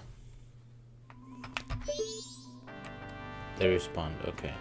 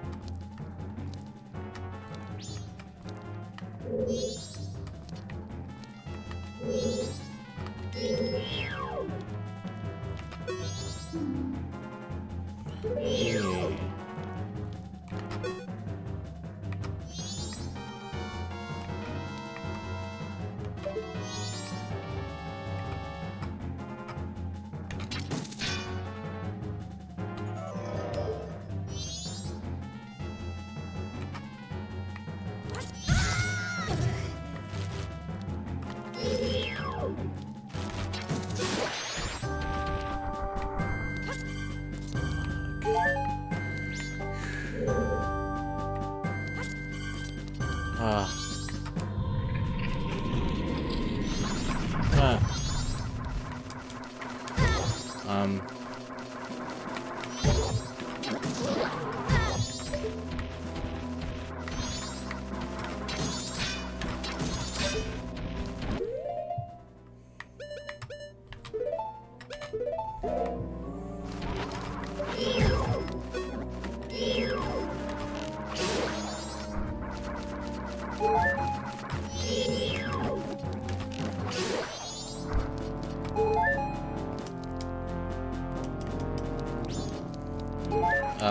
There's more.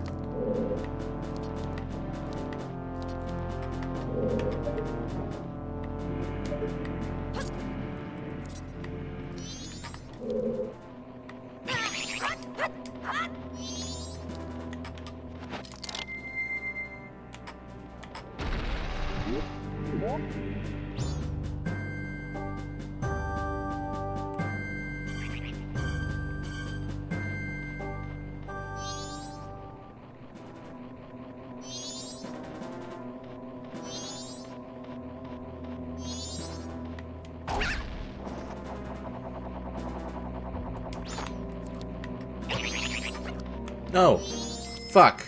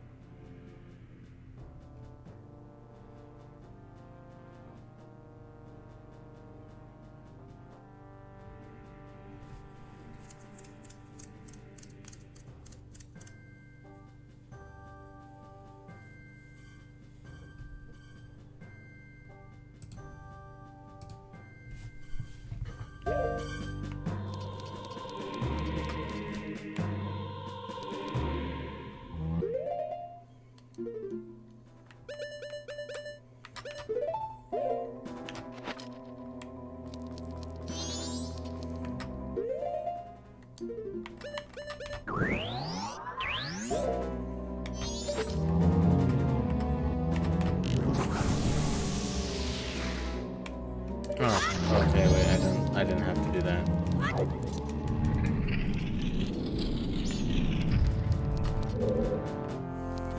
I do have to redo this shit, though.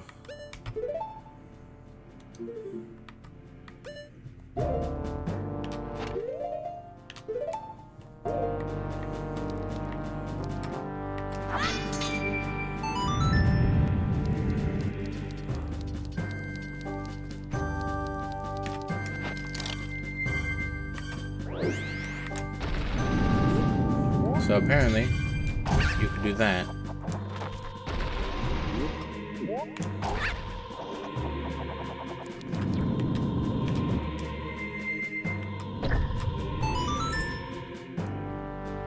Which is much better than the way I did it.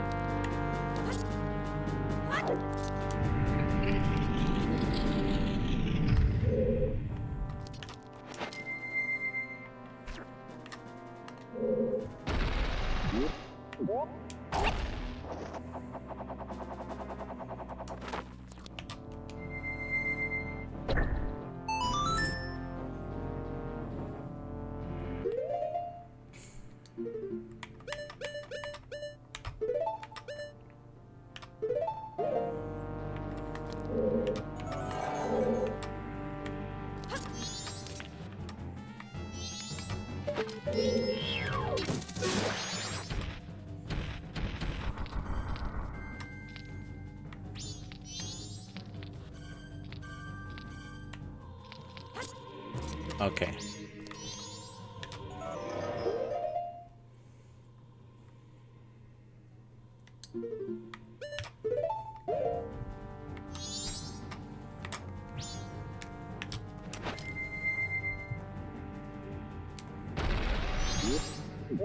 So that's the easiest way to go about doing that. Ah.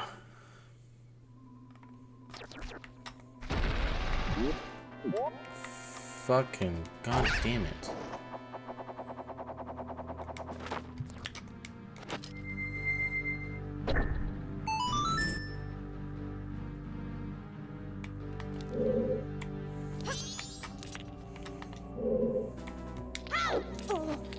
Ah, okay.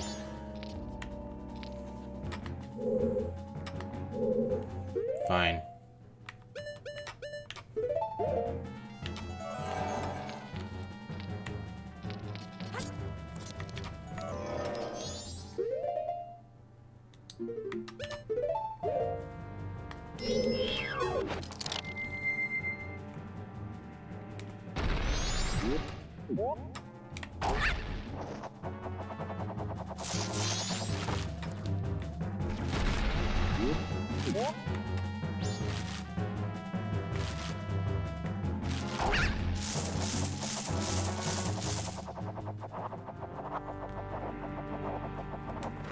Okay.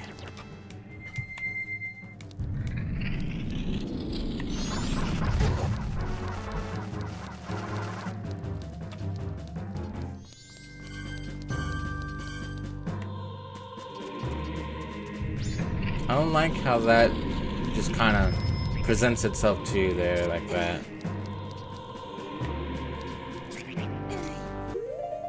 Okay.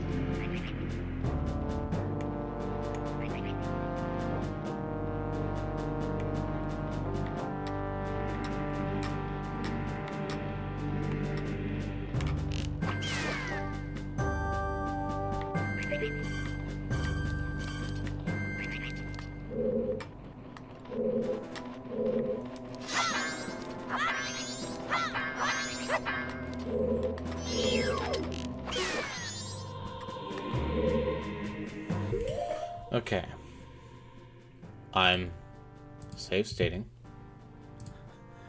Because I'm not doing that a third fucking time. Okay.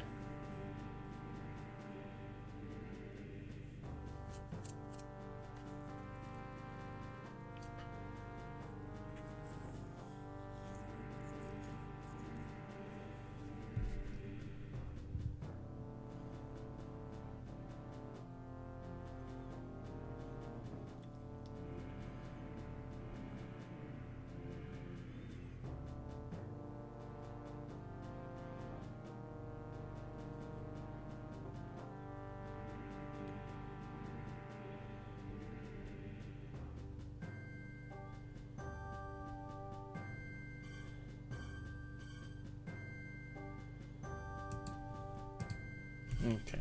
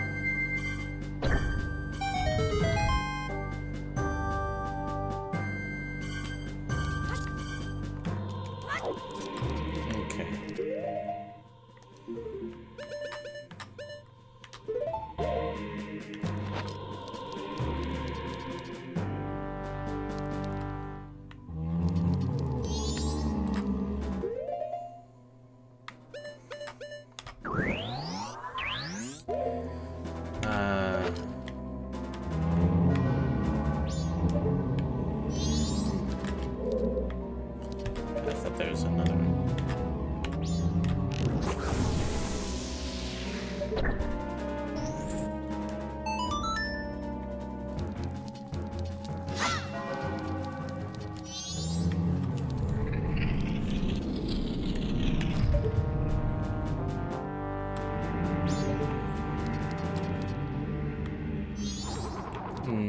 Nope.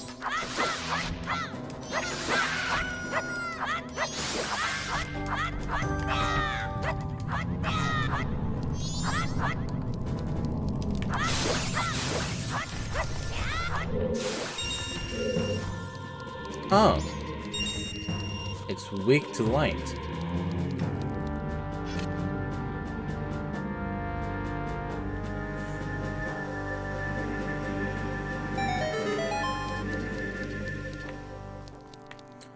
Moscow, Moscow, I don't know the fucking words. God, it makes me so happy.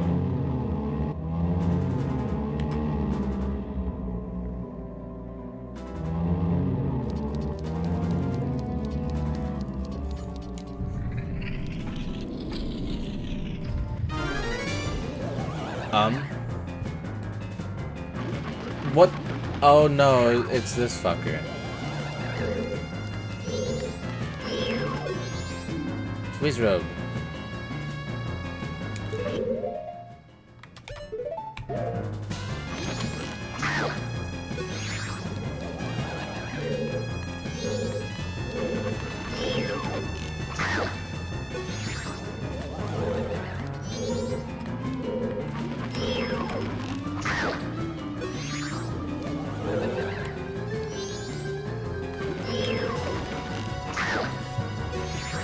Yeah.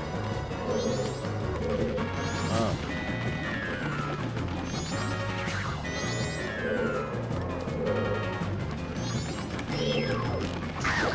Nice.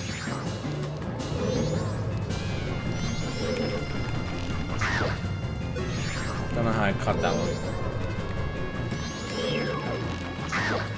He's just kind of been sort of appearing in front of me. Ah, okay.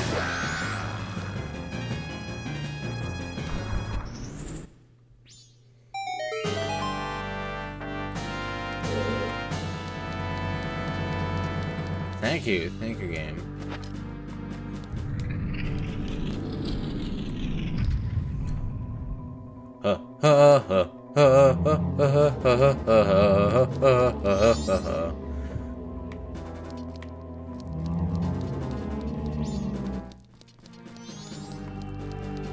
I love that they just fucking dance.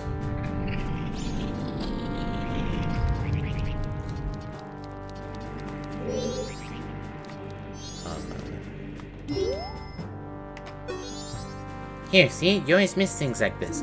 Take a look. The rocks are cracked here. Okay, I have a feeling. I'm gonna save state. First, I'm gonna walk on it. It's fine.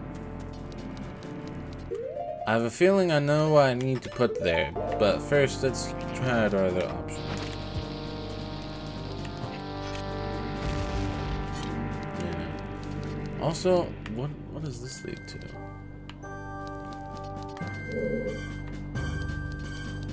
Oh, I'm falling in.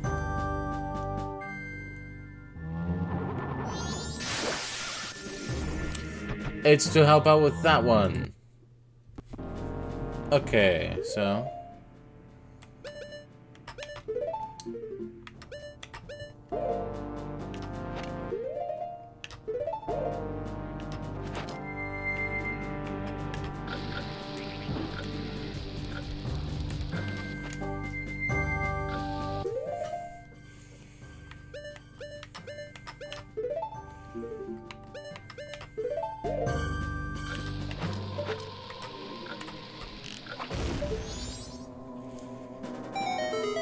Ah, thank you.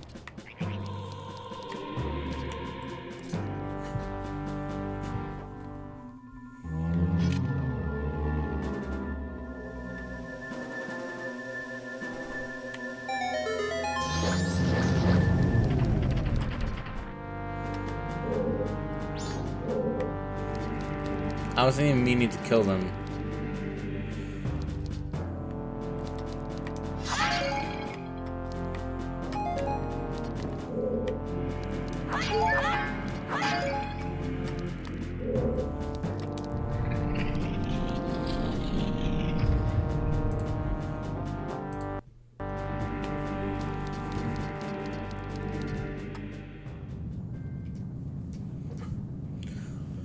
Oh, insolent one who has brought the unthinkable to a land.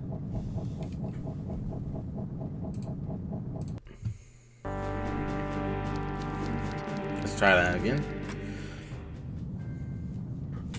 Oh, insolent one who has brought the unthinkable into a land as dark as Ikana. My servants have fallen namelessly before the light that guides you. However,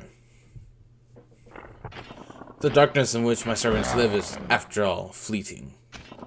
You shall see with your own eyes just what kind of thing true darkness really is.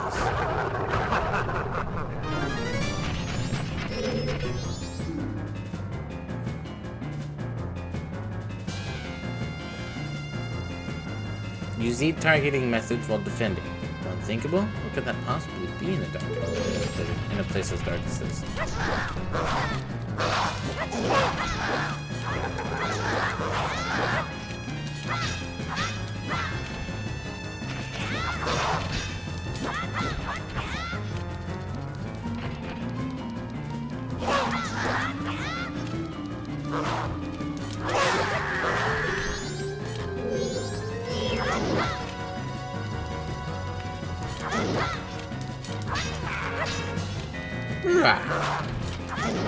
Uh-oh, what?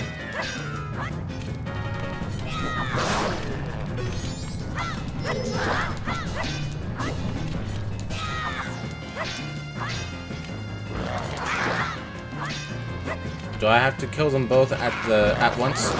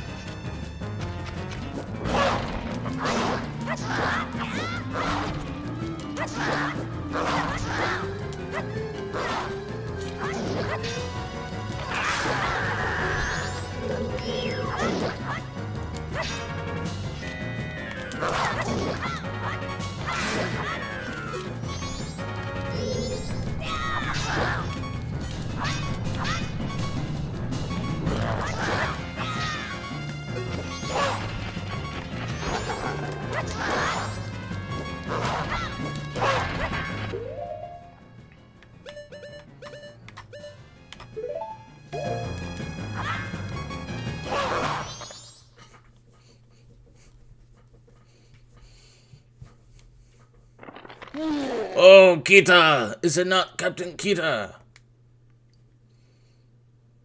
What, did I just need to walk up to him? But you're so... tiny! I was nearly fooled by what you have done. What the fuck? Ah, fuck.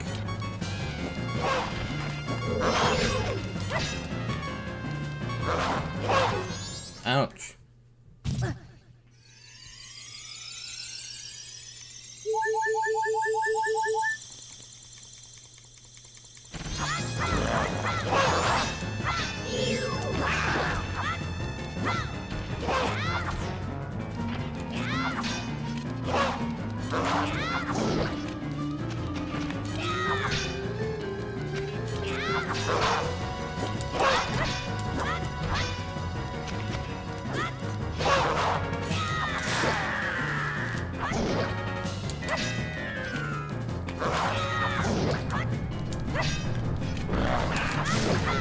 God damn it.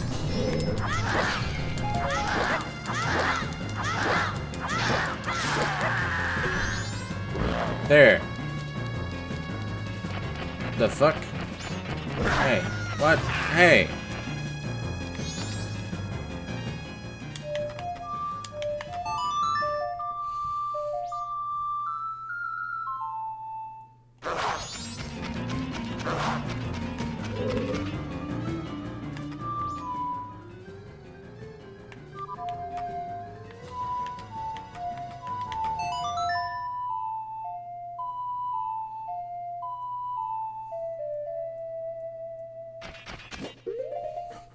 Alright, what am I missing here?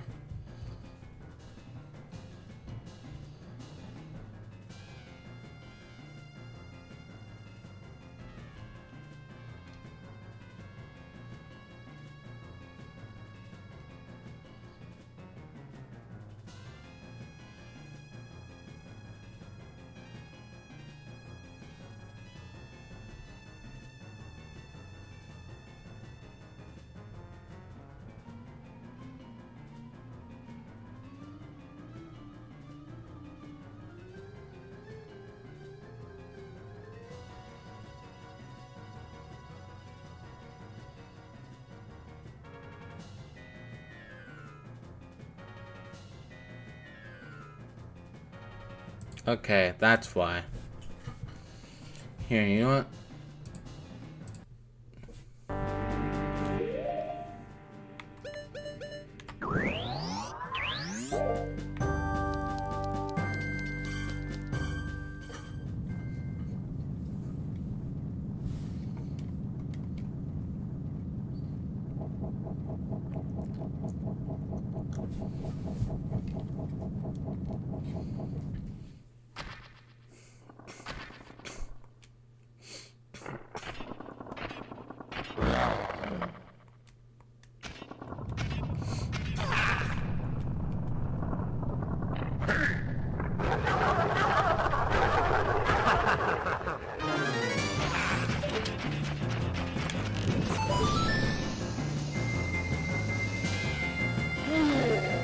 My god!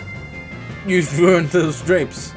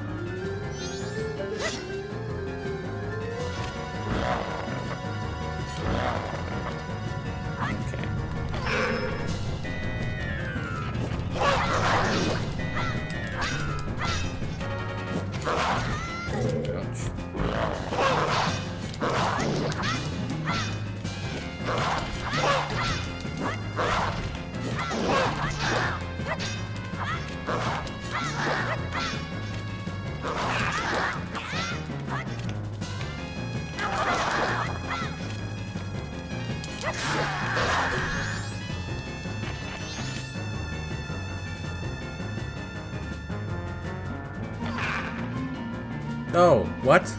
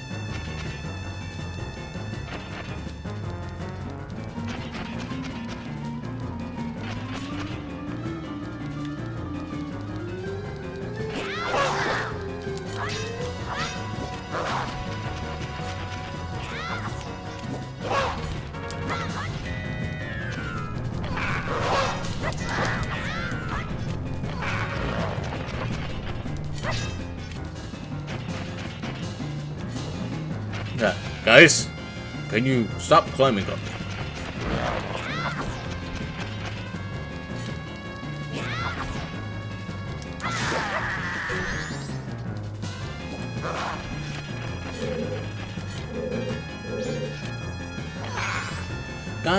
God fucking damn it.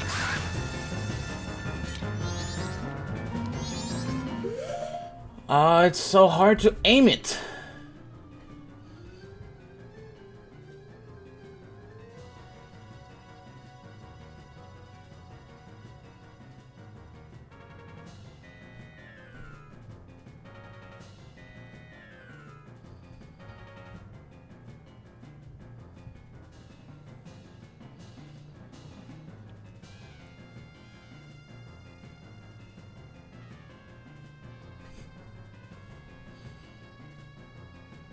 Oh god, I have to fight the fucking king too.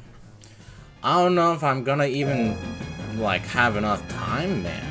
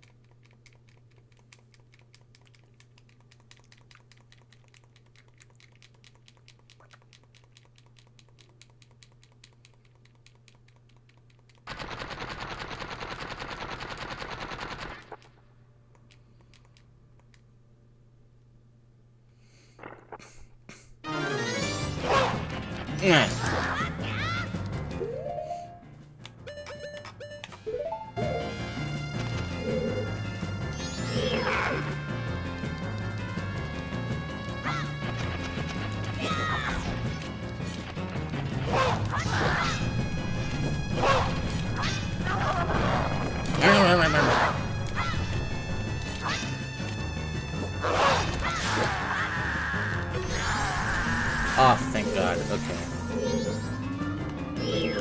Alright, shoot me, bitch. Nice.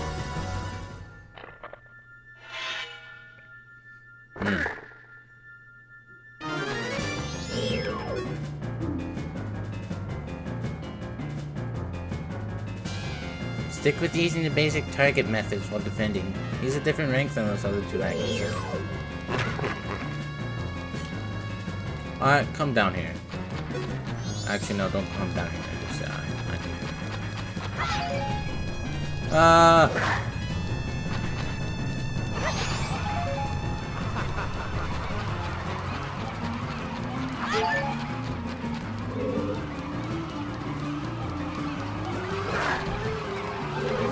oh god.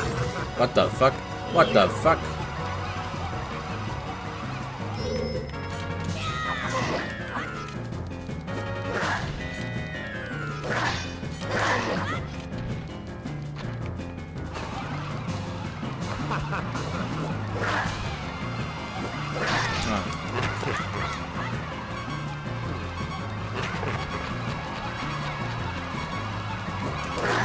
Fuck, fuck, fuck, fuck.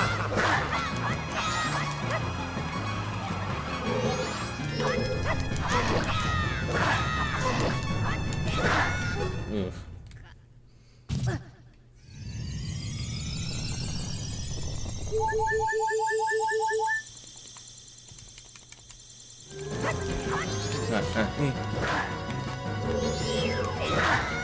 Ouch.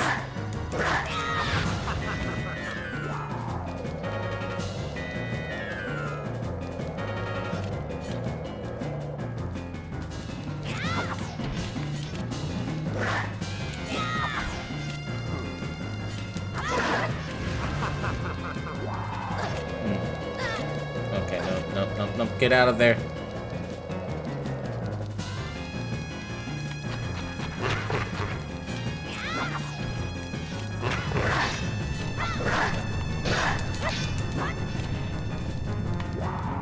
Nope. No.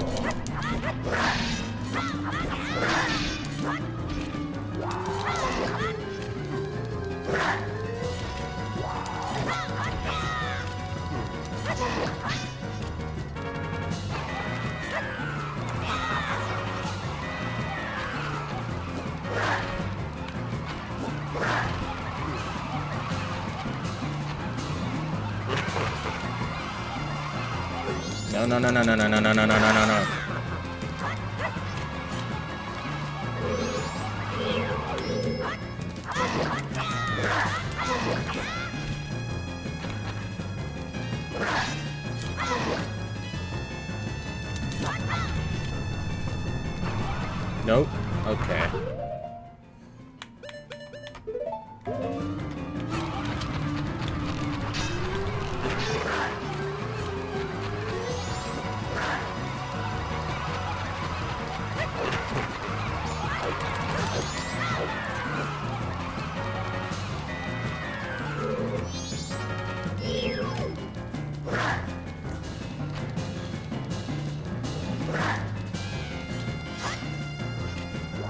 Nope.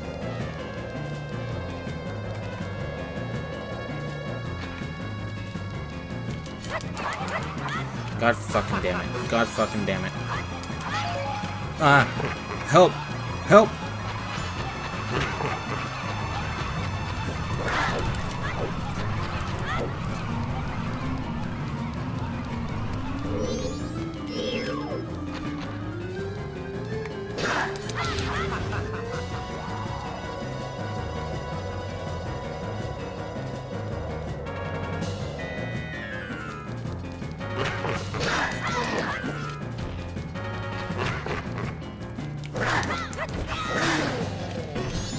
Ah.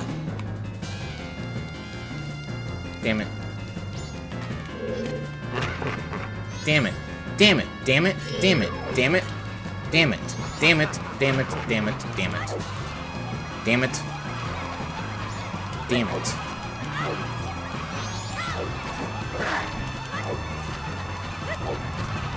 Ah. No.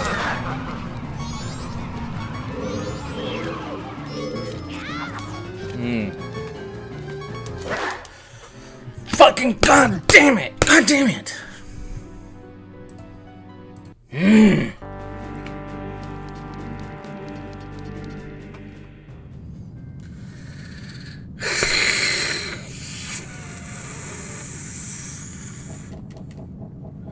Why can't you target the dead bodies?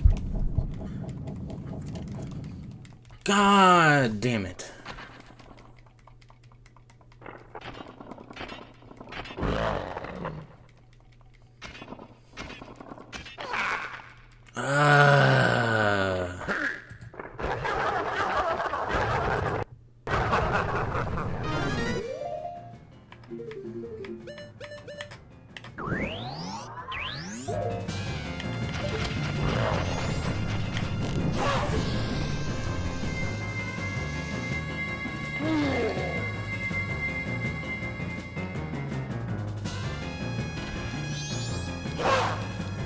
They already took a health off.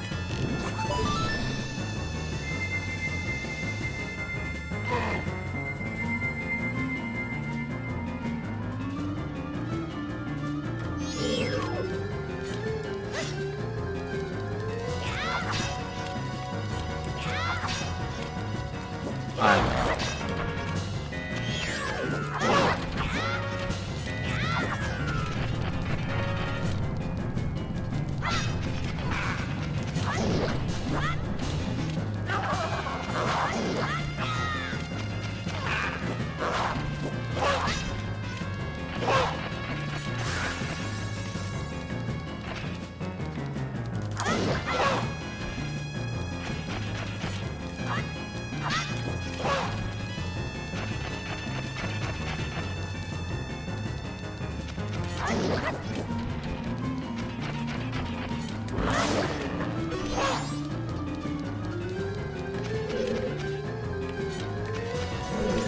Oh, thank God I got him. Okay, okay, okay, okay.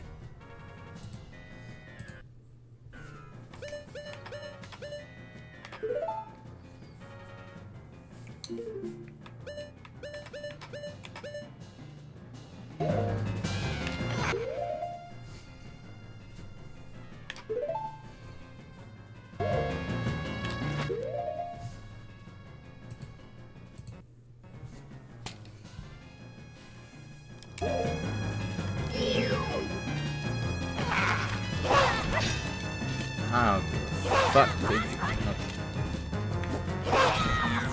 God damn.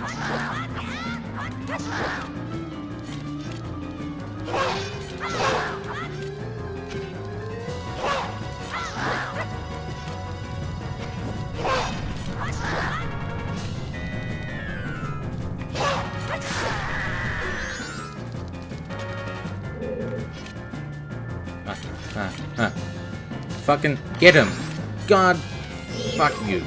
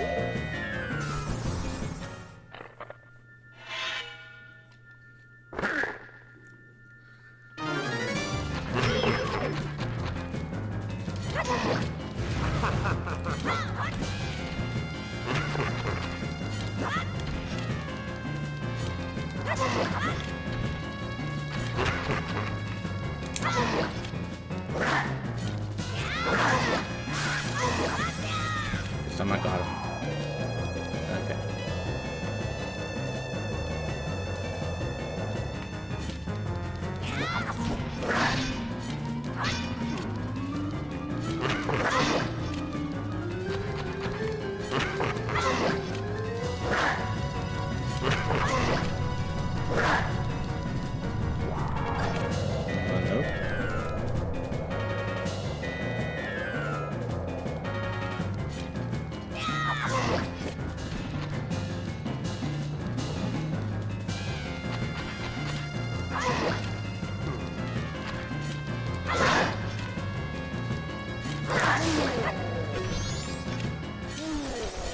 Oh, I did it.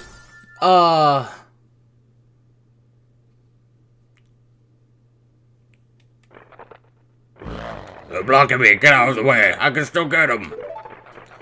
They're blocking you? The reason you made us is because you were so feeble. Don't blame this on me. What? Just try saying that again to my booty face. Feeble, feeble, feeble, feeble, feeble, feeble, feeble, feeble, feeble, feeble, feeble, feeble, feeble. Oh, shut up already. Grr, don't look at me. I was what's called the best swordsman in all of Ikara. The greatest swordsman in all of Ikara? You feeble. Draw your weapon. Huh? I'm telling you to draw your sword. How?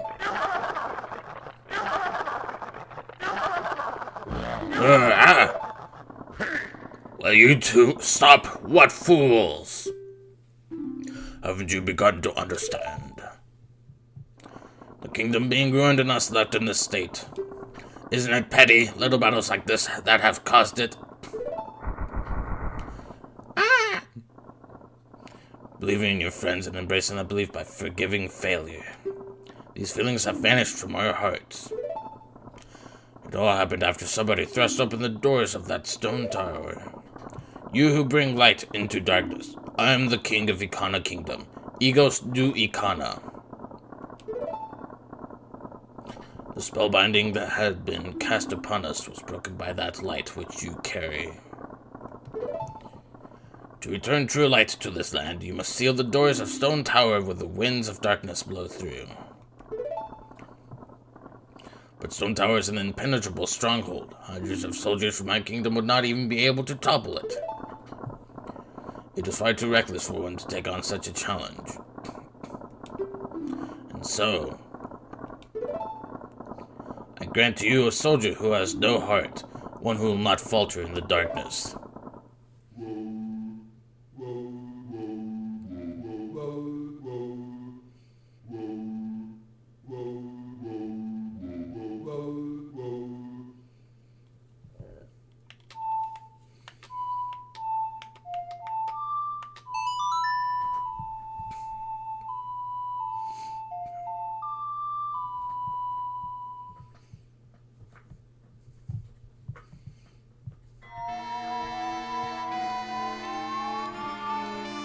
It's Ben!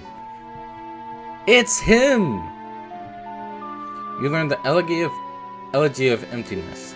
It's a mystical song that allows you to shed a shell shaped in your current image. By playing the song while wearing masks to assume different forms, you'll be able to leave up to 4 empty shells, one for each form. This soldier who has no heart is your twin image, a shell of yourself that you will shed when your song commands it. On my kingdom, shine the light of justice. Ah, damn.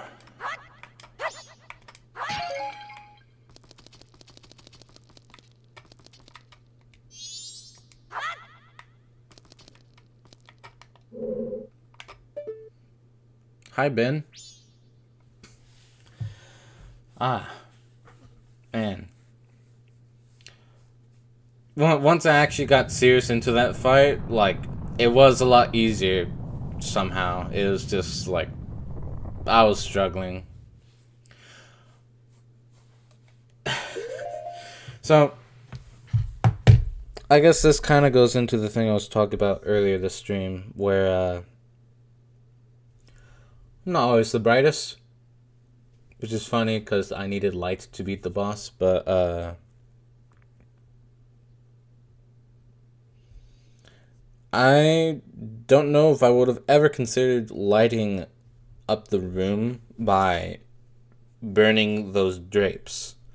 Even though the game, I should have figured, because cloth is susceptible to fire and he's closing the windows using curtains. So, there was stuff there to let you know, hey, you need light to beat this. Like as a hint. Because I don't think the game was just straight up telling you that. Because even tattling them was like, what does this mean? I wonder. Once I had that figured out and I took a more direct and quick approach to all that, that fight was actually pretty easy. Or easier than I thought it was going to be.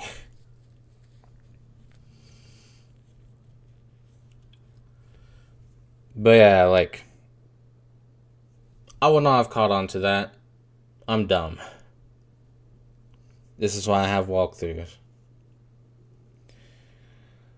I do wish that I was smart enough to not need them, but at the same time, I would like to get through these games in a reasonable amount of time. Preferably while I'm still alive.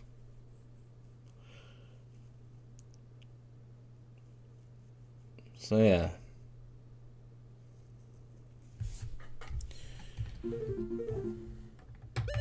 I have a feeling this was all that we came here for. That is not the thing.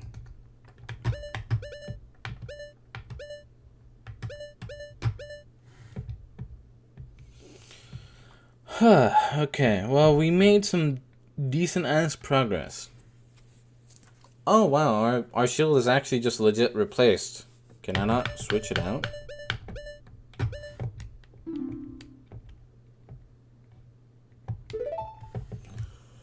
I guess not. I guess that's just a direct upgrade.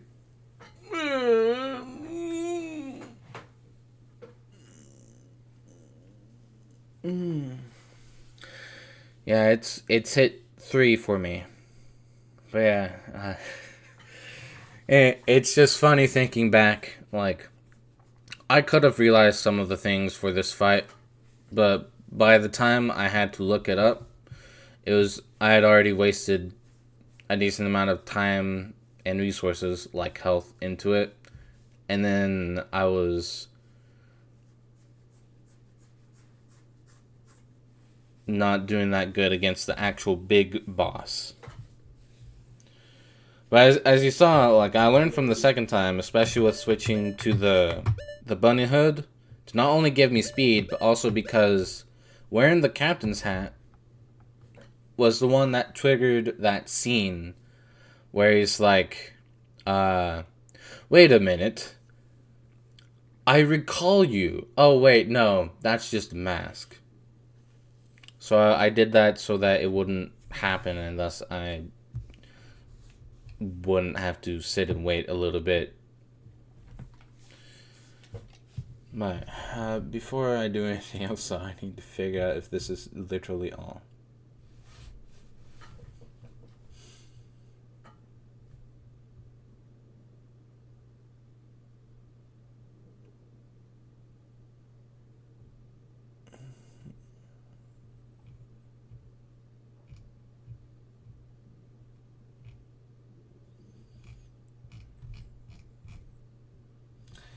Alright.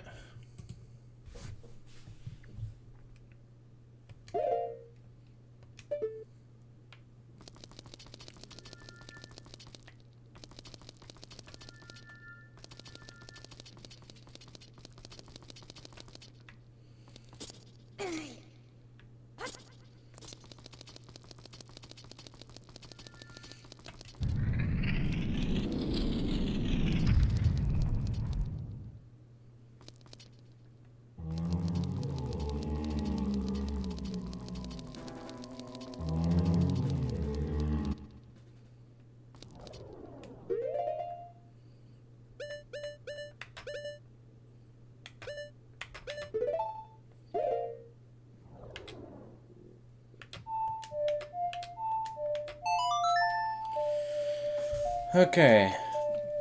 We've made a lot of progress this stream. We did the last bit of the Bomber's Notebook. We have gotten the Mirror Shield, and we have now gotten the Elegy of Emptiness. I don't know why I want to pronounce it Elegy. Elegy. Man. I was not wanting to feel that rage, but so close to beating the damn thing, and then that's the one thing that I dislike about that boss. You have to actually aim your fucking thing at it. And that's difficult to do because it's the same reason why I suck at kind of moving slowly through these games that require the control sticks. I can't do slow that well. I can either do fast or not move at all. And the same applies to the shield. So like, you know,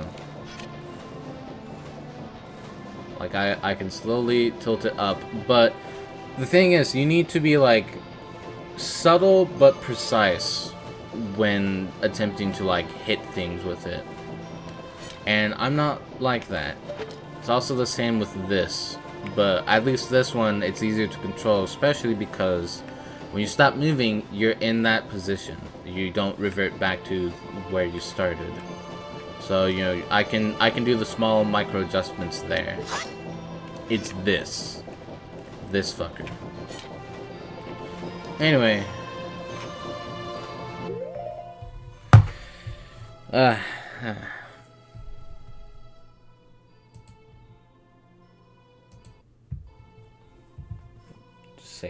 safety save state just in case.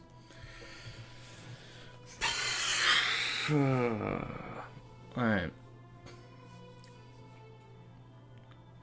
So we are, if I am to make a judgment, I believe we're close to the end. We need to go through Stone Tower, which leads to Stone Tower Temple. And then after that, if I had to take a guess, I'm probably going to have to enter each temple and beat all the bosses. And then make it to the final night and then enter the... You know, enter the area with Majora's Mask. Or maybe I fight the bosses once I go inside there. I don't know. I don't know what to expect. I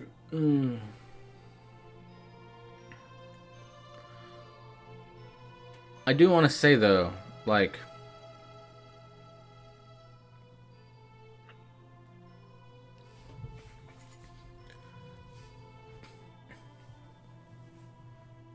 I am loving this game, but I am also finding it more infuriating than Ocarina of Time at certain points.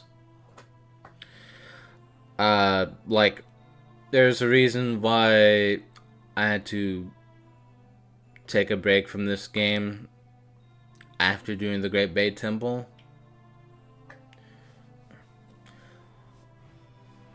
Like, I thought people were just kind of exaggerating, but also more of my issues of that temple come from that one stupid ass boss that I had to literally panic and like shoot wildly in order to beat, if I recall. And then there's the actual boss of the temple. Oh yeah, and that weird Link to the Past boss, that wasn't even the main mini boss. I think there was like other things, like the fucking Wizrobe that we were just fighting.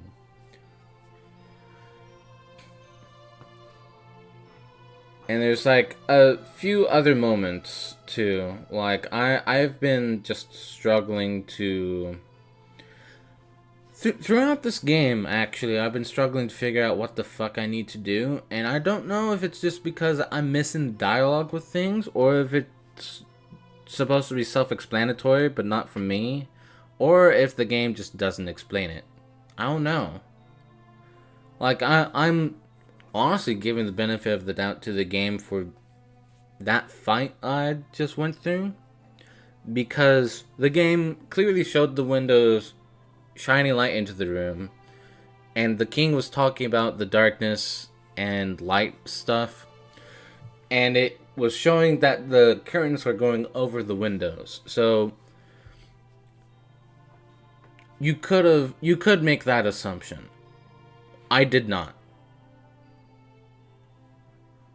So I essentially I feel like I fell into the same trap that I was saying a lot of YouTubers have done.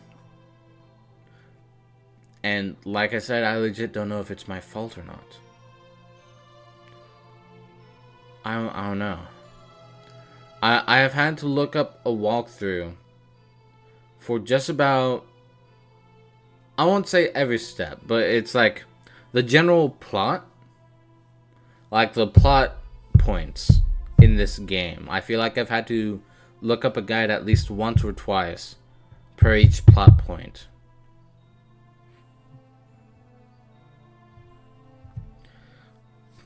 Like, just getting the stuff for Woodfall Temple itself, because I was struggling to figure out how to get through, how to activate the thing.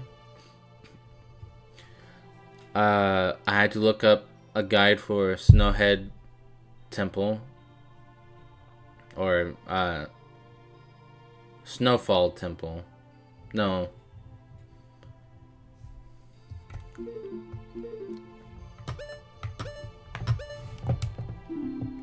Snowhead.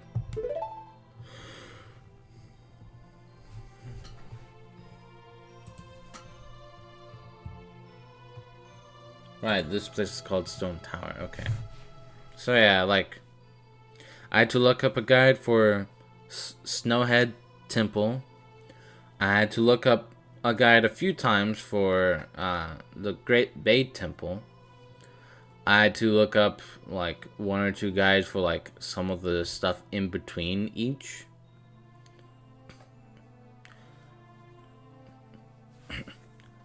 I don't know if it was just because I played Ocarina of Time like and beat it before even doing streaming stuff, but at least with that, like, I didn't have to search up the walkthrough too much. I do believe I did search it up for at least the Spirit Tower. Sorry, the Spirit Temple. Water Temple too, obviously. Maybe a bit of Shadow Temple. Yeah.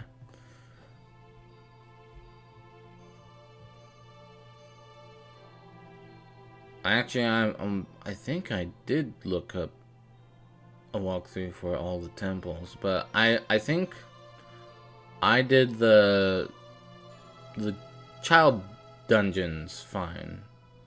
Like the temple, the dungeons for when you're a kid Link, young Link, whatever.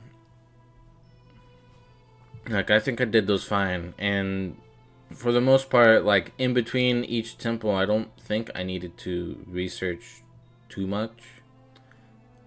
Maybe like a few times, but not as much as this game, I feel. I don't know.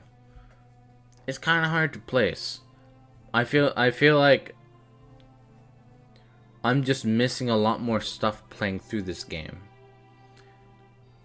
And as much as I love the atmosphere and like the feel of this game, and I feel like it does some things better than Ocarina, I'm worried that I'm still gonna like Ocarina more than this game as a whole. Obviously, I think Wind Waker is probably still gonna beat the both of these, because I remember Wind Waker. Wind Waker was fun. Can't wait to get to Wind Waker. But man, this game has been it is definitely a step up in difficulty for me personally. I don't even recall like how I managed to survive the first boss fight, especially since I didn't have as many hearts as I do now. Like, looking at the screen that you're not able to see right now, I have 9 hearts. I'm 1 piece of heart away from 10. I probably did that boss on like 4, maybe minimum. And then Got was kind of difficult. Not that good at kind of racing around the track to reach him. And then that Great Bay Temple boss is shit show.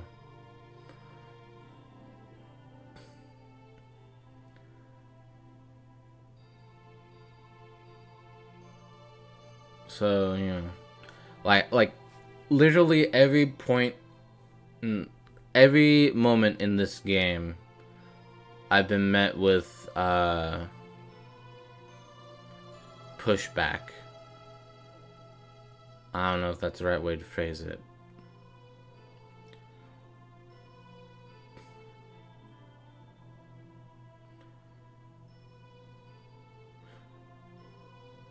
Sorry, I might just be venting right now. I don't know. I'm a little bit tired.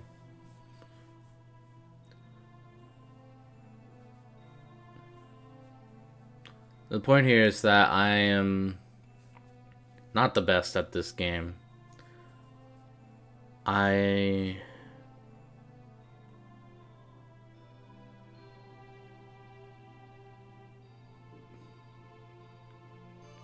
I still view it as a great game, but if I was to come back to this, I will definitely be struggling still. Like I would not be able to remember much of what I need to do, because I wonder if it's because of the 3-day cycle. I wonder if that's why I'm having trouble. I don't know. I do love the concept and the idea. It's just wearing down on me. But we're near the end. We've got this temple, and I believe there's like one last dungeon thing. And then I'm home free. Especially since since I've completed the Bomber's Journal.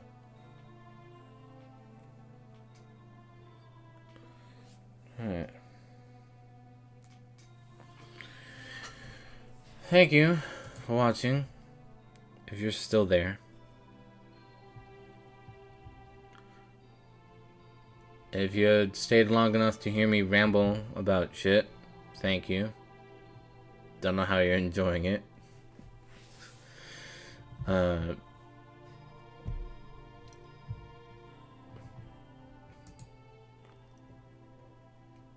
Part of me is thinking that what I should do instead of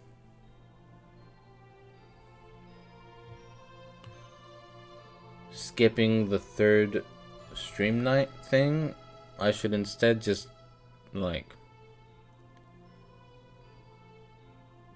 choose a day off of stream for each week or something like that. I don't know.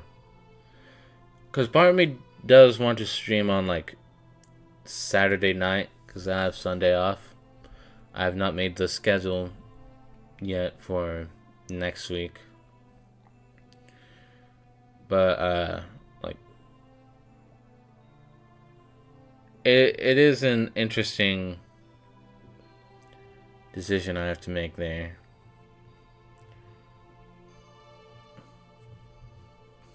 Because I could either like allow myself to bend the rules a bit, or stick strict to the rule set. And honestly, since I have just started it, I might have to do that. I don't know. I'll let you guys know what the plan is eventually.